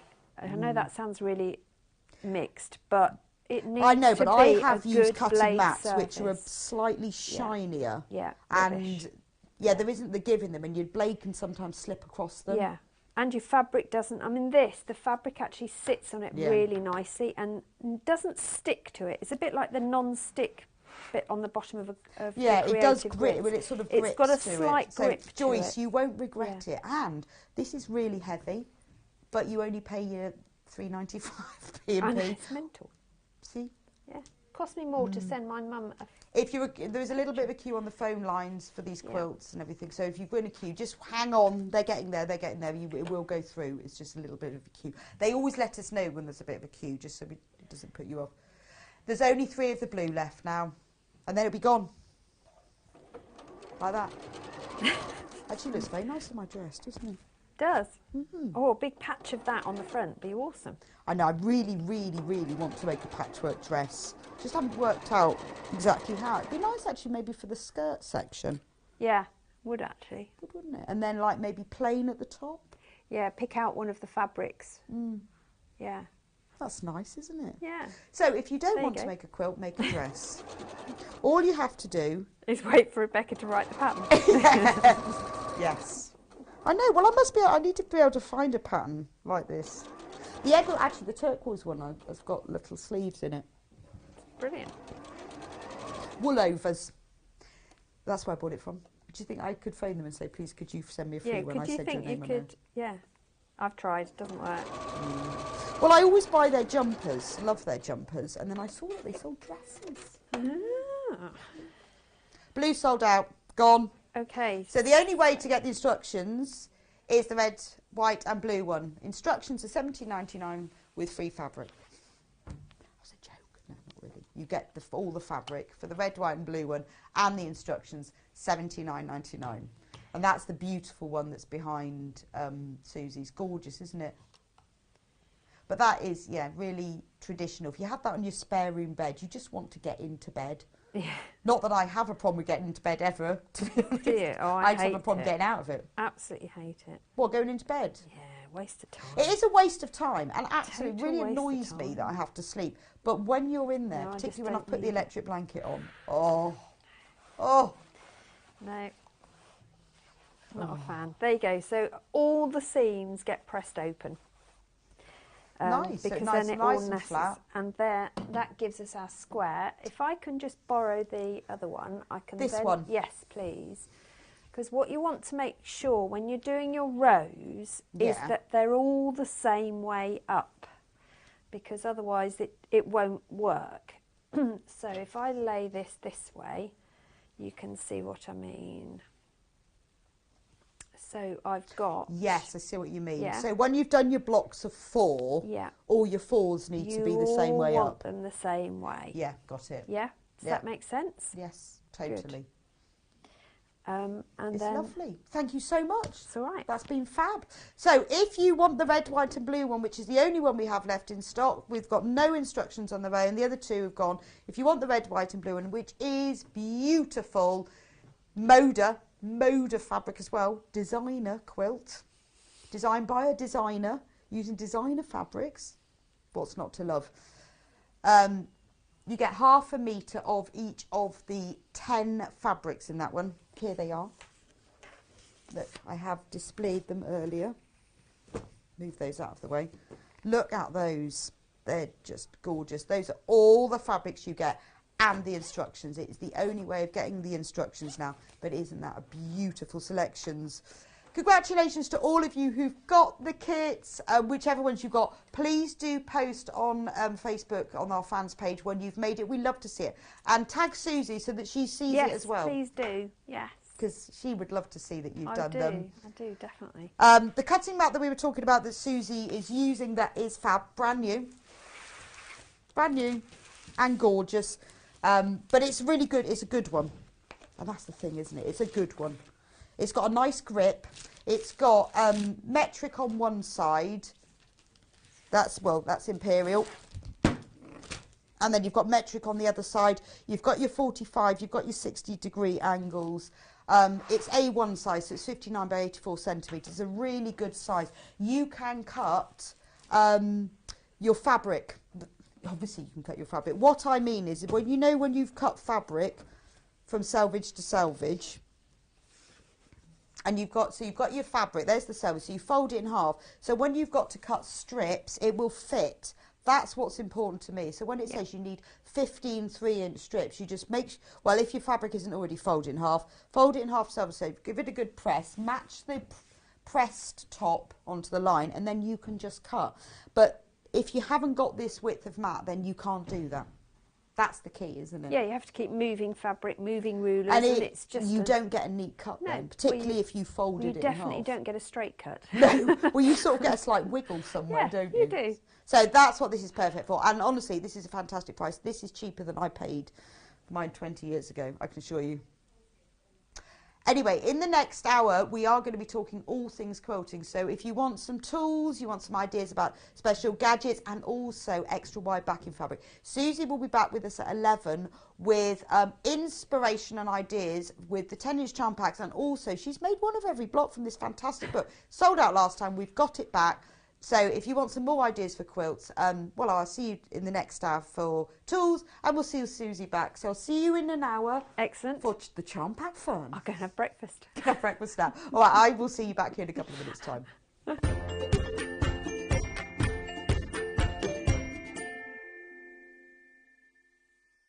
Are you a fan of Sewing Street and Yarn Lane?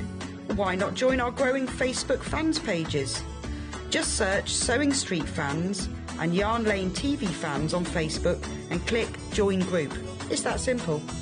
Never miss out on the latest news and updates from our presenters and guest designers, special offers and plenty of chat with your fellow fans. Share photos of your makes, ask for advice, interact with your favourite guests and presenters and be a part of the ever-growing sewing and yarn community. See you there!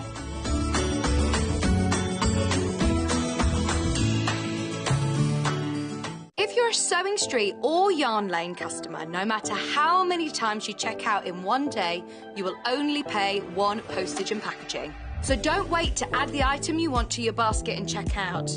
You will only pay one P&P even if you check out multiple times in one day.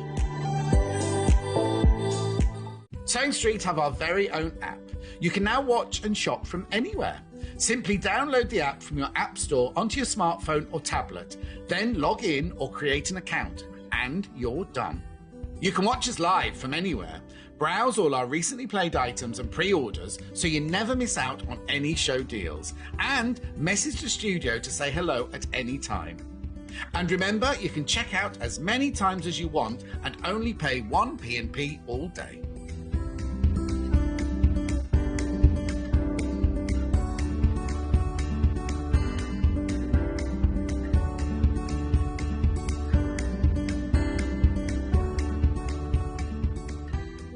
Have you heard about all of the different ways you can shop with Sewing Street and Yarn Lane? You can either shop on our websites, sewingstreet.com and yarnlane.com. You can also order by phone by calling our friendly UK customer service team. For Sewing Street, call 0800 001 4433, and for Yarn Lane, call 0800 4700 600. And don't forget about the Sewing Street app. Here you can shop all of the Sewing Street products as well as watch the live shows from anywhere. You can download the app onto your smartphone or your tablet by simply searching Sewing Street in your app store. And one final thing, no matter how many times you check out on Sewing Street or Yarn Lane in one day, you will only pay 1 postage and packaging. Happy shopping! Keep up to date with what's on Sewing Street and Yarn Lane, as well as all the latest news and special offers by signing up to our email newsletters.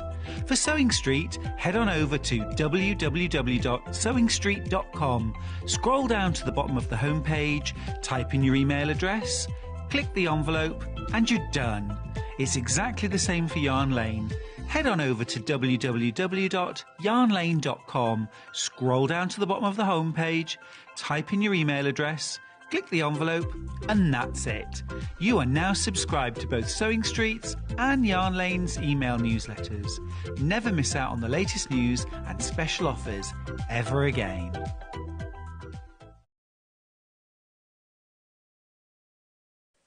Hello, I'm Kerry from Living in Loveliness and I'm delighted to be part of the Sewing Street team. I'm based in Wolverhampton and I absolutely love working with fabulous fabrics. In particular, I love working with fat quarters and showing you how to get the most from your scraps. I love bringing communities of sewists together and encouraging people to sew for greater causes. Most recently, we have been sewing for our NHS and key workers. I look forward to bringing you hints, tips and techniques. I'll see you soon.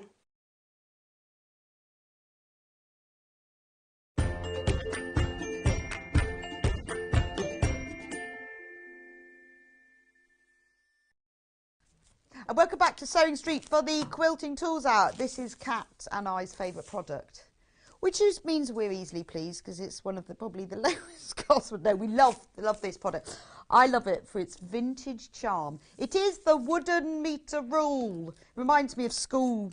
Reminds me of school. No, $4.99. It's got metric on one side and imperial on the other. Perfectly useful and very good for measuring. But I would have mine as like a decoration, or I'd use it to hang a quilt. So if you've made a nice wall hanging quilt, like maybe a stained glass window or something, put some tabs on the top. It's got holes in either end, so you can hang it up. Just put a little nail in the wall. That's gorgeous, isn't it? But, I mean, it actually obviously is a wooden ruler and it is for measuring, but I would use it as a quilt hanger because I think it's lovely. It's only $4.99. Absolutely love this. And it keeps going out of stock. So whenever it comes back in, we're lucky enough we get it on ours. And it just feels really retro. Can we have a look? Like what it says. Just, it says like here, 1,609 metres equals a mile. Because these things are useful, isn't it? 1 mile equals 1,760 yards. Who knew? 1 yard equals 3 feet. It's just great, isn't it? 91.44 centimetres equals a yard. It just it's lovely. So that's your metric side, and then you've got your imperial side here, and you've got metric as well, strangely. But there you go, you've got 1/8 and 1/4 and 3/8 and 1/2 and 5/8 and 3/4, and that's, so you've got your yard and you've got your metre. It's just a lovely thing. $4.99, just a nice thing to own.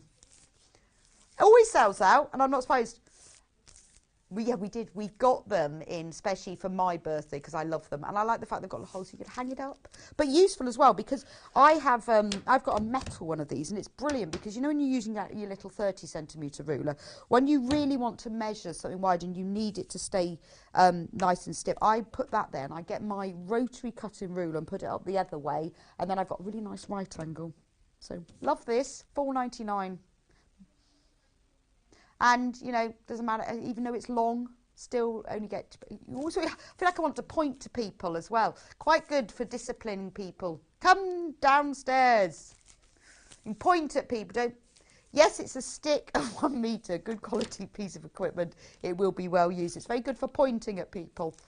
I love it. Anyway, $4.99, one of my favourite things. Right, we've got less than 20 left of those, so please do check out so that you can point at everyone as well with your metre rule. Love it. Oh, I've got, can I do this one? Oh, I know it. This is a brilliant. I used this on air the other day and I can't remember what for, but it's great because it's a 12-inch ruler, but you use it for cutting with. Well, you don't have to use it for cutting with. You can use it for measuring, but because it's clear as well, it's measured in 1/8 inch increments, but you can also use it with your rotary cutter and your cutting mat. Because you know how, well, I have many rulers, obviously, lots of rulers. Sometimes you just want a little one. This is really useful, actually. I have spent my whole weekend doing FPP. Oh, I had a joyful weekend. I worked out how to design FPP, which has been a revelation, and this is brilliant for trimming off your FPP. Morning, Rebecca. I've ordered my metre ruler as soon as I saw it. A great long straight edge. It reminds me of school. It does. That's why I love it. It does. But I am honestly thinking I'm going to use mine for a quilt hanger. I think it'd be brilliant, especially because it's got the holes in it. It does remind me of school. It's lovely. It's only $4.99. But so this is brilliant for. Well, just for basic, you know, for measuring and marking, but because you can cut with it as well. You know, you can cut, if you want to, you just cut 1/4 inch off something. It's for those little things where you don't want to get your really big ruler out. $6.99. It is fab. I mean, Creative Grids and do loads of rulers. This is Olfa, which are the sort of the cutting mat people, really. I've got an Olfa cutting. That's my cutting mat that's over 20 years old. It's an Olfa one. Still going. But lovely little piece of kit. One of those things you just put in your scissor rack, because I've got a rotating scissor rack, and I put mine in there. Just very nice. Less than 10 of those left. Love these. Love these. Right. Extra wide. Oh, yes, sorry. Kat gave me a trolley. And I forgot to put it on. Right. Extra wide backings. Now, I did talk to you about, I'll show you the wadding in a minute. Extra wide backings. So, nice to use a print backing on your quilt. You don't have to, but I hate joining backing fabric for my quilts. Hate doing it because it's actually, to be honest, a more expensive way of doing it. Extra wide backing is extremely good value for money. This is my favourite one. So, we'll do that one first.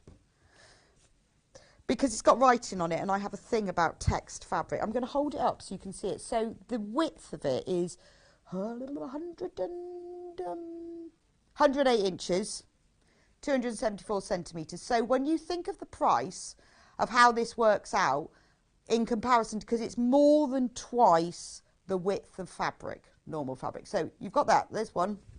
Keeps going. There's another one. And there's another one. So look, you can see how big it is. It's massive. Now, there's only 11 metres. The way that this works, look how big it is because it's sold by the ½ metre, you will be sent it as one cut piece. So if you need 3 metres for the back of your quilt, you will be sent it as a 3 metre piece. You have to put 6 units in your basket, because obviously it's available in increments of ½ metre. You won't be sent it as ½ metres. But if you just want ½ metre, look how much you get. And remember how brilliant quilting weight cotton is for dressmaking. And because it's so wide, you know, I'm thinking if you had to do, wouldn't it be great for a fancy dress if you needed to be a newspaper? This is like all bits from dictionaries though. Forgive, forethought, forethoughtful, foretoken, to prognosticate. What is that? I don't even know what prognosticate means, let alone foretoken. What does that mean? If anyone knows what I thought it was procrastinate, but it's not, as prognosticate. Well, it's got lots of different memory, nouns, it's just lovely, isn't it? Brilliant for, I covered a lampshade with this kind of text fabric. It looks fab. Only 10 metres late. Brilliant for cushions Obviously really good for your back of your quilt, but brilliant because of the width of it for things like cushions and tote bags. If you make items for craft fairs, this extra wide quilt backing is brilliant because it's really good value for money. So that's the Tim Holtz dictionary. I will be looking up prognosticate. What the hell does that mean? Love that one. Please do. There's loads of you've got that one in your basket. Please do check out on this one. I like this one as well. This is we found out where this was, didn't we? When the last time I had this on air, somebody messaged in and told us what city it was. Based on the items that were in it, somebody messaged in and told us where it was. Can't remember now. Okay. Right. So this one is like a street map.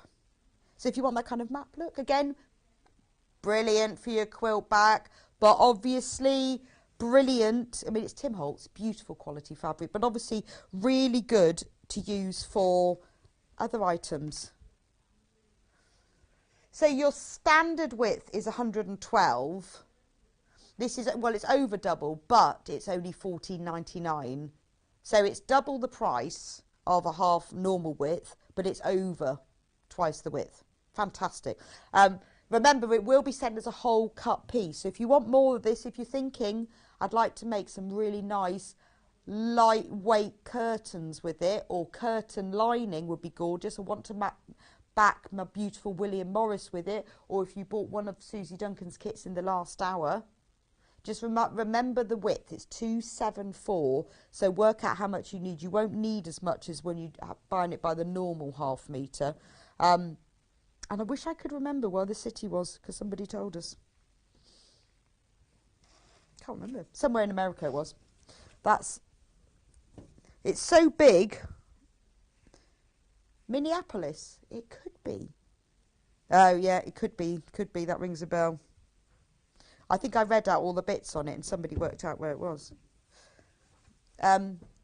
Which is this one. Oh, this is the last Tim Holtz. Oh, I've not seen this one. Oh, so you've got like, I tell you, do you know, when I had to feel it, because it looks textured. It's not, it's just normal quilting weight cotton, but it looks like that kind of tapestry feel. So you've got this lovely blue and white background, and then you've got black print on it. This would be nice with the blue and white quilt from the last hour, wouldn't it? The erasable memorandum pages. A handy companion for the home and workshop. That's lovely, isn't it? Again, remember, you don't just have to use it for quilt backing, because it's extremely good value for money. Isn't that lovely? I would make this into a dress. People would end up reading you, though, wouldn't they? Which might be a bit annoying after a while. Oh, what? Oh, prognosticate means to prophesise future events. Well. Oh, I guess it's like prognosis, isn't it? Okay, which I hadn't, yeah. I'm going to prognosticate that this would look like a brilliant dress. But people would read you. Oh, dungarees, yeah, those really sort of lovely baggy ones that tie on the shoulders. Yes, yes. Or big, nice black t-shirt underneath. Or, you know, just some like, those sort of quite wide palazzo pants. Even pyjama bottoms would look nice in this, wouldn't it? Only 4 meters of this left, though. So if you want it, put it in your basket and get it checked out. I've got 3 more, though. These are paisley prints. They're not Tim Holtz. These are different. So let's start with the blue one. Oh, these are nice.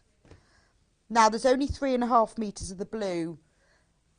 This one is cheaper. $12.99. Less expensive, more affordable, not cheaper, less expensive.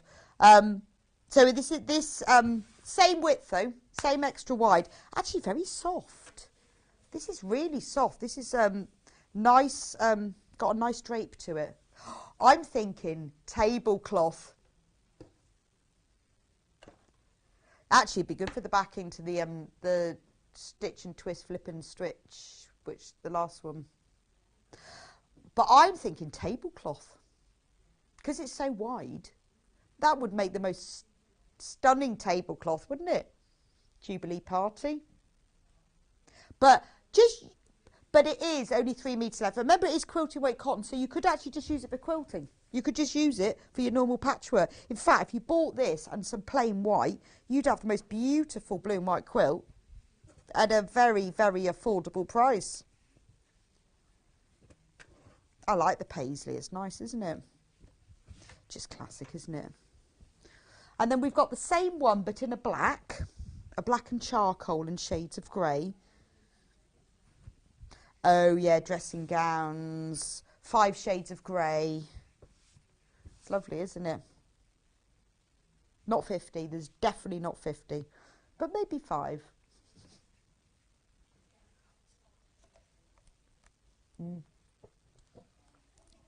Sorry, just have a drink of my tea. Hi, Rebecca. I love the fact that you use big words and then think about it.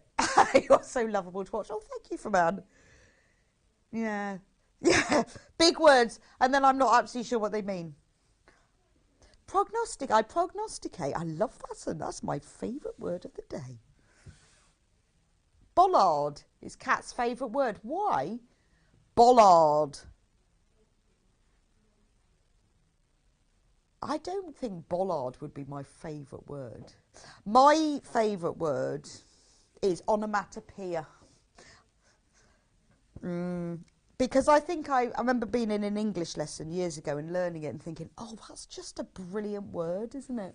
What's your favourite word, Charlie? Juxtaposition. Gosh, he's very educated, isn't he?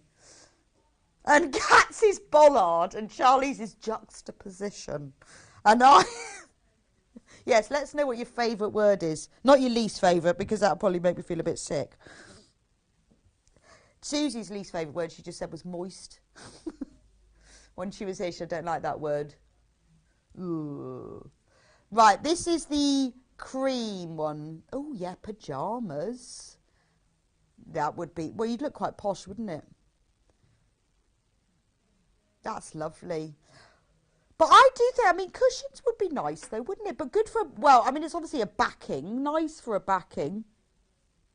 Yeah, you remember the tassel maker I had from last week? Nice with some gold tassels on it, wouldn't it? Kind of, it's not, but it looks slightly like it's got like little metallic bits in it. Because there's this slight shimmer to it. I don't know how. It's just obviously the way that it's been designed. It's lovely though, isn't it? Actually, do you know what? It'd be good for a plique, because you cut out the individual paisleys. Anyway, that's your backing fabric. Wadding. Now, this is my favourite wadding, and I'm sure you are bored with me saying that because it is. I love this. Now, this is brilliant because we have this in mahoosive, another of my favourite words, mahoosive rolls, because they would be because it's quite squidgy. And we cut it to order, so you can have as much as you like. So again, this is really wide, 244 centimetres. It's my favourite wadding because it's cotton mixed with polyester, so it's 80% cotton, 20% polyester. You get the feel, the loveliness of the cotton, the lightness, because cotton is great. It's warm in winter and cool in summer, like wool. But the polyester gives it that extra strength. So when you've quilted with it, you put it in your washing machine on a totally cold wash, and you sit in front of the washing machine with your fingers crossed that nothing runs, because if you're like me, you haven't pre-washed your fabrics. And it didn't run actually. And then it comes out slightly shrunken a bit, but just enough so that those quilting stitches that you've done, it gives it that little antique-y look. Gorgeous wadding anyway. And it's quite thin, so it's really nice. It's super needled, so it's really easy to quilt through. But it does give quite a nice loft. So it's not like you're super, super squishy. It's just a really nice wadding. But we sell it by the ½ metre, so it's £6.99. Always have ½ metre this around anyway, because brilliant for the insides of makeup bags, tote bags, backs of cushions. Even if you've made like a little cosmetic purse or something, you just put a little bit of this, because it's not, I mean, it's not fusible or anything, but I find what I do is when I'm using it is I press my fabric on top of it as if it were fusible, but it's not. And it's just enough. You can then sort of pin it or tack it. it has a slight surface to it, so when you press it, it sort of sticks to it, although it's not fusible, but it's just enough for you to be able to then pin or tack without everything moving about. But anyway, we sell it by the half metre, so if you need 3 metres of it, put 6 units and you will get it as a whole piece, which is brilliant. So if you're making like a super king quilt, or work out the length you need, and it's so wide that you quite often have a little bit left that you cut off the width, you can then use for those cosmetic bags and the like. Anyway, gorgeous, £6.99. It's also the I think the most inexpensive way of buying wadding. You should see the size of the rolls. We'll take a photo for you in the warehouse. They're massive. I love the word alliteration. Oh, I do as well, yes. Makes me smile because I was so pleased when I understood what it meant by a poet. And I said another word for rhyme. What was that then? Alliteration. Silly Susan sews at Sewing Street. There we go. Yeah, we can say that. Obstreperous. Oh, I like that. I've actually been called obstreperous in school reports. Obstreperous is my complete favourite word and can think of many it applies to. No, I used to have that in school reports, but yes. Kat thought of Wendy Orlando. Oh, I hope she's not watching. Oh, procrastination. Procrastination is, love that one. How far apart would you recommend between quilting with this wadding? Well, no, it does say somewhere. There's kind of a minimum and a maximum. Quite often they will say, I mean, I'd quilt that 3 inches apart, but I've also quilted that 1/4 of an inch. So it doesn't really matter, to be honest. It works well if you really want to do very narrow, but you can go up to 3 inches. It's fine. Oh, it says maximum of 20 centimetres, so 8 inches. I'm not sure I'd leave 8 inches, but that's what it says. So you could do. I think you get a better look if you quilt a little bit denser than that, but only because it hangs together better. I think you get more of that puffy look. Basting spray. The June Taylor basting spray. So this is really good stuff. I was just seeing whether it says anything about fabrics and whether you can use anything. It doesn't really say, does it? So this is really good if you don't want to be tacking, and who does. You lay your backing fabric down and then your wadding and then your top fabric on top, and then you peel back the top fabric and you spray the wadding. Always spray the wadding, not the fabric, and then you smooth it over, and it's like a temporary glue, so you don't have to tack, because nobody likes tacking. It's fantastic. Then you turn your quilt sandwich over and you pull back the backing fabric and you spray the wadding, not the fabric, and you push that back and you just smooth it out with your hands. It's fantastic. No pinning, no tacking, none of that. I like the word poppadom because it's a fun word. I do. Poppadom, poppadom, poppadom, poppadom, poppadom, poppadom. That's a brilliant word. I never thought about that. Yeah, so that's cat, poppadom, bollard. Yes, bollard. I guess it depends what you like the word for, doesn't it? Bollard. Oh, we like long words. My favourite is Ouagadougou. Now, I love that. Capital of Burkina Faso. I thought until very recently, because I decided this year I was going to learn every capital of the country in 1 year, starting in alphabetical order. So I started with Albania, Tirana. No, Albania, Tirana. No, the first one is actually Afghanistan is the first one, I think. And then I got to Burkina Faso and I thought it was Ouagadougou, and I absolutely love that. And then I found you say it Ouagadougou, and it's not as good, is it? How about Brunei though? That took me a long time to learn. Bandar Seri Begawan. Anyway, I got to G, and then I got a bit bored. Vacillate. Yeah, vacillate. That's a good word. We all like words. Ouagadougou. That is my favourite one. Oh, Julie hates same phenomenon. And what's the one she likes? Oh, Quixote, like Don Quixote, or Quixotic. Quixote. Quixotic, because it's after Don Quixote. Well, I wonder that because he was a bit of a, well, I wonder whether that's an explanation of what he's like. Because he was a bit of a lover, wasn't he, Don Quixote? Yeah, yeah. So whether that is a reflection on being like Don Quixote, I don't know. Quilting gloves. Quilting gloves. Could you have a look up, Kat, and see what that does mean? Because we need to know. I've got some of these, and the reason I've got them is because I opened the packet, so I was allowed to keep them. And so I won't open this packet. They are really good because... Oh, it means extremely idealistic and unrealistic. Well, he was a bit of a hero, wasn't he, Don Quixote? Obviously, an unrealistic and idealistic. Oh, I'd like to be. I know, I think I'm probably a bit too practical to be Quixote. Oh, well. These quilting gloves, they've got like little rubbery bits on the fingers, so that when you're quilting a really big quilt and you've got to push it through and hold it through, this gives you the grip. Because what I do before I had my quilting gloves, I would hold it to move it through. If it's just a cushion, that's fine. But when you're quilting a whole big size quilt and you need to move it through your machine, Cara recommends these. Cara Ackerman loves them, and they are really good. Now I've got them, and actually I have used mine before. When I'm doing a bit of embroidery on white or something, I need to be really careful and keep it very clean. I have put them on, not for sewing with, but for sort of moving things, you know, because they are a very clean pair of white gloves. But they are really good. You know, if you've ever quilted a really big quilt, it actually makes your hands ache in the end and your wrist to get it through. These, because they've got the grips, you just put your hands on it and you just slide them through. I won't open them, otherwise I'll have to keep another pair, and I've got one. So, and they're also, now these are medium to large. Now I've got quite little hands and they're absolutely fine for me. So I don't know why they come in different sizes, but I have got short fingers. I've always wanted really long fingers. I've got really, yeah. Have you got pianist hands? I've not got pianist hands. I wonder what hands I've got. Short fingers, and they're fine on me. Right, that's that one. The seam ripper. Oh, I love a seam ripper. Can I take this one out? Yes. Now, I love a seam ripper.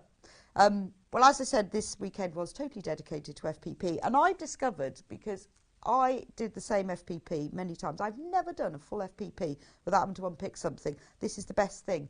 Because if you try and unpick it, and if you try and unpick without a seam ripper, you end up ripping the paper. But if you use one of these... Now, remember when you use them, to see this little red blobby bit there, have that downwards. So, for example, right, can you see? If your seam, run that underneath. Don't put it that way, because you'll rip your fabric. But that is, always have the red ball down. And then you don't rip your fabric. They are brilliant as well, is if you're sewing two pieces of fabric together and you've got the seams on top and you want them to stay open or to one side, you can hold the seam down with this as you sew through, and then it won't go on. That's what I use mine for a lot. They are brilliant for cutting buttonholes, and also, oh, they're quite good for pointing at people with as well.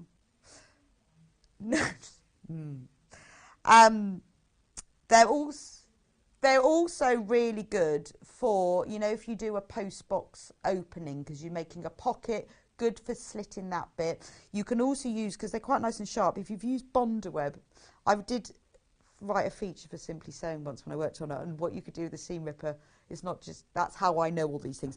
If you've got to rip the paper on the back, quaffable, oh, from Fiona in Somerset. With you, Fiona. And I've got a lot of quaffable items in my life. Quaffable items would be rhubarb and ginger gin. Very quaffable. Quaffable is things that are very drinkable. And I'd go rhubarb and ginger gin with that one. What would you go, Kat? Favourite drink of choice? Ice cold glass of Coke over a rhubarb gin. Oh, you're a cheap date, aren't you? Penultimate. Oh, no, I like penultimate. It can be good and bad. You either have another to look forward to, or you only have to suffer one more. Die in Hampshire. Yeah, you're right, actually. And also, I like that word because it makes you sound quite intelligent, doesn't it? You go, oh, so this is the penultimate thing. And people who don't understand it go, yeah. And you sound really intelligent. I like that word. Hi, all. I don't like vocabulary, maybe because I can't say it from Lindsay in Greater Manchester. Vocabulary. Yeah, there are some words that are really difficult to say, aren't there? Vocabulary. To keep going through for your seam ripper, they are so for scoring the back of Bonderweb, they are really useful for that, but I would not be without mine. I'm just going to see if I can put it back in the packaging, or I'll have to have another one. It's such a shame when I have to have these things, isn't it? I'll do that later. They do, well, I lose them as well. I found if you drop them on the carpet, they stick in. Now again, I use this, or if you FPP. Yeah, so if you're in the new club, are you in the Scrappy EPP group with me and Jenny and there's 700 other people? Loving. And Kat's in it as well. The Sew Line fabric glue pen. Now, I'll tell you what, I use this from FPP as well. Didn't realise how useful it was. Marvellous. Scrappy Hexy Fun. These are brilliant. Once you've got them, I mean, obviously they are fantastic for EPP. Saves all that nasty tacking. I won't say it because I know some people do love tacking their EPP, but you can just stick it on and on it stays forever. And it comes off really easy. Brilliant for putting zips in because you can just sew that in. Anything that you don't really want to pin, it doesn't add any weight. It's water soluble and it's fine. Do not use a Pritt stick. I tried that and it is a nightmare to get off. So don't use a Pritt stick. But these Sew Line pens are fab. And we have these. Now, you will get through a lot of the refills. We have no idea why they come in different colours because they dry clear. I think it's just for the fun. You get 25 hexes out of one glue stick. Really? You must use a lot of glue. I'm quite tight with mine. I put little blobs. Cat's a dragger. I'm a blobber and Cat's a dragger. If you ever stick fabric to EPP shape, you'll know exactly what we mean.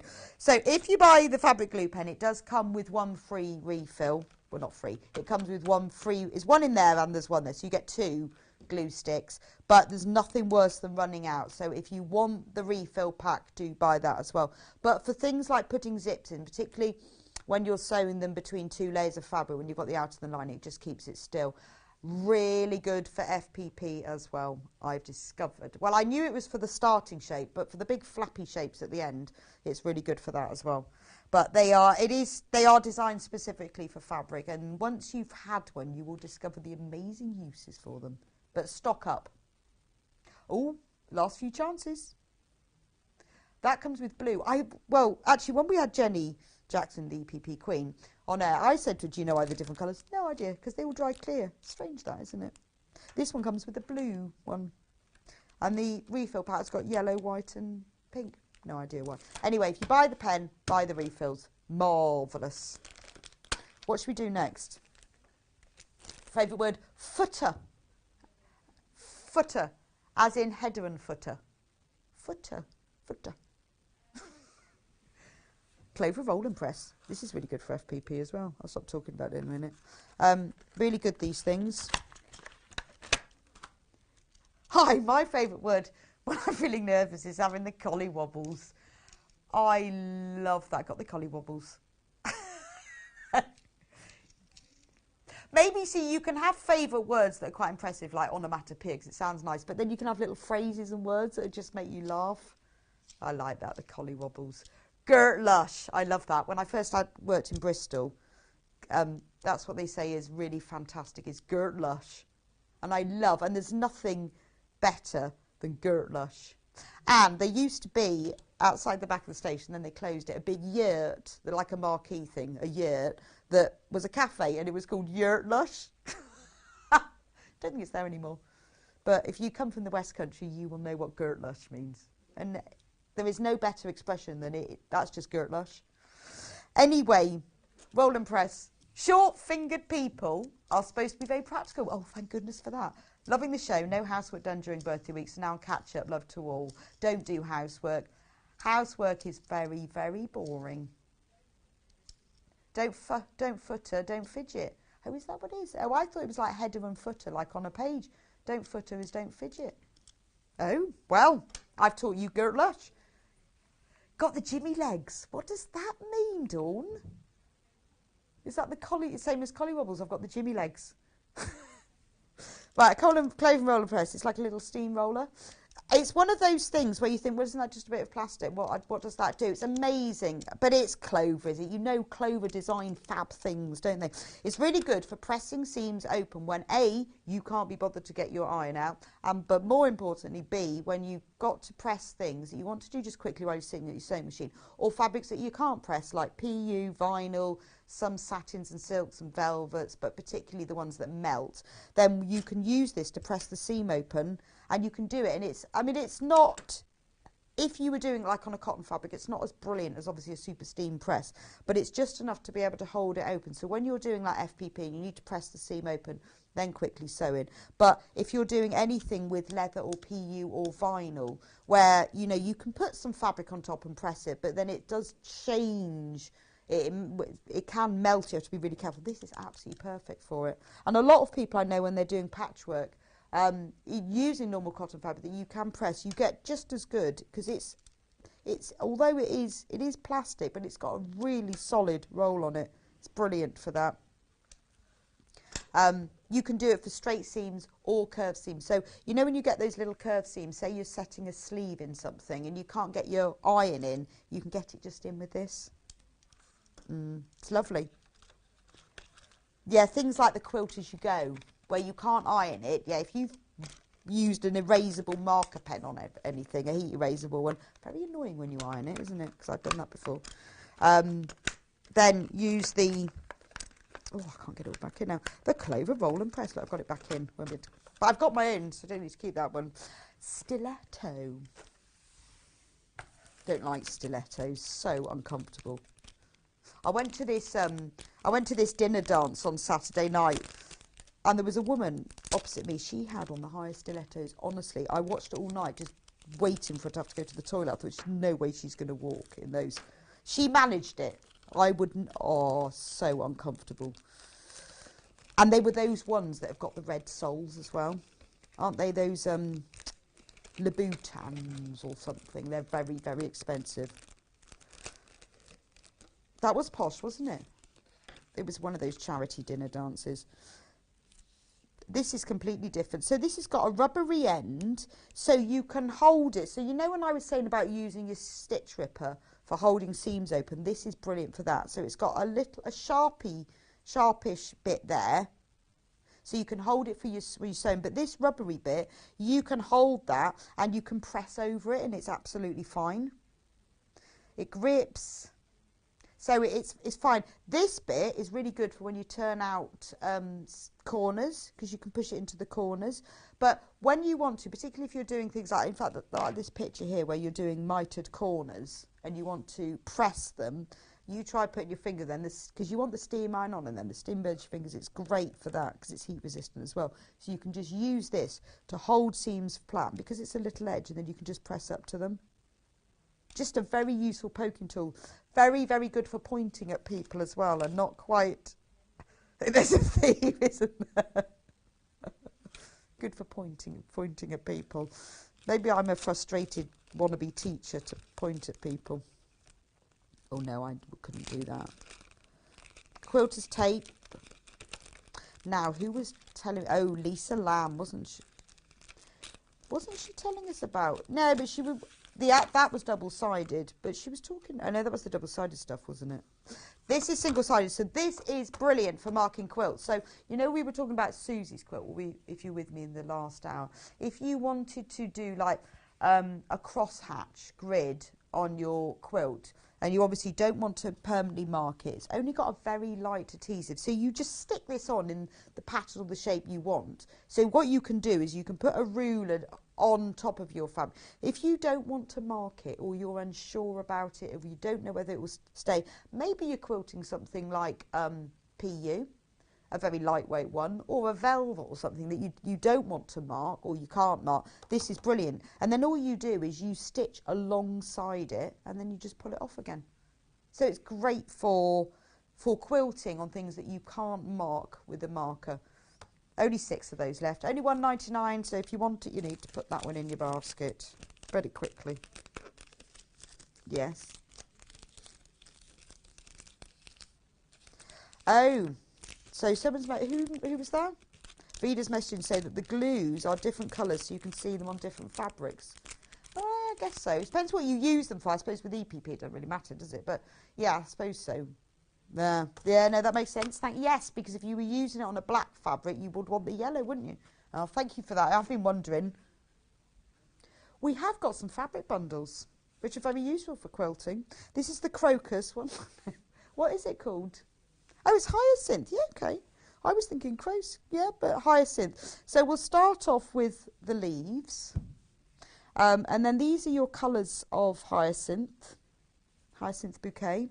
So we've got the deep purple, and then we've got the lighter one, and then we've got this lovely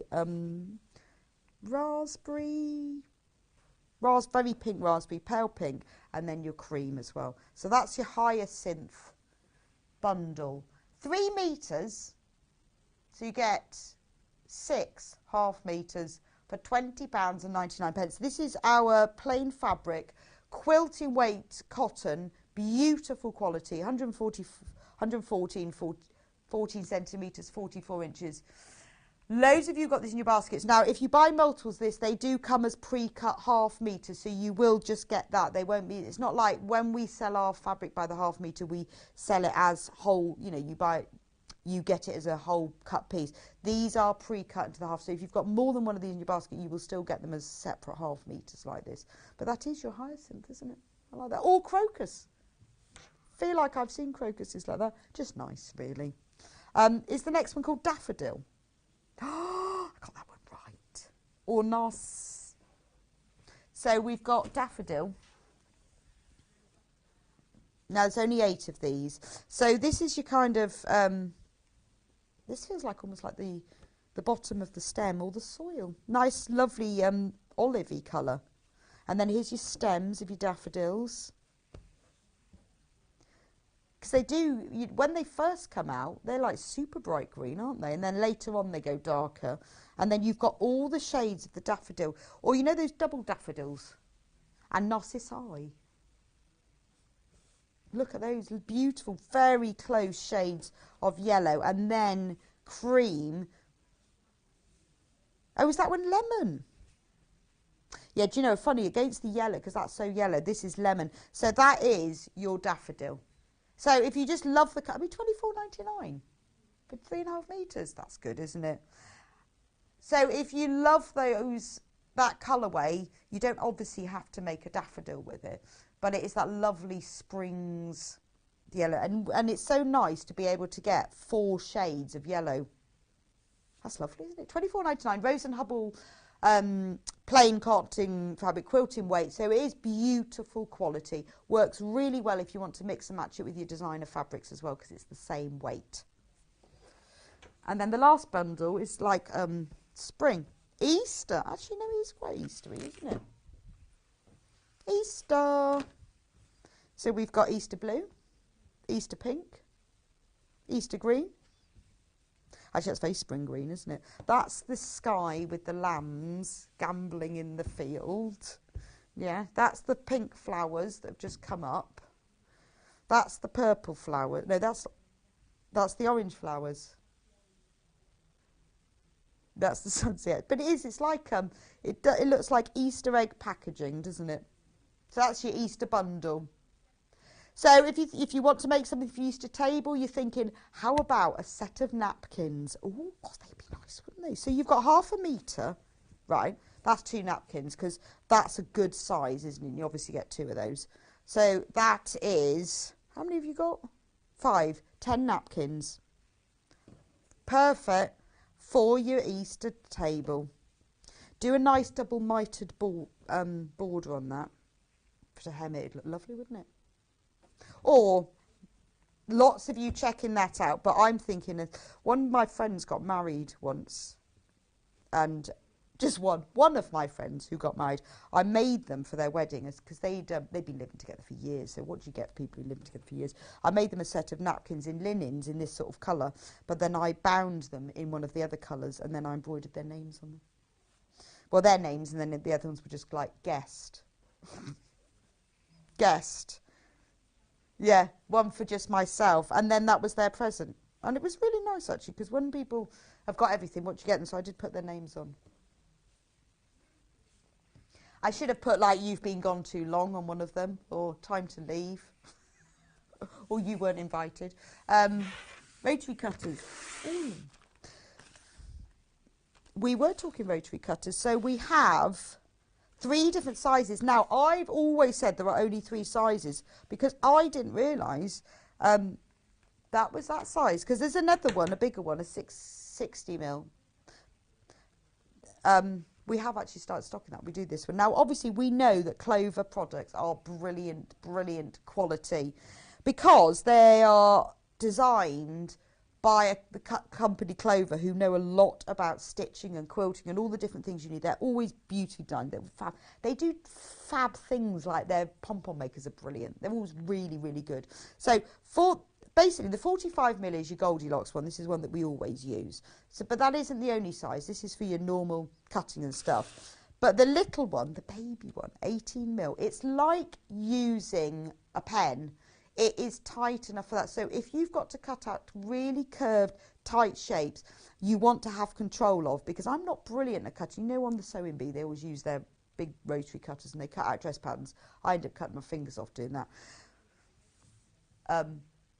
Yeah, see, Delphine can do it. Maybe it takes practice. I just can't do it. But this little one, you can really use like a little pen. So if you've got to cut out small places, maybe you're doing like a plique and you've got all the bond web shapes.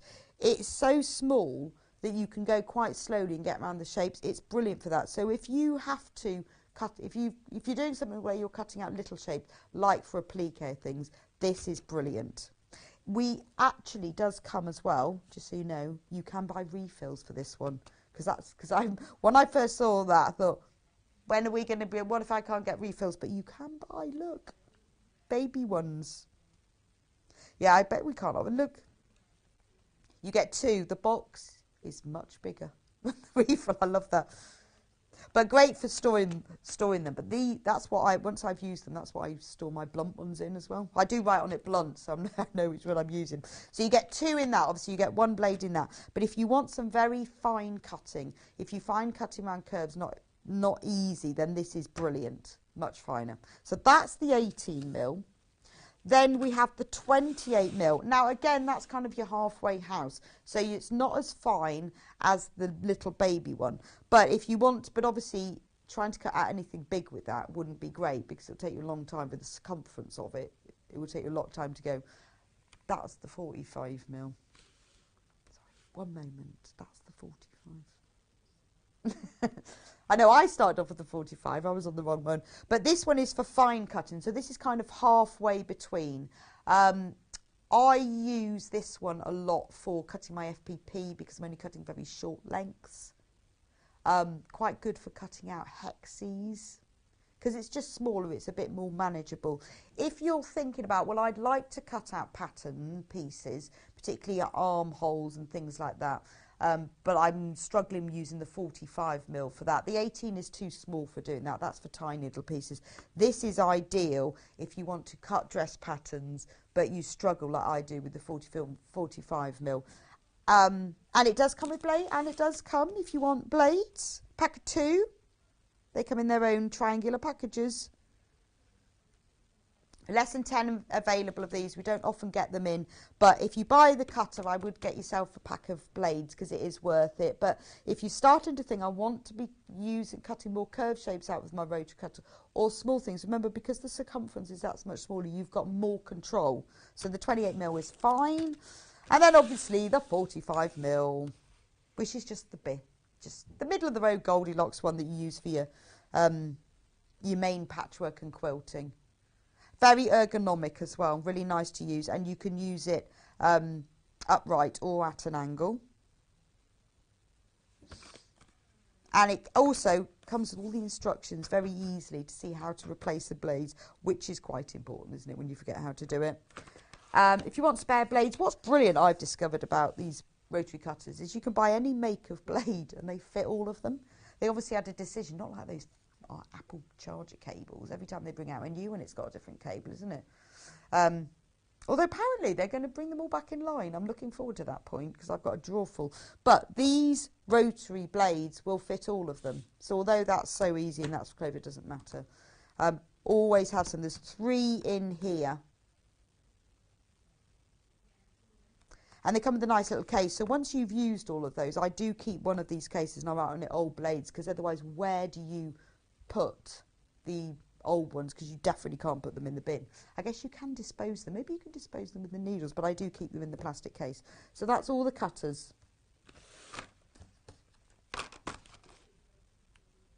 Oh yes, this big one, the Fiskars. Now this is fab. This is what loads of you have put in your reviews is fantastic when you struggle with your wrists or with dexterity of holding, because with your rotary cutter you've got to hold the ruler flat with one hand and you've got to apply quite a decent amount of pressure on your cutter to go through. But this, you just press the handle down and push and it cuts. There's a picture of it. So it's very solid, so it doesn't move very easy, so you're not having to apply too much pressure. And all you do is so safe as well. You press with your hand, and it's the flat of your hand that you press down on it, and then you just move it along, and it will cut. So it's absolutely brilliant if you struggle. Have a look, or ask on the Facebook page. There's a lot of you I know have reviewed this and have said how great it is when you struggle. Or if you're cutting a lot of fabric, I know a lot of people who maybe make items for workshops or have small shops, they use these because it's great when you've got a lot of cutting, because it's such a long length. They're 24 inches long and 6 inches wide, so really good for cutting full widths of fabric folded in half. And it will cut lots of layers as well. So it's brill. Oh, redo the early bird. Where's my little pot gone? I have my little pot. Now, we started with hundreds of these. So if you weren't here at 8, why not? I was. Now, I said I was here at 6. Yeah, where were you? Where were you? In the farm shop services at 5 o'clock. Yeah, my friend was in the farm shop services this morning. Now, these are fab. I said to Kat before we went, because I've seen them, but I've never used them. And I said, well, I don't think I'd bother with these because don't you just, you know, how are they going to work? So when I've got these type of spools, I try and put it in. You see that little groove? You can put them in there, but they always seem to come undone or I don't get them in. These are fab because I've got a beautiful wooden spool rack where they're all loved, and I've got a big box full of threads, obviously. They've always got threads hanging down off them.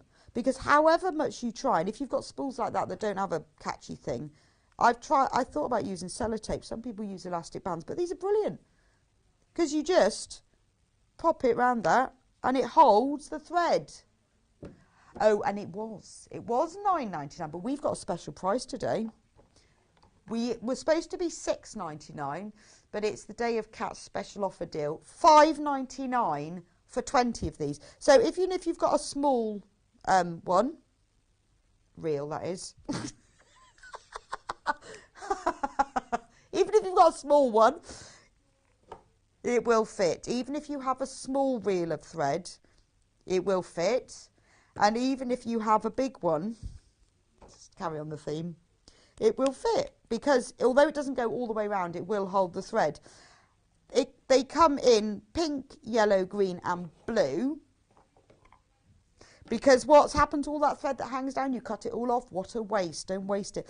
I was thinking as well, because they come in these different colours, you could use them. You could put all your like sort of special threads, like your metallics or whatever, or your quilting weight threads, all in one colour, or you could colour code them. Now you get 20 in a pack. We had loads this morning. We have sold loads as well. But the price will go back up to $9.99 at midnight. So if you want these are brilliant. I also ask people for what else they do with them, because I'm feeling like with the fabric clips, there's most uses. Some people were saying cables. You know, when you've got all those cables like at the back of your telly, put them all in. Yeah, we've got a box full of sewing machine cables that all get tangled up. Brilliant for that. I would use them for my headphones that are on wires. You could keep things together. Someone then said knitting needles, brilliant. Sets of 5 DPNs, fantastic for them because they all come in these colours. So that when you flatten them out, they look like a slug.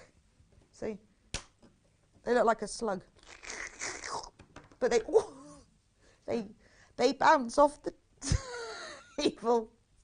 Hours of fun. Game. So we still have got, I just want to bring them back because we have got a few left, but aren't they great? So if you have got a box full of threads that are all tangled like mine, or even a nice storage rack, pop these round them. There we go. Particularly if you're taking a reel of thread and you're travelling or you're going to a workshop or something and you've got it in your box, you want to just keep it nice and neat so it doesn't get caught around anything else. Oh, is Jenny Jackson watching? Morning, Jenny. Hope you're feeling better. She got COVID. Got COVID of all his time. And she was supposed to be sending out my... I ordered one set of EP pieces. We might have to order another set. And then she got COVID. I know. Well, it's because I want to make lots and lots. I want to make them all and then I'm going to sew them together. So these are the brilliant multicoloured thread spool huggers. Pack of 20, $5.99. Go back up to $9.99 at midnight. Let me know what you're going to do with yours. Because I feel that there are more than one use to these. So... less than 30 left. Lots and lots of you buy multiples because I don't know anyone who only owns 20 reels of thread, except for people who don't sew and then they, well, I don't really know those people. Most people who sew have more than 20. Oh, very quickly, yes, the bobbin winder because it comes with a free pattern. Have we got the video? Right. I was going to demonstrate this, but then we realised I'd have to take the battery lever off. So we have got a little video. Look, it's a little suitcase. Look. Okay, and when you open the suitcase, it's this. But do you want to see what it actually does? Independent bobbin winder. I love this. Comes with free pattern. Not those. Free pattern. Should you watch the video?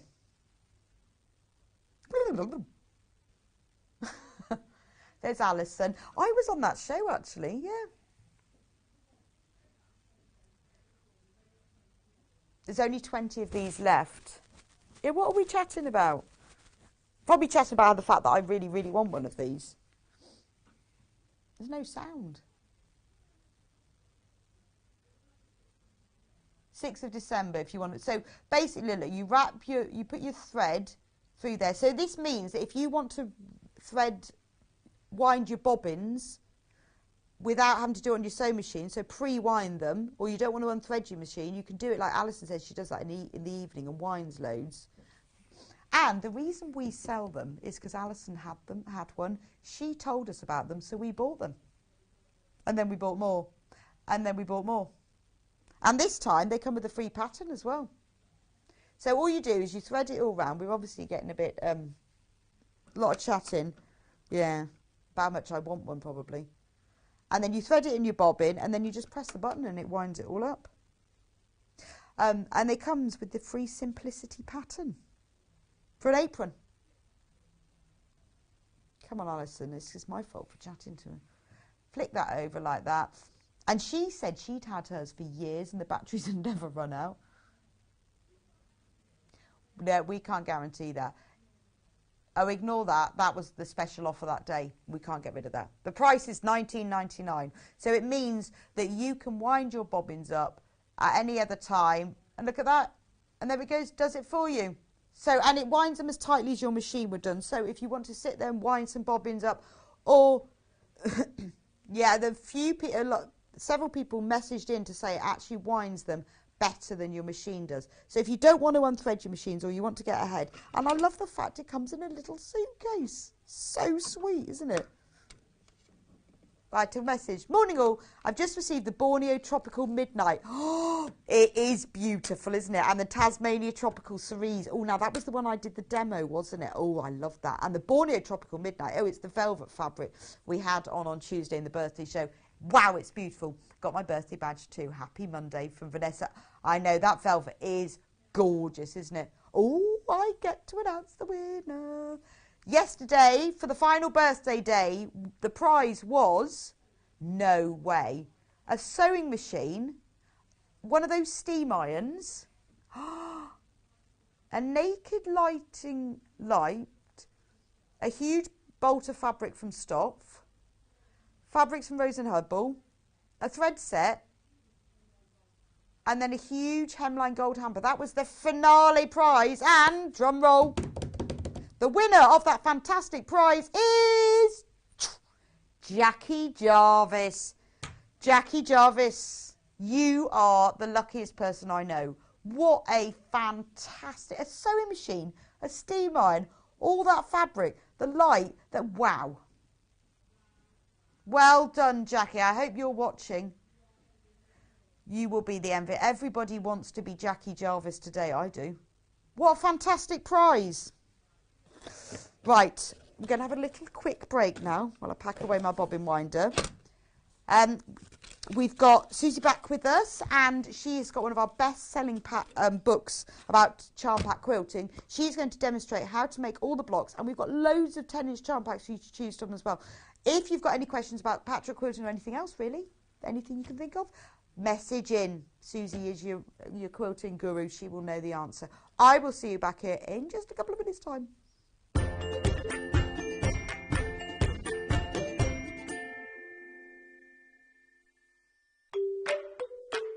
Hello everyone, I'm Delphine Brooks. I've been part of the Sewing Street family now for over a year, and it's been the most incredible journey so far.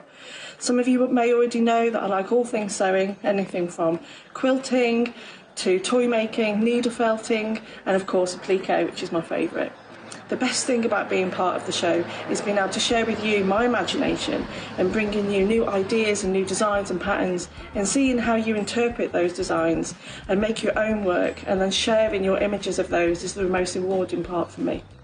I'm currently working on lots of new ideas and exciting projects that I cannot wait to bring to the show and share with you all. But in the meantime, take care everyone and happy sewing! We know that shopping online can be a confusing and sometimes daunting task. And sometimes all you want to do is talk to a human being. Our family-run customer service team are on call 24/7. Full of friendly, warm-hearted individuals, all trained to make your shopping experience as easy and enjoyable as possible. Not only will they take your order, they'll also help and guide you on your shopping journey, so you never miss out.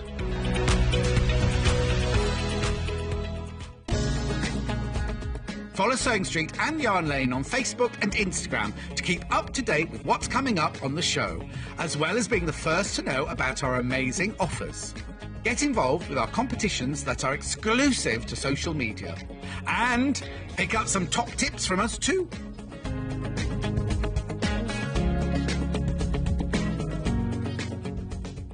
Sewing Street have our very own app.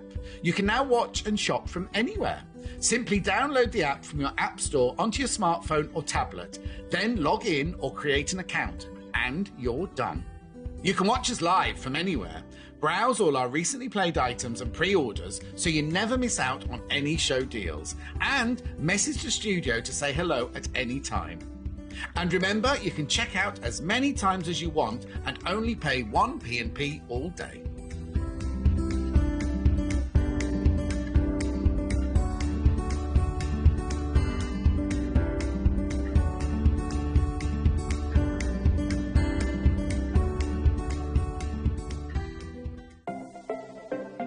Missed the live show? Don't worry, we recorded it for you. Never miss out on your favourite presenters, guests and makes ever again. Head on over to our YouTube pages to watch back the day's live show and enjoy your favourite demos over and over again. We also have lots of great content exclusive to our YouTube pages, such as product demonstrations, troubleshooting videos and so much more. Subscribe and turn on the bell notification so you never miss a show or video ever again.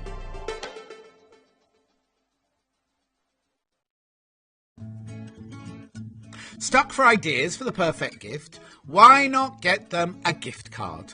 You can buy Sewing Street and Yarn Lane gift cards loaded up with anything from £10 to £500. Shop our gift cards online at www.sewingstreet.com or www.yarnlane.com, or purchase them via our UK call centre on 0800 001 44 33.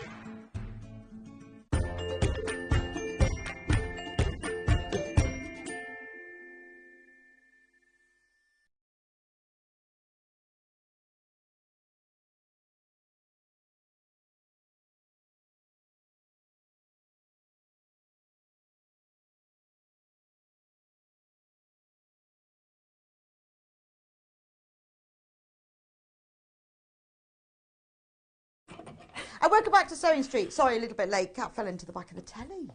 But apparently it's I okay. said you dropped something. She goes, it's fine. It's just the back of the telly. Luckily, we haven't broken anything. Anyway. Susie's favourite word is discombobulate. I know, I love it. Is that like taking your brain out or something? It's basically where you're just all of a off kilter. Everything's just wrong, isn't it? Yeah, bobulated. I just think it's such a fab word. It's brilliant, isn't it? Yeah. Discombobulate. Somebody sent things in that we don't know. Quixotic, we like that one. Which one? Oh, I know why we said it. There was a word on that Tim Holtz fabric. Oh, but I didn't know what it meant. Oh, okay. That fabric was amazing. It was, Love wasn't that it? fabric. Loved that one. And wide back as well. How useful was that? I know. Really want one of them.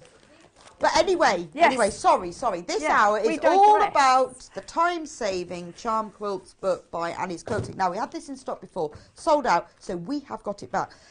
What I think is amazing, is it's £8.99 and you get 8 projects. Oh, £1 each. Just over £1 each. Crazy. And I can work that out. Crazy. Well, if you add in all the tips and things. Yes, so if you put the tips at £1. Yeah. And all the quilt projects. So it is a brilliant book. Yeah. Every time we've had it in twice and it sells out. So this is your moment, your perfect moment. And I'm not going to sing it. Because we see these fantastic charm squares and want to buy them because they look lovely and then go, what am I going to make with it then? Or you're frightened to use it because you don't want to disrupt the beautiful way they've been packaged. Get like this charm pack and go, ooh. Yeah. And isn't that beautiful? That is what you sit and do. Yeah, and you go, you literally just flick the corner, don't you? Like one of those books you used to draw as a little person. Yeah, what's weird, isn't it, is that the 10-inch charms, you get 4 times as much fabric as a 5-inch charm, but it doesn't cost 4 times the price. No. It's amazing. Shh, don't tell them. Shh. So, in the book, anyway, we have 8 different patterns. So what did you think about the book then, Susie? We'll go through the book together. I love this book. This is the second time I've had the privilege of presenting this book here. And I absolutely love it. There isn't one single project in here I don't want to make. Really? Yeah, they are lovely projects. The instructions are really clear and concise. It tells you exactly what size. Yeah, I love the fact that it tells you the block size as well, because then you can, if you want to increase it, you've got the measurements to work it all out. Do they all use a whole charm pack? No. So, no, what they use... I mean, they use 5-inch squares, which is a charm pack, but we've got layer cakes. Now, you're going to say, well, why have you got layer cakes if they want charm squares? It's because you're going to cut... It's cheaper, but because, say, for example, this first one, the crisscross that you're looking at... Yes, I like the crisscross. That uses 144 5-inch squares. Right. Well, you're going to have to buy a lot of charm packs to get 144 5-inch squares. Well, with the layer cake... you get 4 from one 10-inch square. So and there's 42 in there. So you've got 168. Wow. And I guess what you can do is cut them quite easily into those squares. Absolutely, you Maybe can. Not all of them in one go. No, I wouldn't. Unless you've got a massive rotary cutter or a laser. And you're but a few at a time. Confident. Yeah, but you can easily do that. But it means that you make use of your layer cakes. Yes. And it's all colour coordinated. But the great thing about the designs in this book is they all use, because they use packs, it means you've got that Okay. that So cacophony you're of not colour trying going to on. convert a No. non-layer cake pattern Absolutely. to your charm pack. No. So we've got the crisscross throw. Yeah. So we'll have a look through and then Yeah. we'll talk about the blocks. Fishtails. Yeah. It's nice. It is nice. Really nice one, that one. 2 blocks made the same way, just one is slightly smaller, so you border it so that when you put them together, Yeah. they look like they're individually sashed. Very clever design. Oh, that's good. Oh, yeah, there's a bigger picture No there. waste as well. Oh, it does? No, that's quite good, isn't it? Because Yeah. it's kind of an illusion quilt, Yeah, isn't it? It's quite clever. Nice. Then we've got the Charmingly Mod. Applique instead of piecing inset seams. That's quite good, isn't it? So Yes. again, it works with all the different colourways, but a fabric collection that hangs together. Yes, so with this one, you've got a lot of background and not a lot of colour. But if you've got some beautiful, things like the caifs and the really bold prints. Yeah, where you really want to use them. Exactly. Would work really well for this because the plain background would showcase them. Ooh, like that one, Sonnet Dusk. We'll have a look at those in a minute. Work really well with Sonnet Dusk. But again, the book describes raw edge fusible applique. So if it's something you've never tackled before, it's such a good way of doing it. And it tells you about hand appliquing versus sewing, machine sewing. So you know where to pivot and where to stop. So you've got a lot of technique in here it's then. amazing, yeah. So I think you've gone beyond your £8.99 already. Right, yeah, because we go 50 pence for the instructions.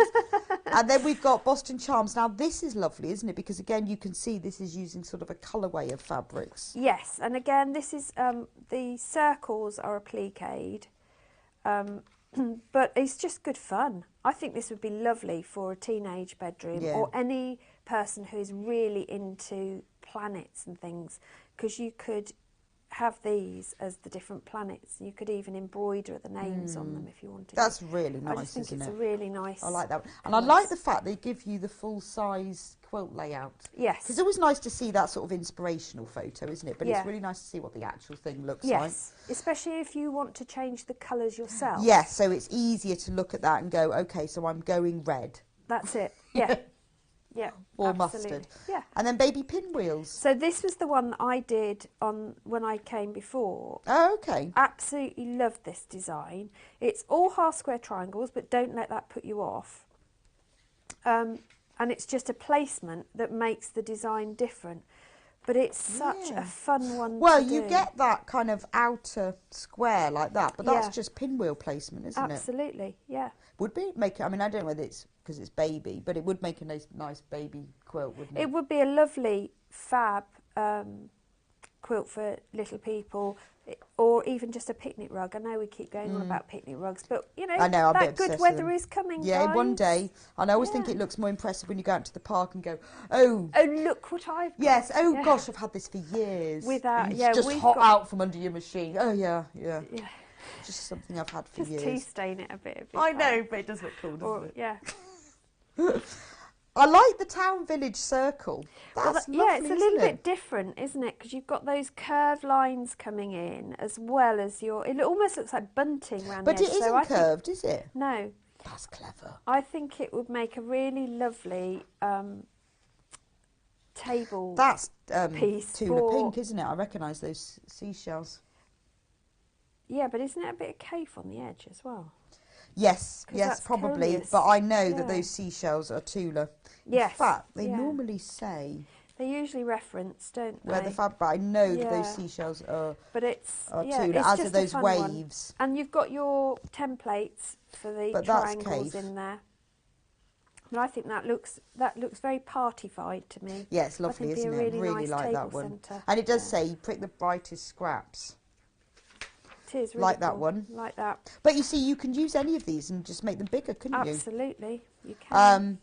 Touch of the Past. Now this is a really, I'm gonna find really a big- clever one. How this is put That is together. very clever, isn't it? It looks like it's It looks gonna really be hard. really impossible, but actually, if you read the instructions, break it down and just follow it step by step. Don't try and be clever. It comes together really nicely. Oh, right, well, when we go through, we'll do that one first, shall we? Yeah. Because you made one of those. I like those. that. It's almost, it's a bit attic window, isn't it? It is very old school, I think. I would love to do this with pieces of old shirts and as an heirloom piece. You know, this is what you used to wear when you were this old. Oh, and that this would is, be nice, wouldn't it? Be really cool. But it would work really well with shirts. Yeah, it would. I like that one. Yeah. Charm sampler. Oh, that's bigger, isn't it? Yeah, this is a big quilt. Yeah, 59 by 71. And you can see you've got 6 different blocks in this put together, and you've got this. To me, this looked like they've put it on a single bed. And I looked at it and I just thought of children's games. It just seemed like you should be playing some but form interestingly, of in game. these super bright fabrics, it's very modern, isn't it? But if you used, something like this fabric. Yeah, I used the one. What's it this called? This one is I used Riley Blake's Petals and Pedals. Yeah, that's what I used. Oh, did you? Yeah. No. Yeah, and I did my O's in the red. Okay. Dog Have we got tooth. bicycles? And I did the check as my X's. That's weird, because of all of those, that's the one I'd have chosen. How fun is that? So in this chart, in this one, you've got, it's got words. Pedal you away all around the town. Pause to enjoy the view. But you've got florals, you've got, it's very red and green. Got black baskets. I like the bicycles all over it. I think this would work really well. I think it would be brilliant for that one, yes. Yeah, the colour tones in this are warm tones. You've got... Yeah, I used it to do the previous one as well, Touch of the Past, and it worked really well for that. So this is $49.99. And so how many, would one of these be enough to make that? What does it say? Just a little look, one moment. Yes, you only need 125 5-inch squares, but you'll need to add, with all of them, you'll need to add your solid. Okay, so 2.5 yards of grey and 3/4 yard of light grey, or white or whatever you want. Yes, so for your background, you will need to add some other. Absolutely. But for this is lovely, isn't it? I mean, because you've got, this is just really bright. Or if you wanted to keep it like really monotone, this is lovely. It would look amazing in the blues, This and the mustard's in there as well. This Moda one, it looks like it's tie-dye. Yeah, it does. Tie-dye. Also looks a bit like kimono fabric. I'm sure I had a kimono like that. But you've got blues, and it's all like tie-dye fabrics. So, but it's going all the way through to darker. But then it goes into these lovely sandy colours. That would look really nice, wouldn't it? It's gorgeous, isn't it? But it is all that tie-dyed effect, and then you've got the paler colours there. So if you wanted to go, just... Well, there's only 3 that would work there. really well to do your bars, and then you could choose your accents, doing your X's. Well, yeah, you could use a different colour for each one. So depending on what you choose, is the look of these things. It looks very modern in these, but you could make it look like an old, like a traditional sampler. So in the Christopher Wilson Tate one, which I love, the Moda Regency Blues, it would look beautiful in that one, wouldn't it? Yeah. To be fair, I don't think it would matter what you picked for these quilts. They would work. Yes, they would. Just be because stunning. This one is full of mustards, and sands and this blues. This is very, very Regency. Very. I mean, so if you like the if blue you like and your mustard, Jane Austeds and your Thomas Hardys, which I do. Me too. This is gorgeous. Well, we'll go through in a minute because Susie has used these chart packs to make some of these, so we'll just have a look at them properly. The book is $8.99. So, yeah, and then so that's all 8 of them. Then we've got lots of quilting basics in there. There's people buying multiples because they missed out before. There's the foundation piecing in here as well. Oh, maybe we've got some curved piecing, we've got templates. So much there's just so much in here. There is. And if you want to make them bigger, this is the best thing, is it tells you how much you need. But if you love this one, but you want it to bigger, you just add more blocks. Don't sit with this one in your basket. Last time we've had it in, it has sold out twice. And we've got a few back in. There's a lot of you within baskets. If you sit with it in your basket, you'll miss out. So should we go through the ones that you've sampled, then we can talk about the fabrics that you've used? Yeah. So Yeah. Susie very kindly has made all of these quilts. Not the entire quilt. Not the entire quilt, but she's made one of all of the blocks, which we're quite impressed with. I have. Which will be, it's great because then you can really see how they work and we can talk about the Exactly. fabrics. Well, 'cause that's we've what given I you a thought. nice choice. You have, yeah. Of my little my and then charm at pack some shop. point, should we go? I can go through what you can get from a layer cake, a 10-inch Yes. square as well. Yes, that would be So, fab. Which one do you want to start with? Did you say? Well, should we just start at the beginning, actually? Yeah. Let's just start at the beginning, Okay. otherwise I'll get confused. I was going to start with that. Okay, so crisscross throw. I'm going to put all of my... So you use your background fabric to create that the crisscross diagonal sashing, really. Yes. And the trick with this one is to, when you're splitting your fabrics, to keep them together because you want them either side of the strip. So you cut your thing in your blocks into 5 Yeah. inches. Yeah. And then... So, yeah, you're just following it, but you're cutting them diagonally. So let me grab my ruler. So this which is charm pack? I used, this is this one. This is the Moda Ladybird. Right. Which is this one. $47.99.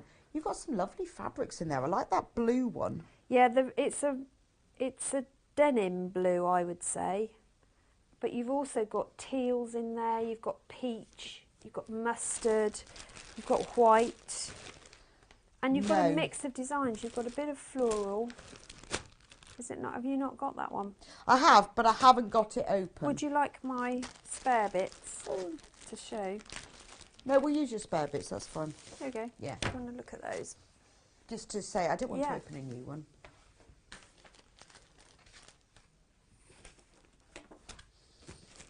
I've had it all laid out nice, Yeah, and now I'm in the way. I walk in the room and it all goes pear-shaped. Right, but then we can see the colours. So I like that mustardy swirl. Yes. So you've got mustards. That was the one you used in the blue with the little songbirds. Yes. It's a bit Liberty, isn't it, really? Yeah. And then you've got, so this is the colour palette, I guess, is mustard, blue. These pretty, it's just floral, isn't it? Well, some of it's floral, and then you've got the this sort of seashell almost design. Yeah. And then you've got splatters, so you can pick out colours. So these are all the colours you get. So the colours are very floral, but not all the prints. I love the bird But one. really vibrant. I mean, fabulous summer colours, aren't Yes. they? Yeah, absolutely gorgeous. And I like these swirls, the go-withs. We did a fabric collection. Who was it? Was it Jason Yenter's fabric collection? Yes. And when he was introducing his collection, he goes, and these are the go-withs. So he has like all of his main ones, and then these small prints are called the go. I'd never heard that expression. Yeah, Love no. that. So this is the go-with. Yeah. There's only 25 of this charm pack left, though. I just love these. Like They're this green. multi-directional as well. Oh, nice.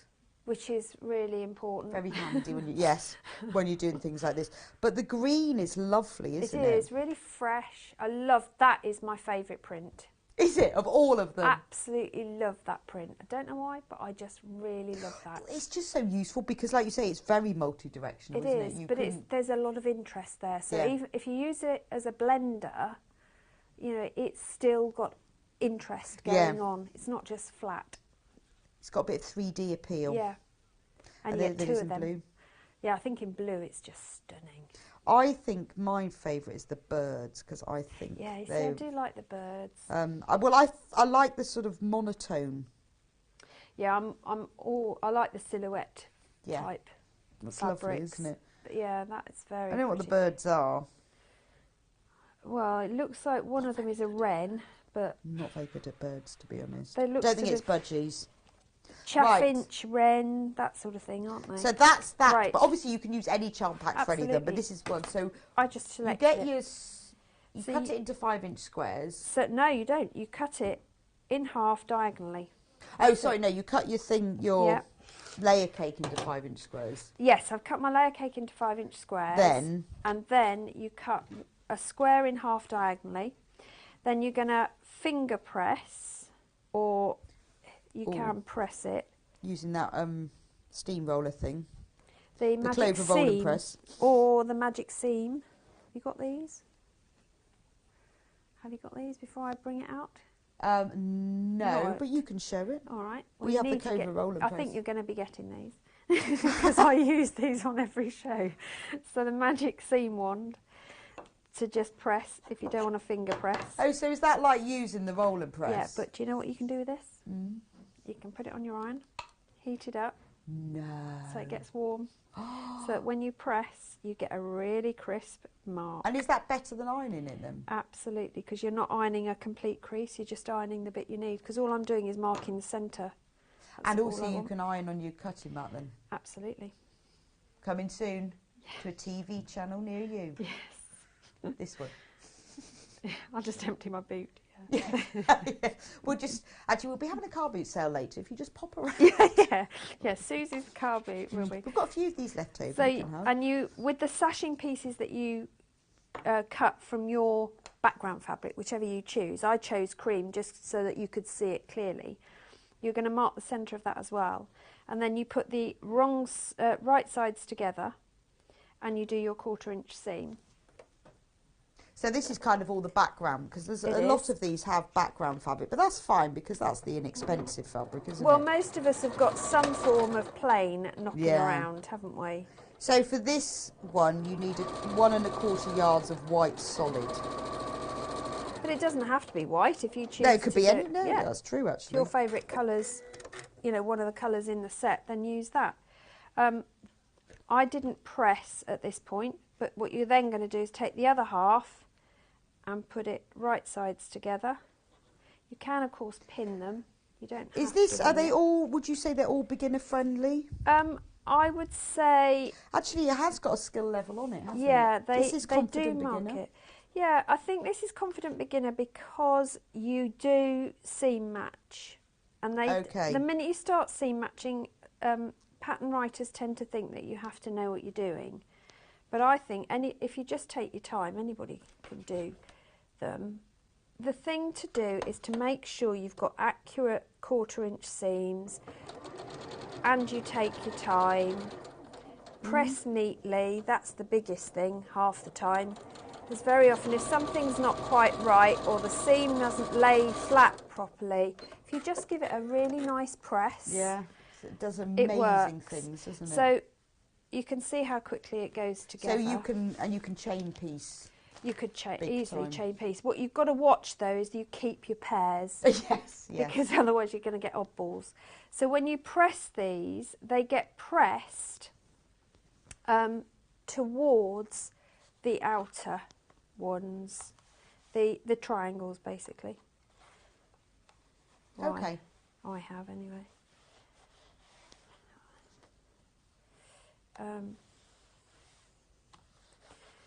So there you go. I need to just move over a bit. You're kind yeah, of I will. There you go. The words. There we are. And then you're going to pair them up, and you pair them up so that they make like a Y cross. fronts now. Yeah. I love working with you. It's just such fun. So yeah, you just put them together and you can see how the seams all nest nicely. And then that kind of doing that helps the beginner bit, doesn't it? Absolutely. So you're going to stitch those together and then you stitch the 4 and you carry on. So where in the pictures it looks as if you're making them off skew. You're not actually. You're making them straight, but you're doing the whole row does a zigzag. Okay. And then the next row does the opposing zigzag. So if you do them in 4s, then well, you can do it in 4s. You can do it in rows. Yeah. It's up to you how you work it, but whatever you do in one row, you do the opposite in the next row. So I guess if you did it in 4s, the 4s would all be the same. Absolutely. Because then you'd always be opposite. But it's great because you can mix and match. And if you want to, play around with it. Just do them as V's. Oh yeah, that's true. So but it's very easy to make this bigger if you wanted to. So if you had a layer cake and maybe you put some other fabrics in as well, you could make this even bigger. But equally, if you wanted to make placemats, X marks the spot. It's really you nice, could just though, do isn't 4 like this, do a border around it Yeah. with some more of your charm pack or layer cake, and then you've got a... I mean, it's amazing, £8.99. It's brilliant. You know, that's... Yeah. You kind of think that's one pattern, isn't it? Yeah, exactly. Brilliant. Yeah, so that we like that one. Fishtails, then. Fishtails. So that one I used the Which one did you use for that one? This one. The Regency Somerset Blues, Christopher Wilson. Oh, I Tate. love this. So this is by Christopher Wilson Tate, who I'm quite keen on. Does he well, know? not personally. No, he's a very nice guy, actually. And this is the first time we've had it. Now, Christopher collects vintage quilts. And you can tell. You can tell. And from that, he used to collect and sell vintage quilts. And he has created his fabric ranges based on that. And they're gorgeous, aren't they? They are beautiful. Beautiful. Stunning, really. So you've got tones of like deep indigo, all quite floral. All these indigos. Then you move into, I mean, it is. Can I open this one? Do you want mine again? Do you want mine? No, I'll open this one. Did I keep it if I open it? No, that's a shame, isn't it? I think it's really mean. Nobody loves them as much as I do. I do. Believe me. Yeah. So you've got all of these deep indigos, but they're very, they feel like the William Morris traditional feel, but I guess because they come from stately home fabrics. They're definitely... Bit Sanderson, actually, aren't they? Look. That's National Trust and English Heritage, yes. I always say. And then you've got the same, yeah. but in this lovely, like a very rich cream background. Same prints. Oh, yeah, this is antique nice. cream. But I love the fact that you've got a mix of florals, you've got dots. Yeah, I mean, as a go with. Absolutely. My new favourite word. Get you, yeah. That's lovely, isn't it? Yeah. It multi-directional. Yeah, we really love a cool. multi-directional. Really good for EPP, some of these. I mean, that would be fab to fussy cut for EPP. It would, wouldn't it? Or cover buttons. Yes. You know, you could do a really good Well, and you might have a little bit left that you could do that with. Then you've got the same fabrics, but with this sort of creamier than that one. It's like background. antique cream, isn't it? Yeah. Not quite clotted cream. Clotted cream. Antique cream. It's so that's $47.99. Brand new in today. And then we've got the beige ones. And then I like this, the mustard. See, I'd say biscuit. Biscuit, sorry. Biscuit. I don't like the word beige. No, that's a... Beige makes me think of beige food. Yeah, it's bland and nothing, isn't it? But that's definitely biscuit. Yes, malted milk. Oh, or a custard cream. Oh, no, I don't like custard cream. Oh, I do. I love a custard. I like any biscuits. I've never found a biscuit I don't like. Oh, I have. Anything with chocolate on it. Really? Well, that might be my favourite. And then we go into this lovely... It's not just mustard, it's English mustard. Yeah. No, it's more Dijon, actually, probably French mustard. But look, the same ones. What a beautiful fabric really collection. It's a rich mustard. Yeah, too, it is. Isn't it? Very rich. Brand new in Love today. it. We got it today. What did you do with it, Susie? Well, what did Susie do? What did Susie do? Susie copied Fishtails throw blocks. So it makes a block A. Oh, and this is the one we like. And a block B. So this, and then they come together side by side. This is the and super you carry clever it one. On. That's so clever. Looks really cool, doesn't it? Oh, it is nice with the white. Yeah. So you use 135 5-inch squares for this. We've got enough there. Got enough. Yeah, you just got enough there. But also it said you needed a 1/4 yard of red because that's the cornerstones in your block B. So all I did was use another one of my layer cake 10-inch squares because they're only 1.5-inch square pieces you're cutting, so you can get a lot of those from a 10-inch square. Okay, so you only would use one pack then? Yeah, which is perfect. And then you need some background fabric. You need your background fabric, and again you choose that to coordinate how you want. If you don't want it to stand out, then you use a, yes, I see what you mean. I've gone again for the ivory colour, purely to showcase the fabrics more. Yeah, I mean that does really stand out, doesn't it? Yeah, I love that. But as before with the other one, you're going to choose your pieces that you want, and you cut them into 5-inch squares. It's your first stage. So how many layers do you cut together? I tend to do no more than 4 because I don't like my fabric to move, and then I'm going to get an accurate cut. It does distort a bit, doesn't it? It does, yeah. When you get overexcited. But what you can do is, rather than do 5-inch squares, you can be a little bit savvy on this one, because what you're actually cutting is 4.5-inch squares and 3.5-inch squares. Right. Because you use your 4.5-inch to make up your 4 here. Okay. And your 3.5-inch here, and then offcuts here. Yeah, so cutting them into the 5-inch squares and then cutting them smaller is a bit pointless. Yeah, that's so why don't you just cut them into 3.5 to start with? Yeah.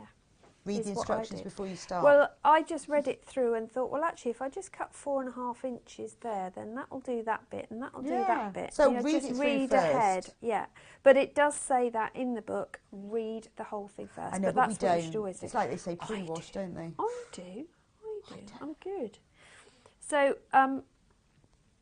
if I just quickly show you this bit, I won't sew it because we haven't got oodles of time left.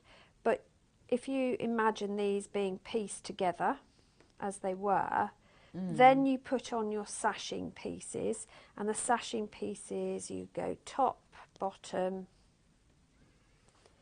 Obviously it doesn't look like it meets, but that's because of my seam allowance. And then you've got side and side. And then with your leftover pieces, you just randomly or deliberately, depending on how you want to do it, put 2 of these, stitch them on the short sides end to end. And then with the side pieces on one end, either end, you stick a cornerstone. Oh, okay. So that So you could use the same fabrics. You can. In the inside and the outside. Yeah, I've or just random. moved them round, or you can just throw them all up in the air and just pick them up and get very cross with yourself because you made a mess. But I just did a random piece. Well, it wasn't random actually, it was organised. But then you stitch those cornerstones in. Once you've done your top and bottom, those will come together to be the right size, obviously. And then when you put your sides on with the cornerstones in, it makes those the right size. Oh, and that's the one you've made. Yeah, and so then you'll get this. And there you get that. And then all you do is stitch them in rows, alternate A and Bs. Oh, okay. So some of them have got the border around them, and some have got a smaller border with the bits around them. It means that overall you get that effect of big square, little square, big square, little square, it's really which gives you that illusion. It's very clever. And then it has borders round it. And yeah, you can add in your own border, so you could pick out one of these colours to do border. I quite like the fact they've got that pieced border. Well, that's what I was going to say. If you've got lots of leftovers, use up your leftovers, because you're going to have leftovers from a layer cake. Particularly if you cut them better. Yeah. But I like the I like that. It's beautiful, isn't it? Yeah, I just, as a nice quilt design, and the reason I think this one's an intermediate, confident beginner, is because obviously your pattern, you're seam matching all of your square blocks when you bring those together, and you need to make sure that when you're piecing block B, your cornerstone seam lines up with the edge here as well. Okay. So my tip there is, when you're pinning it, find the middle and pin the middle and line up one cornerstone, and then look, and if necessary, shuffle the seam over. Okay. To allow, but remember when you're shuffling the seam that the cornerstone has to still meet this edge. Yeah. So you make your adjustment on your seam allowance here, not on the edge here. Yeah, so that everything does match up. But that way you'll get them all aligned. It's just where you've pressed. So you've got enough fabric in the layer cake to make the whole thing, but then you just need some extra plain fabric as well. Yeah, so it's not bad, $47.99, is it? Yeah, I think it's very good. Third of the book has gone. Yeah. Gone. But you remember, the book is completely all designed for 5-inch squares, but as we have said earlier, you get much better value of money by the 10-inch squares, and then you just cut them into 5-inch squares. Yeah, well, you can cut them into a multitude Or, of shapes, if it's which this we will quilt, go cut them through. into smaller squares, and you get, Yeah. so for $47.99, you've got enough fabric in a layer cake to make the whole of that quilt. Don't forget to check out on the book, though. There's loads of you with the baskets, and if anything like last time, lots of you didn't check out and missed out because it's sold out. So please do check out. $8.99, and you've got 8 projects. What's the next project? So the next one that I didn't do the applique ones on this occasion. I did Touch of the Past, which is on page 32. Okay. Again, I think this is a seriously clever design. Very clever the way this is constructed. Not one that I would recommend you chain piece across the whole thing. You do block by block, I would say, because you can see why, because you're subcutting. Which one are you doing? Page 32, Touch of the Past. Oh, this one. Yeah. Okay. Yeah. And you did that with Petals and Pedals. I did. Which I I did indeed. have here. Oh, that was the one I showed earlier, wasn't it? Yeah. So, you need to arrange, you want stacks of 4. I like this one. And This might be my if you're doing the whole one. quilt, you need 15. I think it's really fun, this one. And there, It's so quite clever, you isn't it? cut your layer cake into 5-inch squares, and then you're going to start chopping into it. You need your background sashing here. Mm. So you cut those according to the instructions as well. And then we start piecing, which is where all the fun starts. Yeah, so you need 1 3/4 yards of the cream. Yeah. There is extra fabric for the borders and stuff, but that's So the if one I that you just need. show you how you're going to cut one. Yeah, it's clever then though, isn't it? We can see how you piece It's nice it together. It looks like So- that's appliqued on top, doesn't it? Right, where's my short ruler gone? There it is, under me. So you start by cutting each square into 2 1.5 by 3.5 inch panels. So on your Creative Grids ruler, remember you've got 1.5, you've got your half measurements on one end, and in black, and in white are your whole. So I can use my 1.5 by 3.5. So I'm going to cut straight across at 1.5. Move that over, but don't disturb it too much. Right. And then cut this to 3.5 inches, because it says 1.5 by 3.5. Okay. Yeah. So that's that one. And then I want to cut another 1.5 by 3.5 piece. And I want to end up with so this is now at 3.5 inches that way, and I want a 3.5 inch square to remain. And is every piece cut in exactly the same way? Yes. Oh, so once you've done one, then it's quite easy to remember and then you to can do the others. You can start to see how that's really clever. How isn't it then falls into place here. So that 3.5 would be there. Yeah, yeah. That's going to go there. That's going to go there. That's going to go there.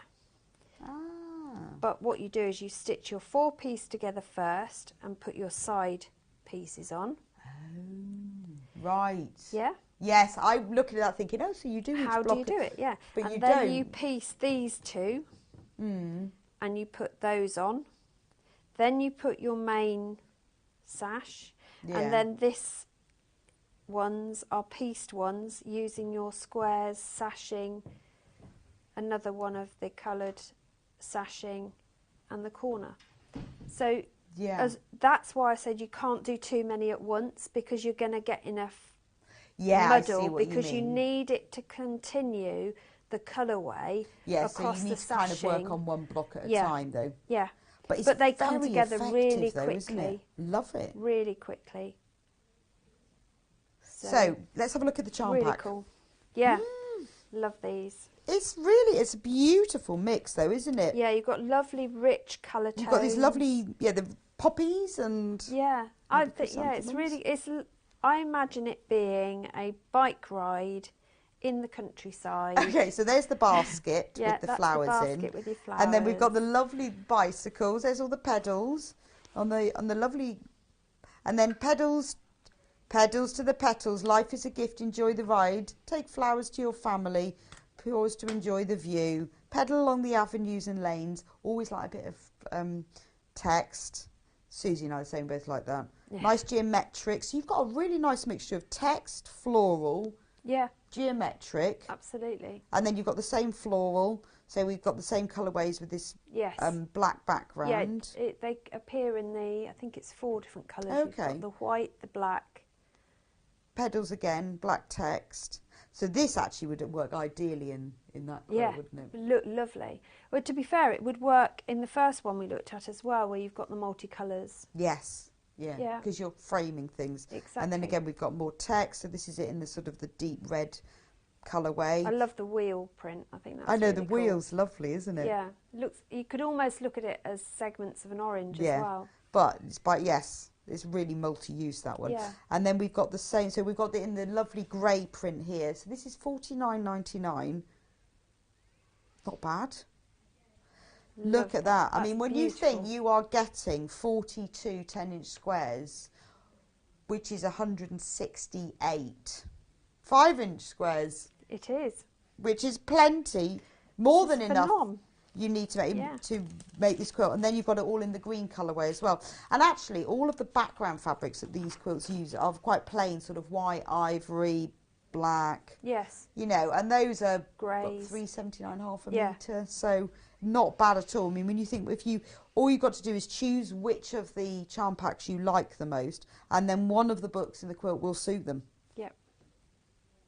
Lovely. You know, that ends up making, you know, $49.99, a bit of extra fabric for sort of under £70. You've got a beautiful quilt. Yeah. Including the book, and the book you get to keep. Yeah. And you'll have leftovers to make matching cushions and stuff, which is really cool. Did you do any others? Or was that I it? did. Oh, I did very well.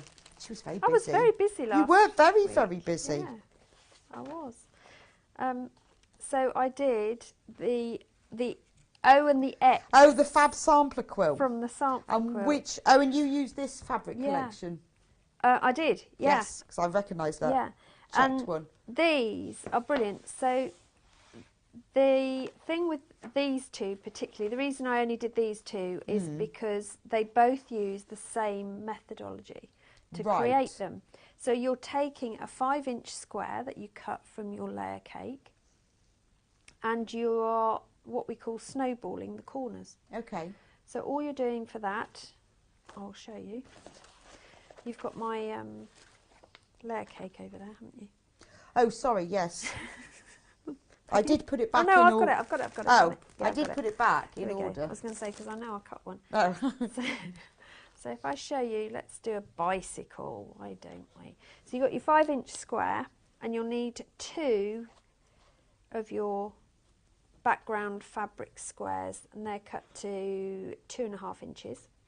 And then this is where I use my Creative Grids Add a Quarter ruler. So on this occasion, what you want to do is just draw your diagonal. You're not adding the quarter this time, but this, I love this ruler because it's long and being transparent or semi-transparent. $50.99. Fantastic. And it's got that non-slip. When you're drawing a diagonal, it's not going anywhere, and I can see the diagonal neatly. So you need to mark your diagonals, and I'm using a heat diffusible pen because we are going to press this. And the trick with this is to put it on the right corners if you've got a directional print, but happily the bicycles are unidirectional. Yes. So we haven't got to worry. But what you do want is them to be on opposite corners. So you can use a fabric glue stick, you know, like the Soline one here, to hold that in place if you want those to. in on the previous hour. Or you can pin, or clip. It's entirely up to you. But what you want to do is to make sure your diagonals are going across the corner. Yes. Yeah? Yep. So we're going to pin those, and then you're just going to stitch. So you don't want a 1/4 inch foot for this, you want just a normal foot, which which I buried in here, because your 1/4 inch foot won't go across a diagonal. Normal stitch length, and away you go. Susie's using the 570A sewing machine today. Came back in stock last week, ran out of them, came back in stock. If you're on the market for a new machine, the 570A is fab. It is. This is one of the ones I have at home. I like the way you say one of the ones. Susie has many machines, and that is just one of them. The 570A is a really good mid-range sewing machine, isn't it? It is, really good. Then you're going to cut off that excess. So you find your 1/4. Now you could use your add a 1/4 ruler if you wanted to. You line up that mid-line and then you cut across. But I tend to use my Creative Grids 12.5 by 6.5 for this. And the reason for that is I've got hand room holding down on the ruler as well, and Creative Grids are very clever the way they mark their 1/4 inch on the edge being within that non-slip area, so you get rid of those. Now if you're really frugal like me, you keep these, you stitch them together and then you've got mini half square triangles, and you can make mini projects with them. But you know, not everybody would do that. No, I definitely Or wouldn't. you put it in a bag and use it as stuffing for a project. The next pillow or iPad case cover. And then these get pressed away from the main fabric. The Moda Regency that I showed you a bit, we've got last few chances. Brand new today, and it is so popular, and last few chances of it. So if you want the Moda Regency Somerset Blues, absolutely beautiful. It is. But we are very limited in stock now. Last few chances for it. So that's what you do for the O and the X, but the difference comes in how you place them together. So for the O's, you have your cornerstones on the outside. For the X's, you have them on the inside. That's magic, isn't it? I think it would look really nice in the Moda Make Time one, because it feels very samplery to me. Yes. And the Moda Make Time one, I love this I didn't pack. get sent that one. Oh, that's a shame. It was. See left, sorry. It features all sewing themed fabric. So we've got pins, and then they come in different colourways. So we've got pins, we've got like a cross stitch fabric, we have scissors, we've got little spots, we've got a grid, there's a gingham. Beautiful gingham, I like that one as well. And it comes in shades of cream, pink, then you've got a really nice bit of a grey, but like a biscuit grey, not a normal grey, peach, and then a really strong, really vibrant coral. Isn't that lovely with the pink, with the pins?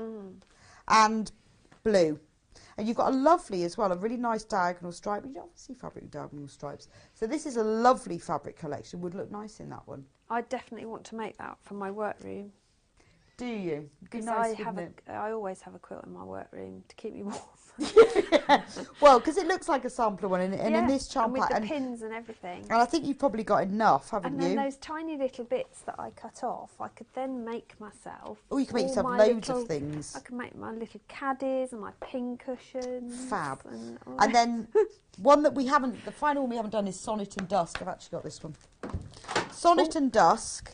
This again is another Riley Blake one. Yes, now that I used for a quilt recently. Oh, did you? Yeah. Like the spot. I love that because you've got a big spot, little spot, but they're not perfect circles. No, they're more literally splodge. Splodge. Yeah. But the fabric, the colours in this, really lovely charcoaly grey, olive greens. There's the splodge again. And a bit of a floral. These are very antique-y colours. Yes, they are. I love that. I mean, again, we've got that mustard comes out, doesn't it? Yeah. Nice stripe. Yeah. Nice wide stripe. This is $49.99. It's almost very sort of antique-y. Look at that, isn't it? Yeah. I love the teal that comes through on these as well. There's a nod of teal in there. The remember, in here you've got 168 5-inch squares. Crazy. we can make a whole quilt. So any of the quilts in this book, oh, I like that one. Any of the quilts, I love the two stripes. Any of the quilts in this book you can make using one of these charm packs. You've just got to decide whether you want to sort of go blues or there's the Make Time one that's the sewing things. There's the lovely Moda, the Ladybird ones, beautiful spring colours. Loads of, this is, oh yeah, and then remember the pool cues and the dice we had earlier? Yeah. We should wait to show that one early. So we've got the Sonic Dusk. Remember, I'm just going to run through them quickly so you don't, if you need to choose. The Sonic Dusk, which is the one I've just showed you. We've got the Moda Ladybird. That's the one that has all these beautiful blues and greens and corals. The Moda Make Time that I've just showed you, which is all the pins and the sewing theme prints and those lovely colours. The last few chances of the Christopher Wilson Tate Somerset. I mean, that is beautiful. Shades of linen, mustard and blues. And then Petals and Petals, this gorgeous bright one with lots of greens and greys and bright reds. Beautiful. And then finally, the one that's like tie-dyed, the Toki one. Tie-dyed shades of grey and mustard and blue. Beautiful. Now, if you want to find them on the website, go on to sewingstreet.com, click on Watch Live, and then scroll down. Everything, oh, the huggers have sold out. Everything that we've talked about today is on there. You just scroll all the way through. So if there's any that you've forgotten or you can't remember which one, I can't decide which one, there's the book. There's a few of them left. But remember, there's a lot of you who've got that in baskets. This is the third time we've had it on air because the last two times it's sold out. So if you want it for $8.99, it's fantastic value for money. $8.99 for 8 quilts. Now, so today we have got Yarn Lane coming up in a few minutes' time. But you don't need to go onto the Yarn Lane website. Just to make it easy, because I know a lot of you are getting confused, you can stay on the Sewing Street website. Same login details, same account, same everything as before, but you don't have to change websites, because I know it got really confusing. So we have put all of the Yarn Lane products that are coming up in a little bit onto the Sewing Street website. And you do exactly the same thing. Click on Watch Live, scroll down, and it is all down there. Now, if you're not going to stay with us for Yarn Lane, tomorrow on Sewing Street we have, I was going to say who's presenting, it's me. I just remembered. Yeah. 8 o'clock, Fabulous Fabric. 9 o'clock, we've got the lovely Kerry from Living in Loveliness who's going to be demonstrating a cosmetic and bag and cushion. At 10 o'clock, it's all about the sewing room tool. At 11 o'clock, it's Kerry is back with the Summer Breeze quilt. And at 12 o'clock, it's sewing machines, which is quite exciting because we've got a fantastic sewing machine on that one that I love. So that is Sewing Street tomorrow. However, thank you very much, Susie. Thank you. Thank you very much. Lovely to work with you today. Yes, and yeah, I really enjoyed it. It's fun. It's been great. Taught me loads. No, you don't need to go anywhere today. Well, you can go make a cup of tea, but Yarn Lane is on in just a moment with the fantastic Helen Ingram from Woolly Chic, who's got some brand new designs with us. Look at this one. That'll be coming up in just a moment. All about the knitting, all about the crochet. Don't go anywhere. I look forward to seeing you. We'll just move everything back and it will be Yarn Lane in a couple of minutes' time with the lovely Helen. I'll see you in a little bit.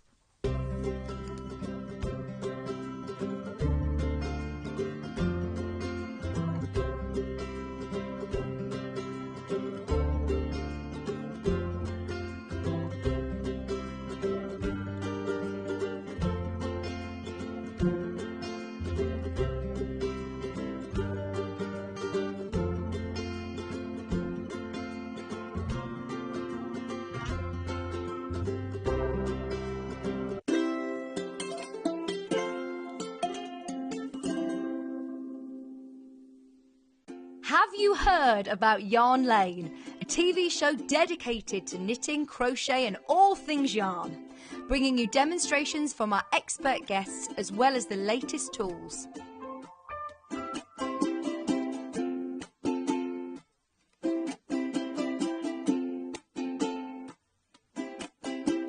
And find out what's coming up on the show by following us on Facebook and Instagram.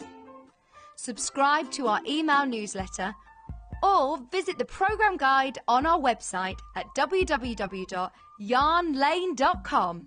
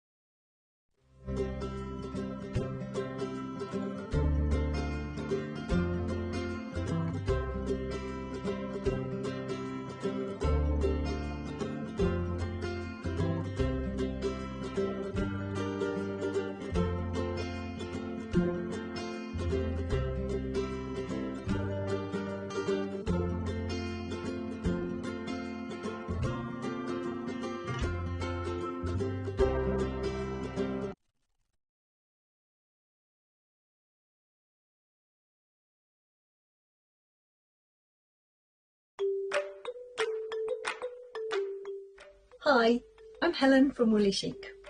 I design knitting and crochet patterns, and I also teach crochet in Hitchin, Hertfordshire, where I live.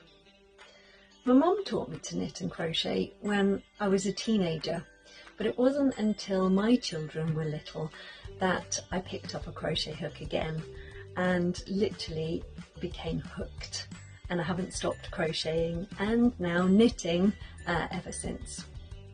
I began designing about 8 years ago and started selling my patterns as part of kits, putting together my designs with British wool, some of which comes from my family's sheep farmed in Pembrokeshire, Wales. I love the fact that with a simple fibre like wool, you can create something really beautiful and unique, like garments or handmade accessories, cushions, blankets. Yeah, the possibilities are limitless. I'm also passionate about teaching crochet and passing on the skills that I have learnt. I'm really looking forward to being part of Yarn Lane TV and sharing some tips and tricks with you, and I really hope that you enjoy watching.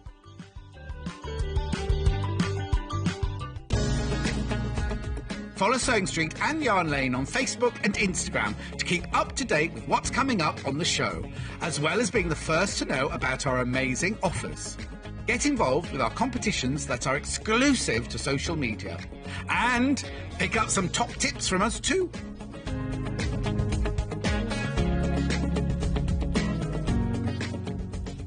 Have you heard about all of the different ways you can shop with Sewing Street and Yarn Lane? You can either shop on our websites, sewingstreet.com and yarnlane.com. You can also order by phone by calling our friendly UK customer service team. For Sewing Street, call 0800 001 4433, and for Yarn Lane, call 0800 4700 600. And don't forget about the Sewing Street app. Here you can shop all of the Sewing Street products as well as watch the live shows from anywhere. You can download the app onto your smartphone or your tablet by simply searching Sewing Street in your app store. And one final thing, no matter how many times you check out on Sewing Street or Yarn Lane in one day, you will only pay one postage and packaging. Happy shopping! Sewing Street have our very own app. You can now watch and shop from anywhere. Simply download the app from your app store onto your smartphone or tablet, then log in or create an account, and you're done. You can watch us live from anywhere, browse all our recently played items and pre-orders so you never miss out on any show deals, and message the studio to say hello at any time. And remember, you can check out as many times as you want and only pay one P&P all day.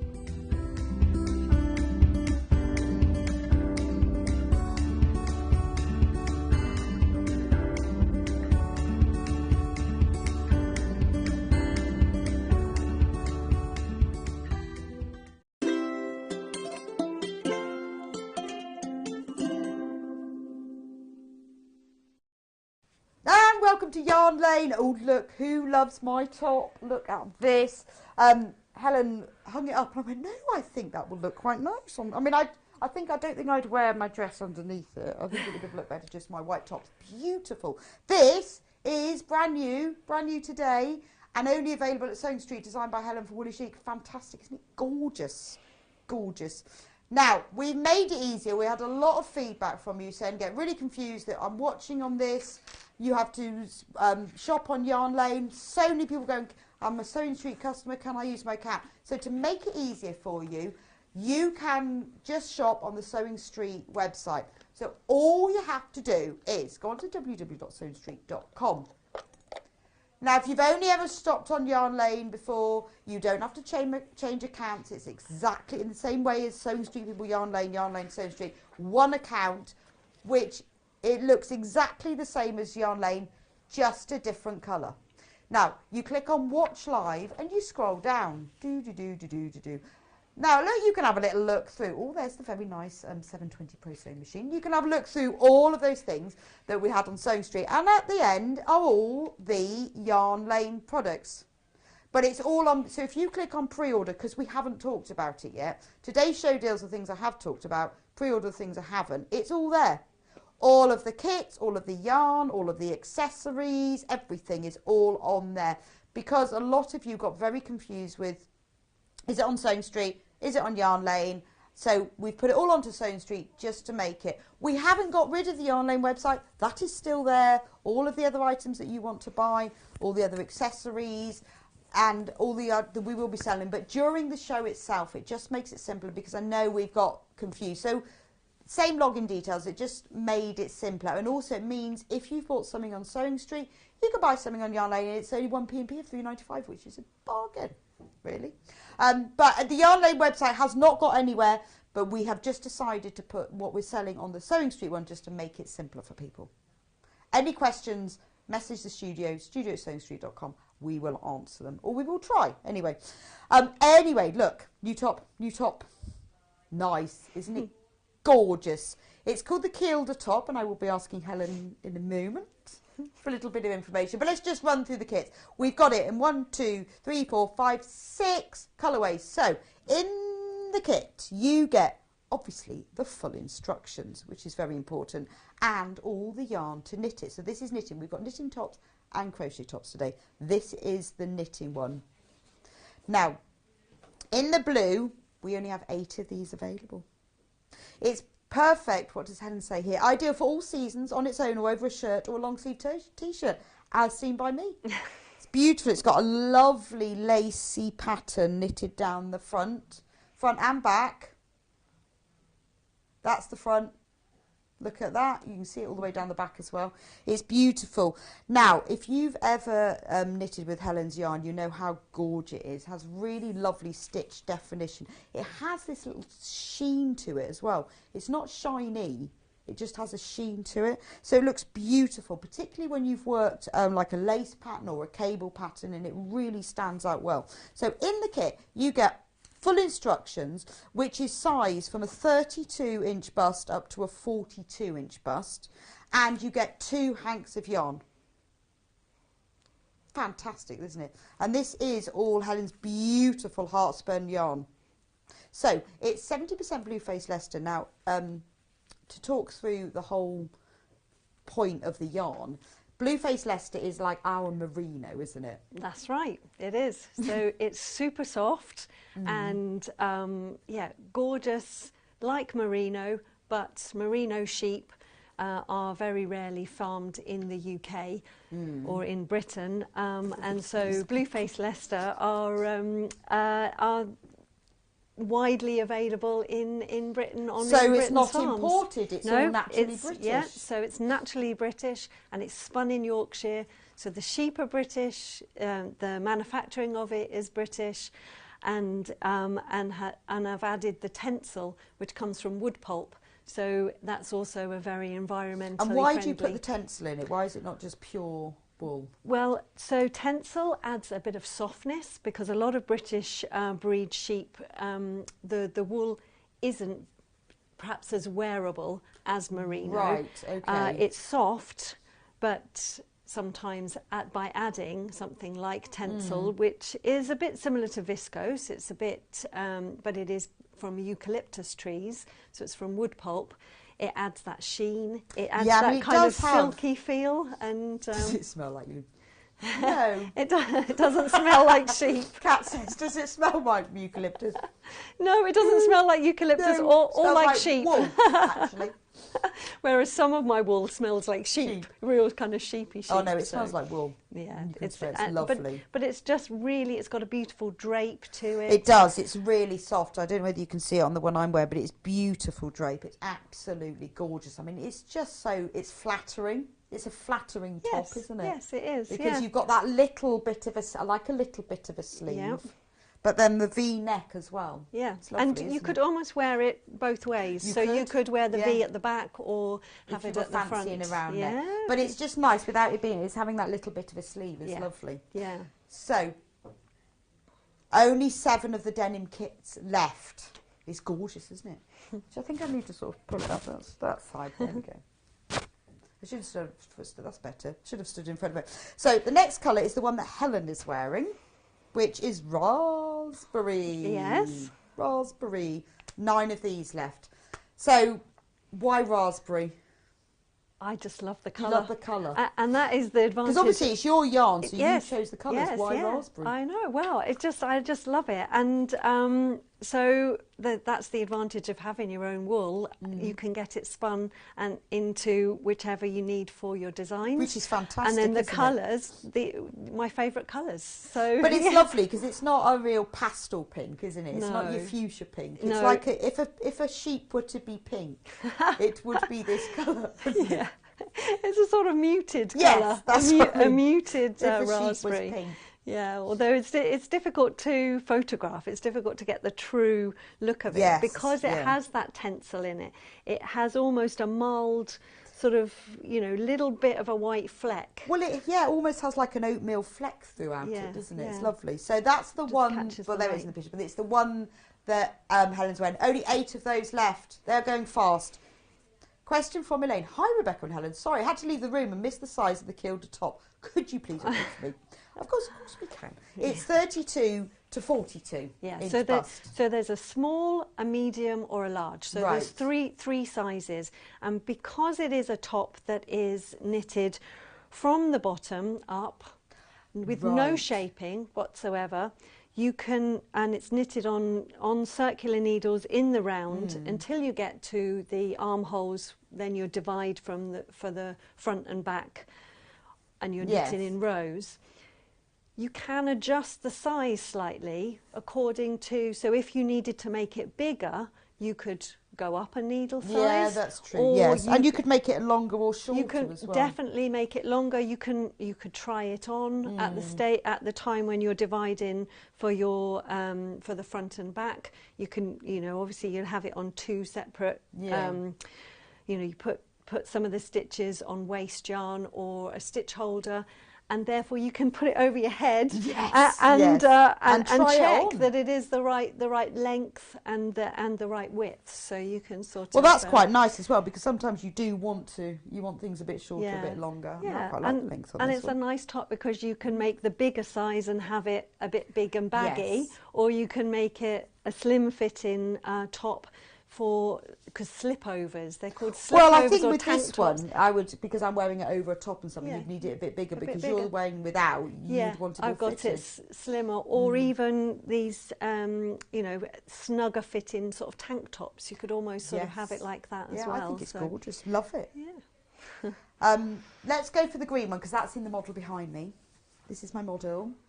Now, we've only got 5 of these. There's something very special about this yarn. So it's Helen's yarn again. You get the pattern and you get the 2 hanks in there.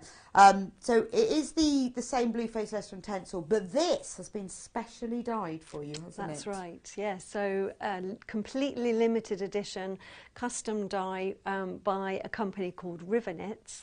And they they live on a canal boat, and their studio is this big kind of industrial building next to the canal, and they produce the most beautiful, stunning colourways, and slightly variegated, not self-striping, just random. Yeah, I mean, and it does look, when you look at it knitted, it looks like willows in the dappled shades. And that's doesn't it? exactly Sounds what a bit poetic. no, but that's exactly what I asked for. I said to Becky and Marcus, please can you dye me yarn that is like willow trees? And it is, isn't yeah, it? Yeah, and they've done a brilliant job, really good. So, and it's So lovely that's to the see it yarn. knitted. But when you look at it, it looks very variegated. You've got shades of almost sort of turquoise and green and like yellowy green. It's gorgeous. But you can see that actually the sheen is coming up quite well there. But then when you look at it actually knitted, it looks more just evenly variegated, doesn't it? It's absolutely gorgeous. $49.99. So this one, there's only 5 of these because this one, there's a lot of you with it in baskets, so please be careful. This was exclusively dyed for Helen, but only as a set batch. That was it, really. Yes. So when it's gone, it's gone. Yeah. So if you want the green one. So we've done the green. Let's do silver next. Silver is behind me. I'll bring silver over. Did legs fall off? I would do it very carefully. Apparently, the legs fall off that one. Right, so here's the silver. She's got a scarf on at the moment. Here she is. That's lovely, isn't it?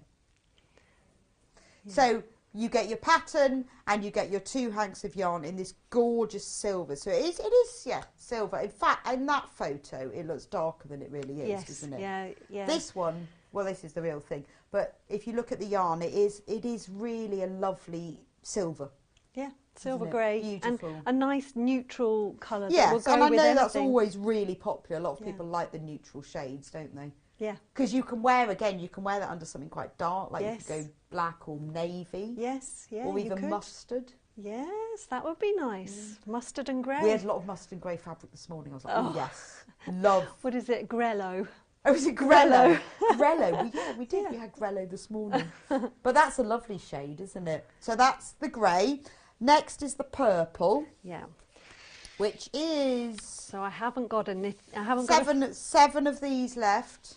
I like this one. It is just purple. I mean, I was going to say, oh, it's aubergine, but it's not. It's purple. Yeah, and so I've got the knitted sample of just the lace in front of me on the... I think it... So that's, yeah, how... It's like a crocus. Oh, yeah, it's beautiful. Because all of these colours are very natural. The way that the colours that Helen's chosen, they do feel like, you feel that this is a flower. Yeah. It's a natural thing. It's not a bright purple. No. It's, again, kind of a muted shade because of the tencel, yes. I think. And it's lovely. Yeah. That's the purple. And then the final colour, forest green, which I think looks more like kind of petrol blue. Yeah, so sort of teal looking. It's got that blue in it, hasn't it? Yeah, but then the sample that I've knitted, it looks very green. So again, it's different. Oh, it's difficult to see on the screen, but isn't then I it? guess like forest, pine, they are a bit bluey, aren't they? Yeah. Spruces. Yeah, it's another it is of like my favourite colours. It's gorgeous, isn't it? It's a very like dark petrol-y green. Yeah. There's a bit of blue in it anyway. There is. There's definitely a bit of blue and it's stunning, yeah. Lovely. Again, size 32 to 42. In every kit you get the full instructions and you get 2 hanks of the yarn. All you've got to do is choose the colour. Now if you go onto sewingstreet.com, click on watch live and scroll down, you can see all of the colours there. If there are any that you want me to show you again, just message the studio at sewingstreet.com. I can always show you them again, or if you've got any questions. But if you want just the yarn, if you click on pre-order, there is all the yarn, plus other colours as well, other ones that we don't have. All those are all on there as well. They are all 100-gram hanks. So if you think, I love that, but I want just the yarn, that's all on there. So on sewingstreet.com, or you think, oh, I want to make 2 of them, then you could buy the kit, so with the pattern and the yarn, and then buy some extra yarn as well, because they are really lovely. So that's knitting. We've got 1 crochet kit, which again, brand new. I'll have to just move my silver friend to the side one moment. I'm really worried the legs are going to fall off. The cat says the legs are going to fall off. I'm going to have this legless person. So this is the crochet top. Isn't this fab? Oh, let me move that yarn out of the way. Oh, there you go. There we go. So it's lovely. It's beautiful. It's in all shades. I mean, you can see how lovely it looks with Helen's shades of the colours that she uses. In there, it's under a long sleeve top, so it doesn't have to be a vest top. It's like a tank top, so you can wear it on top of things. Mm-hmm. Nice for the summer, but also, you know, nice for any season because you can wear it under a long sleeve top or a short sleeve top. So this is it. I mean, it looks different with the under a white because then that shows through. Very different if you wore it under a different colour. So at the top, you've got the natural coloured yarn. Then you've got raspberry print, purple, the blue. What's this colour? Fern green. Fern green, which is the sort of really yellowy green. Yeah. And then your forest green is like the petrol. But obviously you can choose what order you put those in. So in the kit, you get in a lovely little bag. Lots of Helen's kits come in these gorgeous bags. Love them. All the kits from Helen are sent directly from her. But if you've ordered anything else on Sewing Street today, don't worry, you'll still only pay the $3.95, one lot of $3.95 postage, but the kits come directly from Helen. And in the kit, so you get a hank of the heart spun in the natural. Is that natural, like natural sheep running around the field natural? Undyed, yeah, that Very is the clean colour. sheep. Yes, yeah. Well, I don't think they were clean when they were sheep, but by the time they've gone through the whole process, then it's that colour. Actually, but that is what a sheep would look like washed. if it had a wash. Yes. It's lovely, isn't it? Oh, I love the smell of pure wool. It's just gorgeous, isn't it? It's lovely. So that's the natural colour. And then you get the little balls of all the other colours. So you've got the blue and the purple and the raspberry and the pink and the green. They're just coming out. So, but you can order, so before you make it, you've got to decide. You can do it the same colour as the picture, or you can put it in whatever order you fancy. Up to you. Play with but you need to decide, because once you've started, you've had it. Well, you're not, or you could undo it. So what size does this one come in then? 32 to 40? To 40? Yes. Yeah. So it's again small, medium and large, and with instructions on how to increase it. So is it the same on the back and the front? It is slightly bigger, slightly sort of higher on the back. Okay. To the front, and again you can adjust it. Change. I mean, yes, you can see from their photo. I couldn't see from the model, but you can see from the photo. That's the lovely thing about crochet, is that you can actually adapt it and change it as you're crocheting, and it requires kind of a bit more creativity and flexibility. I think that's why I'm more of a crochet fan. Because it's easier to undo. Yes, and then you can sort of adapt it's much more forgiving if Yeah. you make mistakes, definitely. But harder to count. Well, yes, there's an awful lot of counting in crochet. Yes, yeah. so I can never really decide. Easier to unpick, but harder to count. Yeah. But I love these are very trendy at the moment, this kind of open look tank top. Yes, very, very on trend. That's lovely. Now, we only have it in one colourway, because obviously it's multi.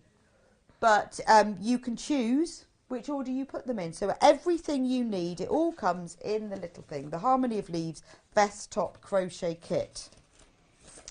And also, if you wanted to leave out one colour, say you didn't like one of the stripes, you could leave out one colour and just do 5 stripes, and there's enough of the natural yarn to have a bigger bit at the top. Then so you could have the natural down to here. So again, you can make it completely unique to you by having the stripes in a different order, to have the stripes starting lower down, fewer stripes, different colours. Yeah, it's lovely. I really like it. Well, it's nice that you can wear it under a short, you could just put a vest top underneath it. Yes. Or a long sleeve t-shirt or a short sleeve. It's lovely. Yeah. And everything you need comes in the kit. Oh. Lovely. So tell me about, should we start with knitting? Yes, let's start with the knitting. So why is it called the Kielder top? That's what I want to know. Well, Kielder was, so I went on holiday last year to Northumberland to the Kielder forest, and just was blown away by how beautiful the whole area was. I'd never been to Northumberland before, and I saw these beautiful trees with, with this kind of arrow shape in, all around us. And I just started, that's where the design sort of started from. Oh, okay. So it's named after the Kielder forest. Right. So now, if everyone checks out of the denim one that I'm wearing, we've only got one left. There's loads of you within basket. So if you want it, you need to check out. Otherwise, somebody will come in, take it out of your basket, and they'll check out, because we have only got one left if everybody checks out. Just saying, and you're not having mine. Well, because I've got to give it back to Helen.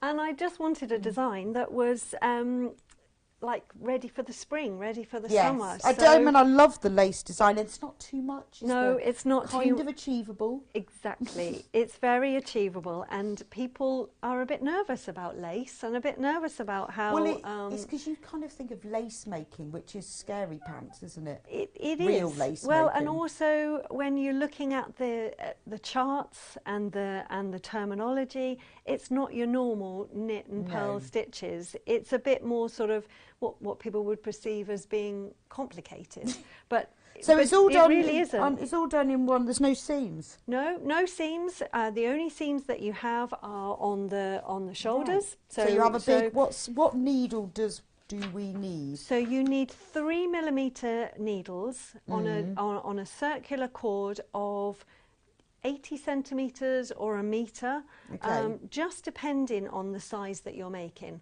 So if obviously you're making the large size, you're going to need a larger cable. Right. Okay. And if you like to knit circular with, say, the magic loop method, then obviously you can have a really long about length. an 80 centimetre. Yeah, but I would say an 80 centimetre would be absolutely perfect. And you start off at the bottom with the rib, so it's just a 1x1 rib on a 2.5 millimetre needle. So you start with the small needles, you knit the rib, and Trish, who knitted this one actually, she was one of my test knitters, she did the bottom rib straight. So she actually knitted it on straight needles and then joined with the 3 millimetre needles in the round and just sewed up, because it's only a few rows. Why did she do that then? She just found it easier and less likely to twist that original. So it just made it easier and straightforward. Because I did that recently and didn't double check it and got quite a long way up, and it never, once it's twisted. No, that's it. But then you can say, Raspberry's the most popular at the moment. Oh, wow. Well, it is... Helen's winning.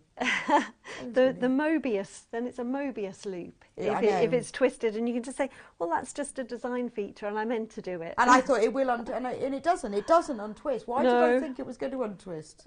Well, yeah, no, that is really annoying. And the same happens with crochet as well. If you're crocheting in the round, it's quite easy to twist the first round, which then it does make sense then to do it flat and then just sew up a few rows, and then join it, and then it's more likely. Well, it's easier because you've got more to hold on to, and you've got more to see whether it's been twisted.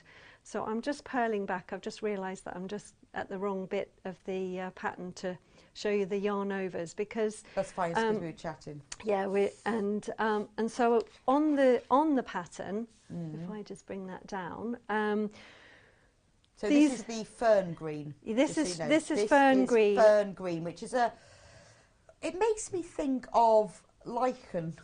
Yes, moss, and kind of a mossy green, or a but lime green. We have the fern green as a yarn. Yes, so the yarn is separate. So, but it's just, I started to knit the sample in the forest green to come today, and realised that a forest green was exactly the same colour as my knitting needles, and so it wouldn't have shown up. But also, it doesn't show up as well, does it? The dark colours? Never mind. No. So we like to see your fern green. Yeah. So the fern green is beautiful, and it is making me think I'd like to knit one in this colour. It is a really nice colour. It is. I'll have to come back with the knitted version, won't I? Please. I'll come back in my size. Yeah. So with the fern green yarn is the code that's on the right hand side of the screen. So with this pattern, you've got these holes. You've got these little eyelet holes, which form the pattern, and they're created by yarn overs. And yarn overs, they are just as simple as sometimes it's written as yarn forward, but then when I was getting it test knitted, I realised that there are actually different ways of making yarn overs according to the stitch that is before and the stitch that is after. Is there? I thought it was just yarn over. Yes, yeah. So I wanted to make sure that people could see the difference between the different that's stitches. Really, because I thought there was only one way. So I'm going to just knit up to, and stitch markers, that's the other thing that is just, you will definitely need for this pattern, because you put your stitch markers just before the lace section, and the lace section is 26 stitches, so you can then slip my stitch marker. Then the first stitch is a purl stitch. Then for this row, I need to knit 3 stitches, so just knitting 1, 2, 3. Then I'm going to do a decrease, which is a slip knit past the slip stitch over. So I'm going to slip that stitch, knit the next stitch, pass that stitch over. So my yarn is at the back. So rather than knitting two together, no, so you're doing a So, and that's because KSPO. it is, it's a right leaning. I yeah, think. that's to make it, because I often wondered that, but it's to make it slants go in the other way, isn't it? to knit two together. So now I'm going to do my yarn over, or it's actually yarn to the front, but my next stitch is a purl stitch. So if I were to just purl this stitch now, I wouldn't have a yarn over. Oh, of course. I Yeah, would you lose. just have I would lose that yarn over because Right. because the yarn is in the position to make that purl stitch. So then I Okay. have to wrap the yarn round the needle. So that's abbreviated in the pattern with a YFRN. So it's Love yarn that. forward round the YFRN. needle. Yeah? Okay, so it's a purl, it's a YFRN. Yeah. So then I can purl my stitch. And if it's a knit, it's a YO. Yes, that's it. So if the next stitch is a knit, it's a yarno or yarn forward. So so now I've got my yarn in front. So if I were to do a purl stitch, I would just be purling. But the next two stitches are a knit two together. So I keep the yarn in the front and then knit those two together, and that then creates that yarn over before the knit two together. So that stitch there So you kind is of my making yarn one over. and losing one, so you end up with the same number. Exactly, because you don't want, you're not adding any shape to this, to the lace putting panel. a little pattern in. No, that's it. So then I knit the next 3 stitches, purl the next 2 stitches, purl 2, and then again I'm repeating what I've done before. So knit in 3 stitches, and then SKP, which is slip, knit, and then pass one over. And then again, I'm coming to the next, the yarn forward, round the needle, purl the next stitch. So that creates your extra stitch after your decrease, and then you've purled it. And then keeping the yarn in the front, because you're then making another yarn over, knitting 2 together and round, and then knit the next 3 stitches. So that's probably the trickiest row of all of the lace section, because you have to sort of think, right, I'm before a purl stitch, so I need to do that extra. But I like that because I get bored, and I would be, if I had to do the whole thing in just now knit stocking stitch for 14 inches. Oh, yes. But it's having that little bit nice. Hi Helen and Rebecca, is the wool 4-ply or DK? Is there enough wool to make it longer? I have ordered that lovely variegated green from Laurie in Suffolk.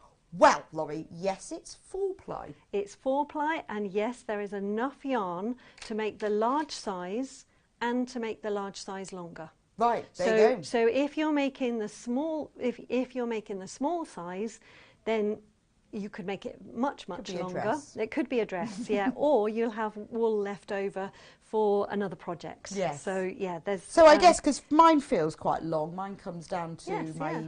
If I stand back, you can see mine. There's my waist. So I'd say mine comes down to about top of my hips. Yeah.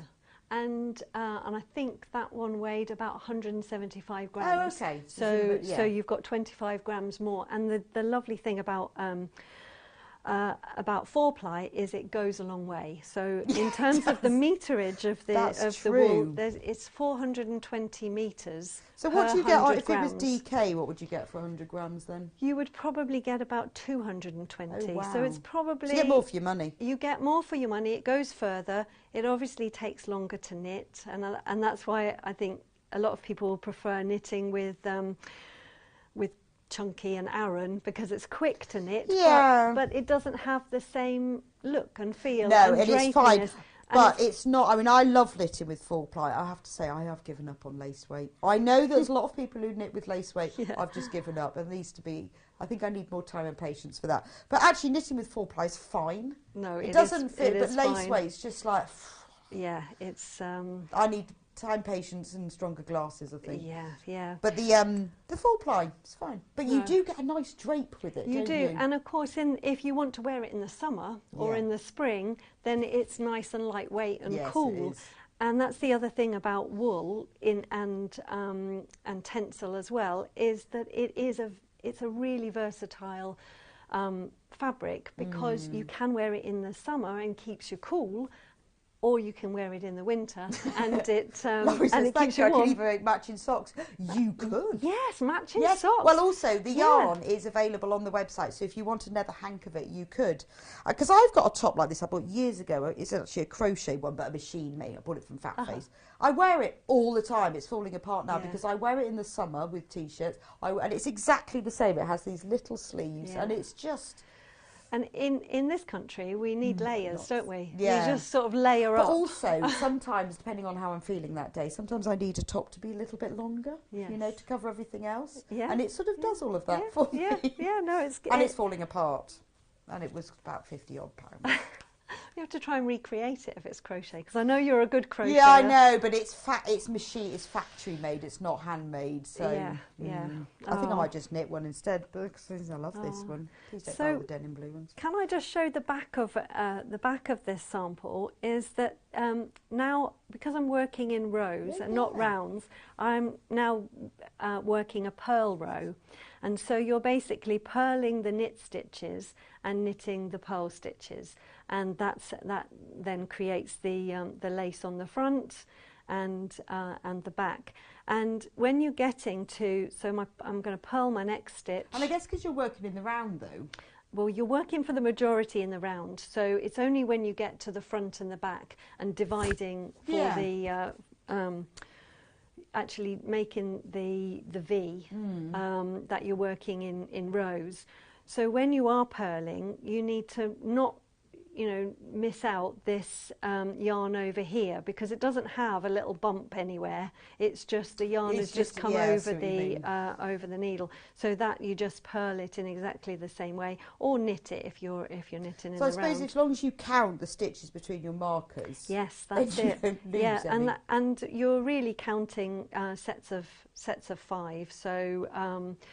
So I'm coming to this next one, and it feels really big and baggy at this point, but as soon as you purl it, it tidies up that little hole, and then you can move on to the next one, and it neatens it up, and then you've just got you've got these little eyelet holes on the other side. So so lace knitting needn't be really kind of daunting, because it is just making the knit two together and the yarn overs. Yeah, so it's not like, I think it's that word lace. You No, see, it's yes, more, that's feels it, more yeah. intimidating than the word cable, and it's actually easier. Yes, So that's denim it. and raspberry are now neck and neck, equal numbers. We have very limited. Very limited. That's because we're wearing them, you see. Yes, I know, we're modelling them. The modelling of the denim and then raspberry. Please do check out, they are very, very limited. There's more of you with baskets than we have. So you do need to check out. They are size 32 to 42. If you've got any questions, let us know. If you get the 2 hanks of yarn and you get the pattern in the kit. If you want any extra yarn, then that's available on the website as well. So it's just knit and purl, isn't it? Yes. Really. Yeah, it's just variations of it, and it's a really nice pattern for somebody who wants to extend their knitting skills and try something new, because there is and what I've done in my pattern is I've included links to useful YouTube videos for things like the 3 needle bind off on the shoulder, for example. So anybody that has never done a 3 needle bind off can then have a look at the link and be directed to that website and help them. So the other thing is the bind off on the neckline, where you're slipping stitches and then knitting, and that produces, rather than a stepped back to the neckline, you get a nice sweeping curve. So it's those sorts of things that perhaps people haven't done before, that then they might like to try those. But yes, so there's lots of tips, and the bias bind off for the neckline is a nice way of bind, you know, making and you've that put a sweeping chart curve. in. And yes, and you've put instructions yes, in. so there are Nice. charts. There's a chart for when you are knitting in the round, Mm. and then there's a chart for the section when you're knitting in the flat. So anybody that loves charts and is a kind of visual learner, then that might help. Yes, but there is both. Yes, there's both. So after you've done it, do we need to block this? Yes. So then, because we have got the blockers. It really makes such a massive difference when you are, so when you're blocking the your finished garment. I would say definitely block it. And anybody that has never, you know, maybe tried blocking, so we've way got the blocking mats. Yes. That you can join together. Yes, and they are fantastic. And you've also got. You've got these amazing. I've got them here actually as well. These the rainbow blockers. I've rainbow got them as well. block, and they are fantastic because you can. So you build your so your build mat. my thingy. Yeah. To the size I need, and it's just going to be big enough. Yeah. So when you finished it, then you finished it, wet and it. Yes. Now what I would say is with this wool, it is hand wash only. So do not. Put it in the washing machine, and even on a wool wash, I'd be really nervous. You have spent a lot of time knitting this. Do not put it in the washing machine. So I would say, but all it needs is cool water, cool, tepid water, and then you just plunge it into the water. Then you squeeze it out with, get it as dry as you can. Now, I've put mine in on a spin setting in the washing machine where I spin out the water, but unless you're confident that your washing machine isn't going to heat it up. In a towel. Yeah, you can just wrap it in a towel, and then you lay it flat on your blocking boards, and then you can use these brilliant. Yeah, mine is so, but you just pin them. Pin them, and I would pin them and. All the blocking does is it relaxes the stitches, it brings out the lace pattern, so it really does pop. So where you've got, like on my sample, it's looking a bit sort of, bumpy. Yeah, whereas this is beautifully smooth. It just smooths it all out, and it Do looks you incredible. have to block it every time you wash it then? Well, probably not. You could.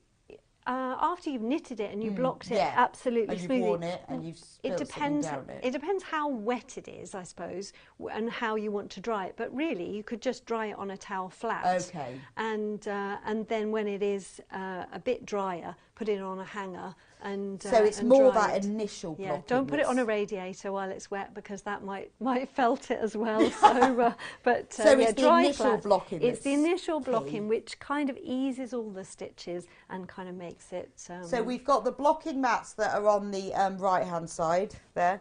£23.99. I've got this one right now. Worked it out now. £23.99 for the blocking mats, and that's just 4 of them there. But you obviously get more of that. Yeah. I have them, they're brilliant. And then the knit and the rainbow blockers, which Helen's got there. And they've got big ones and small ones, so they're really good. They fit into here so you can block it beautifully. Yeah. Right, should we move on to I was crochet? just going to say the other thing that you've got is these blocking wires. The blocking wires, yes. Which are absolutely fantastic for shawls. Yes, shawls and blankets. Yeah, I've got a set of those at home, and they're really you just kind of weave them into the edge of a shawl or a blanket, and then do exactly the same. Wet it, lay it flat, put the wires in, pin them into place, and then just leave it to dry. And they're knit pro, so they're the same make as the mats and the things. It all works together. If you're doing shawls or something or anything with a curve, these are perfect. Fantastic. Yeah, really, really good, and kind of takes all the pain out of individually sort of pinning a shawl into a sort of flat and even line. So the wires are brilliant. Are fantastic. Yeah, the wires are great. Now, just to let you know, if you've got the denim, the raspberry or the purple, you need to be very careful. There was more people who've got it in baskets than we've actually got. So if you don't check out now, somebody will come and steal it. And I know it's what it's like. You think, oh, I don't know which colour she'll have, which colour, but they are very, very limited, and more of you have them in baskets, so you do need to check out. But we also have, if you want the individual yarn by the 100 grams, that is also on the website as well. Right, should we do crochet now? Yes. The lovely crochet top, because We're going to run out of time. Yeah, I know. Time does fly, doesn't it? Well, so does the Harmony of Leaves pattern, is that the same as the Harmony of Leaves shawl? Yes, so if anybody has done the Harmony of Leaves scarf pattern, because I've been here and demonstrated we have got those as no, well. that one is the in the willow shade. Oh, that's the willow one. That's the in the willow shade, and I've got this one as well. But then, but I've been on previously and shown how to do the Harmony of Leaves scarf.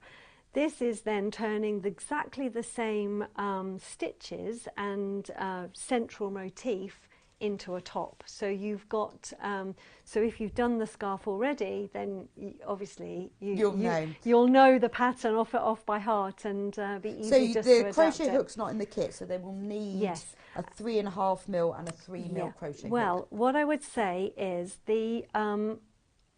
it's really important with both the Kielder top and the Harmony of Leaves vest top to do a swatch, to do a gauge. Yes. And there is information in the pattern in what the size should be, because obviously everybody's tension is different. Some people are very loose crocheters and knitters, and some people are very tight and just crochet and knit in a very different way. It's unique to you. So you may not want to crochet this top in a 3.5 millimeter crochet hook, because that would make it a lot bigger. And I just demonstrate here, I've done 2 samples, one with a 3.5 millimeter crochet hook, and that's the raspberry one, and one with a 3 millimeter crochet hook, that's the denim one, and you can see probably at least a centimetre. So if you're repeating on that small bit, it gets bigger and bigger. So it is making sure that your tension matches what's in the pattern. So do if you haven't got, I mean, any of the crochet hooks are on the Yarn Lane website. If you haven't got the right size, all the same login details, and we do have on there sets of crochet hooks in a variety of sizes, which I would always recommend, because as Helen says, you don't know what crochet hook you'll need. Roughly, you'll need a 3 and a 3.5, but you might need a 3.25 or 3.75. And what the pattern says is start with a 3.5 millimeter crochet hook, because your foundation chain is, you want that to be loose. So you can actually go into your stitches and then go down to a 3 millimeter crochet hook. However, if you are finding that your stitches are really tight with a 3.5 millimeter hook, you might want to go up a hook size. So it's sort of playing with it. And for me, I'm a very loose crocheter, so I probably would want to go down to a 2.5 millimeter crochet so hook. it is worth having, and I think the set that the Knit Pro set we do goes from like 2.5 to 6, which pretty much covers you, and that would cover all different yarn types, and that would be a perfect. Super chunkies and your lace weight. Yeah, then you'd want like 12 millimeter crochet hooks and like a broom handle and exactly. But that pretty much covers it. Yeah. So again, you would sort of crochet a little sample. And that also sort of consolidates the stitch pattern in your head as well. So you're practicing on a smaller scale. You can then see how the leaf pattern's sort of popping out, and it just gives you a chance to practice and check that the size is going to be right. Okay, so once you've sorted that one out. Yeah, so I'll just, the only, with the Harmony of Leaves, with the Harmony of Leaves pattern, if you can make a granny square, you can make this top. Wow. It's just using... Well, that's good to know. So you've done your granny square, you've got it sorted, you are now on clothing. Yeah, that's it. You can do a treble crochet stitch, and all my patterns are written in UK terminology. Jolly good. So it's a UK treble crochet stitch, not an American double crochet stitch. Thank goodness. So so if you can do a treble crochet stitch, then it's easy. So it is just literally yarn around the hook and into either chain spaces or the stitches, and I'll just crochet up to a point where I'll show you how to decrease, because that's when I'm teaching crochet, it's easy to demonstrate how to increase because you're just putting 2 stitches into one. When you are decreasing, you need to decrease 2 stitches to make it into one. Right. So that's where people get a bit confused, and that's where we're going to go yarn around the hook into the stitch, And when you put your hook into a stitch, unless it specifies the front loop or the back loop, you actually want to put your hook under both parts of the stitch. So the V is lying on top of your hook. We're you can creep in a bit more so you can see that there's two parts of that stitch on the hook. So your hook goes straight in underneath that V, and then you pull a loop of yarn through. You've got 3 loops on your hook. You go yarn around the hook and you pull through 2 of those loops. Then you start with going into your next stitch. So yarn around the hook and you go into the next stitch. You pull a loop through and you've got 4 loops on your hook. Yarn around the hook, pull through 2, and then yarn around the hook and pull through those 2. So that is decreasing those 2 stitches and making one stitch. And Margaret sent us a message. Hi Rebecca and Helen, I'm making my sample for tension at the moment using the heartspun yarn left over from in my willow shawl. Oh, very good. That's very perfect. Good. Oh, well, you'll be all ready when you buy your kit then. Yeah, brilliant. and so if you were to, so this row has got a treble 2 together, and then the next row has got a treble 3 together. So if I were trebling 3 together, I would then just simply. So and that gives you your holes and that's basically what creates the shape. So it brings the it brings the shape of the leaf to a point by trebling those 3 together, and then your chains are making the negative spaces and they're making the gaps. So you end up with the same number of stitches. So with lace crochet, so it is very much like filet crochet, where you're just following a chart maybe, and you're making the blocks with the treble crochet stitches, or in this case the shapes of the leaves with the treble crochet stitches, and then the holes are made with chains, and that's how you get the sort of lacy effect. So if we had to do a treble 3 together. So treble 3 together. Have I got time just to show a treble 3 together? We'll do that. So it's yarn around the hook and into the stitch, pull a loop through, yarn around the hook, pull through 2, then move on to the next stitch, yarn around the hook, go into the next stitch, and then pull through 2, and then moving on to the next stitch, yarn around the hook and into the 3rd stitch, yarn around the hook and pull through 2, and then I've got 4 loops on my hook, yarn around the hook and pull through all 4 loops, and that then just brings 3 stitches together into one. And I think that's probably easier with 4-ply. It might be, because it's finer. You know, when you work with a sort of an Aran and you're doing decreasing, it's quite hard to get it all through all those loops. Yes, and then you really do have to have a very big hook and strong wrists to be able to sort of pull it all the way through. But with this, it feels like, I think because it's finer, it's easier to get through. And it's very, very silky, silky yarn. So, so Margaret was just saying that she has she's made this shawl here, which is which I think is also available. Well. So she's made this shawl, which is the in the willow shade shawl, using the beautiful in the willow yarn. Yes, and that actually starts with a foundation chain.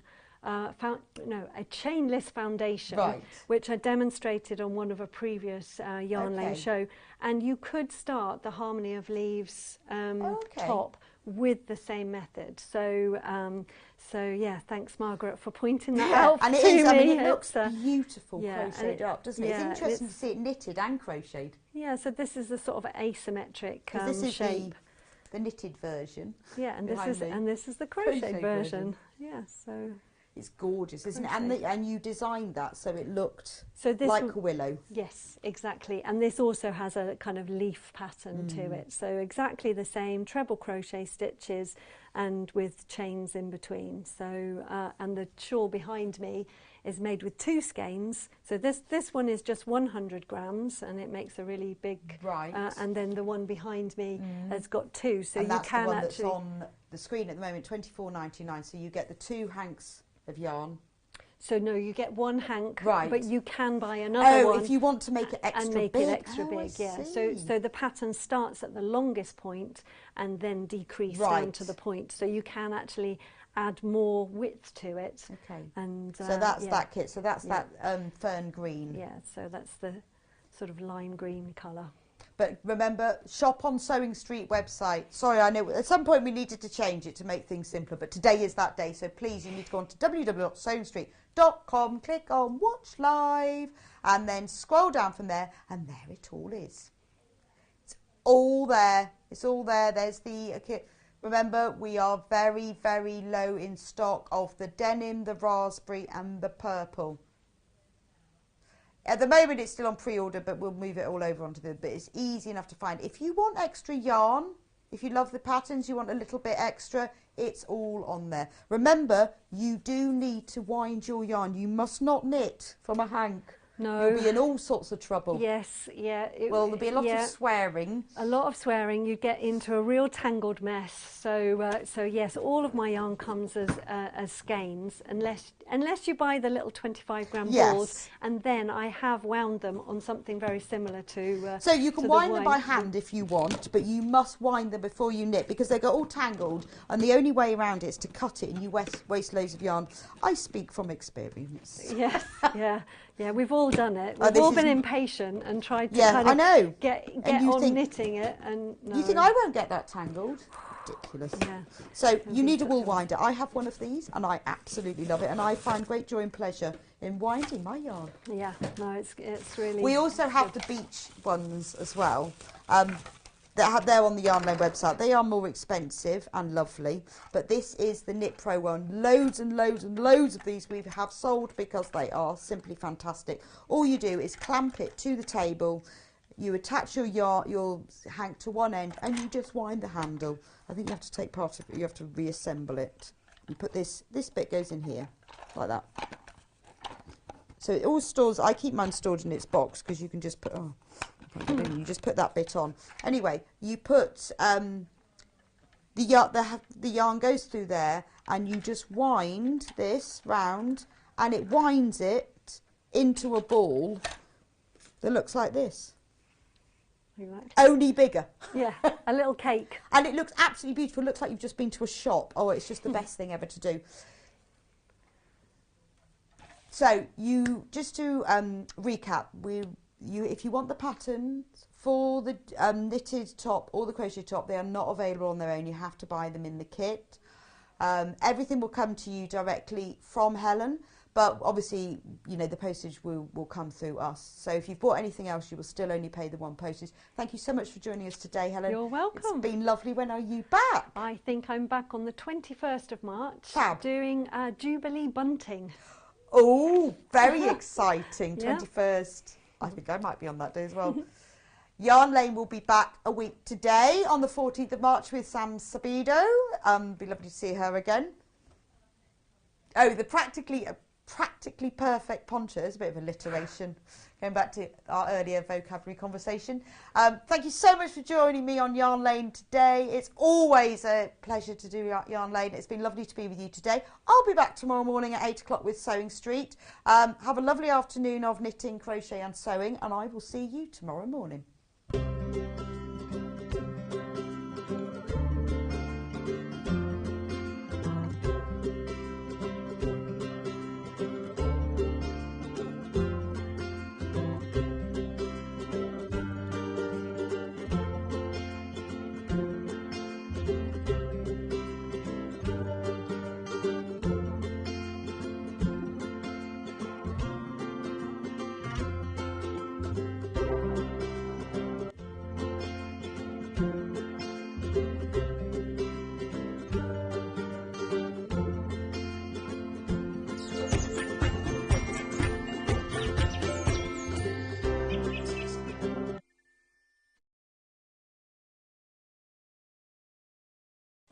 Hello everyone, my name's Cara Ackerman and I'm absolutely delighted to be here at Sewing Street.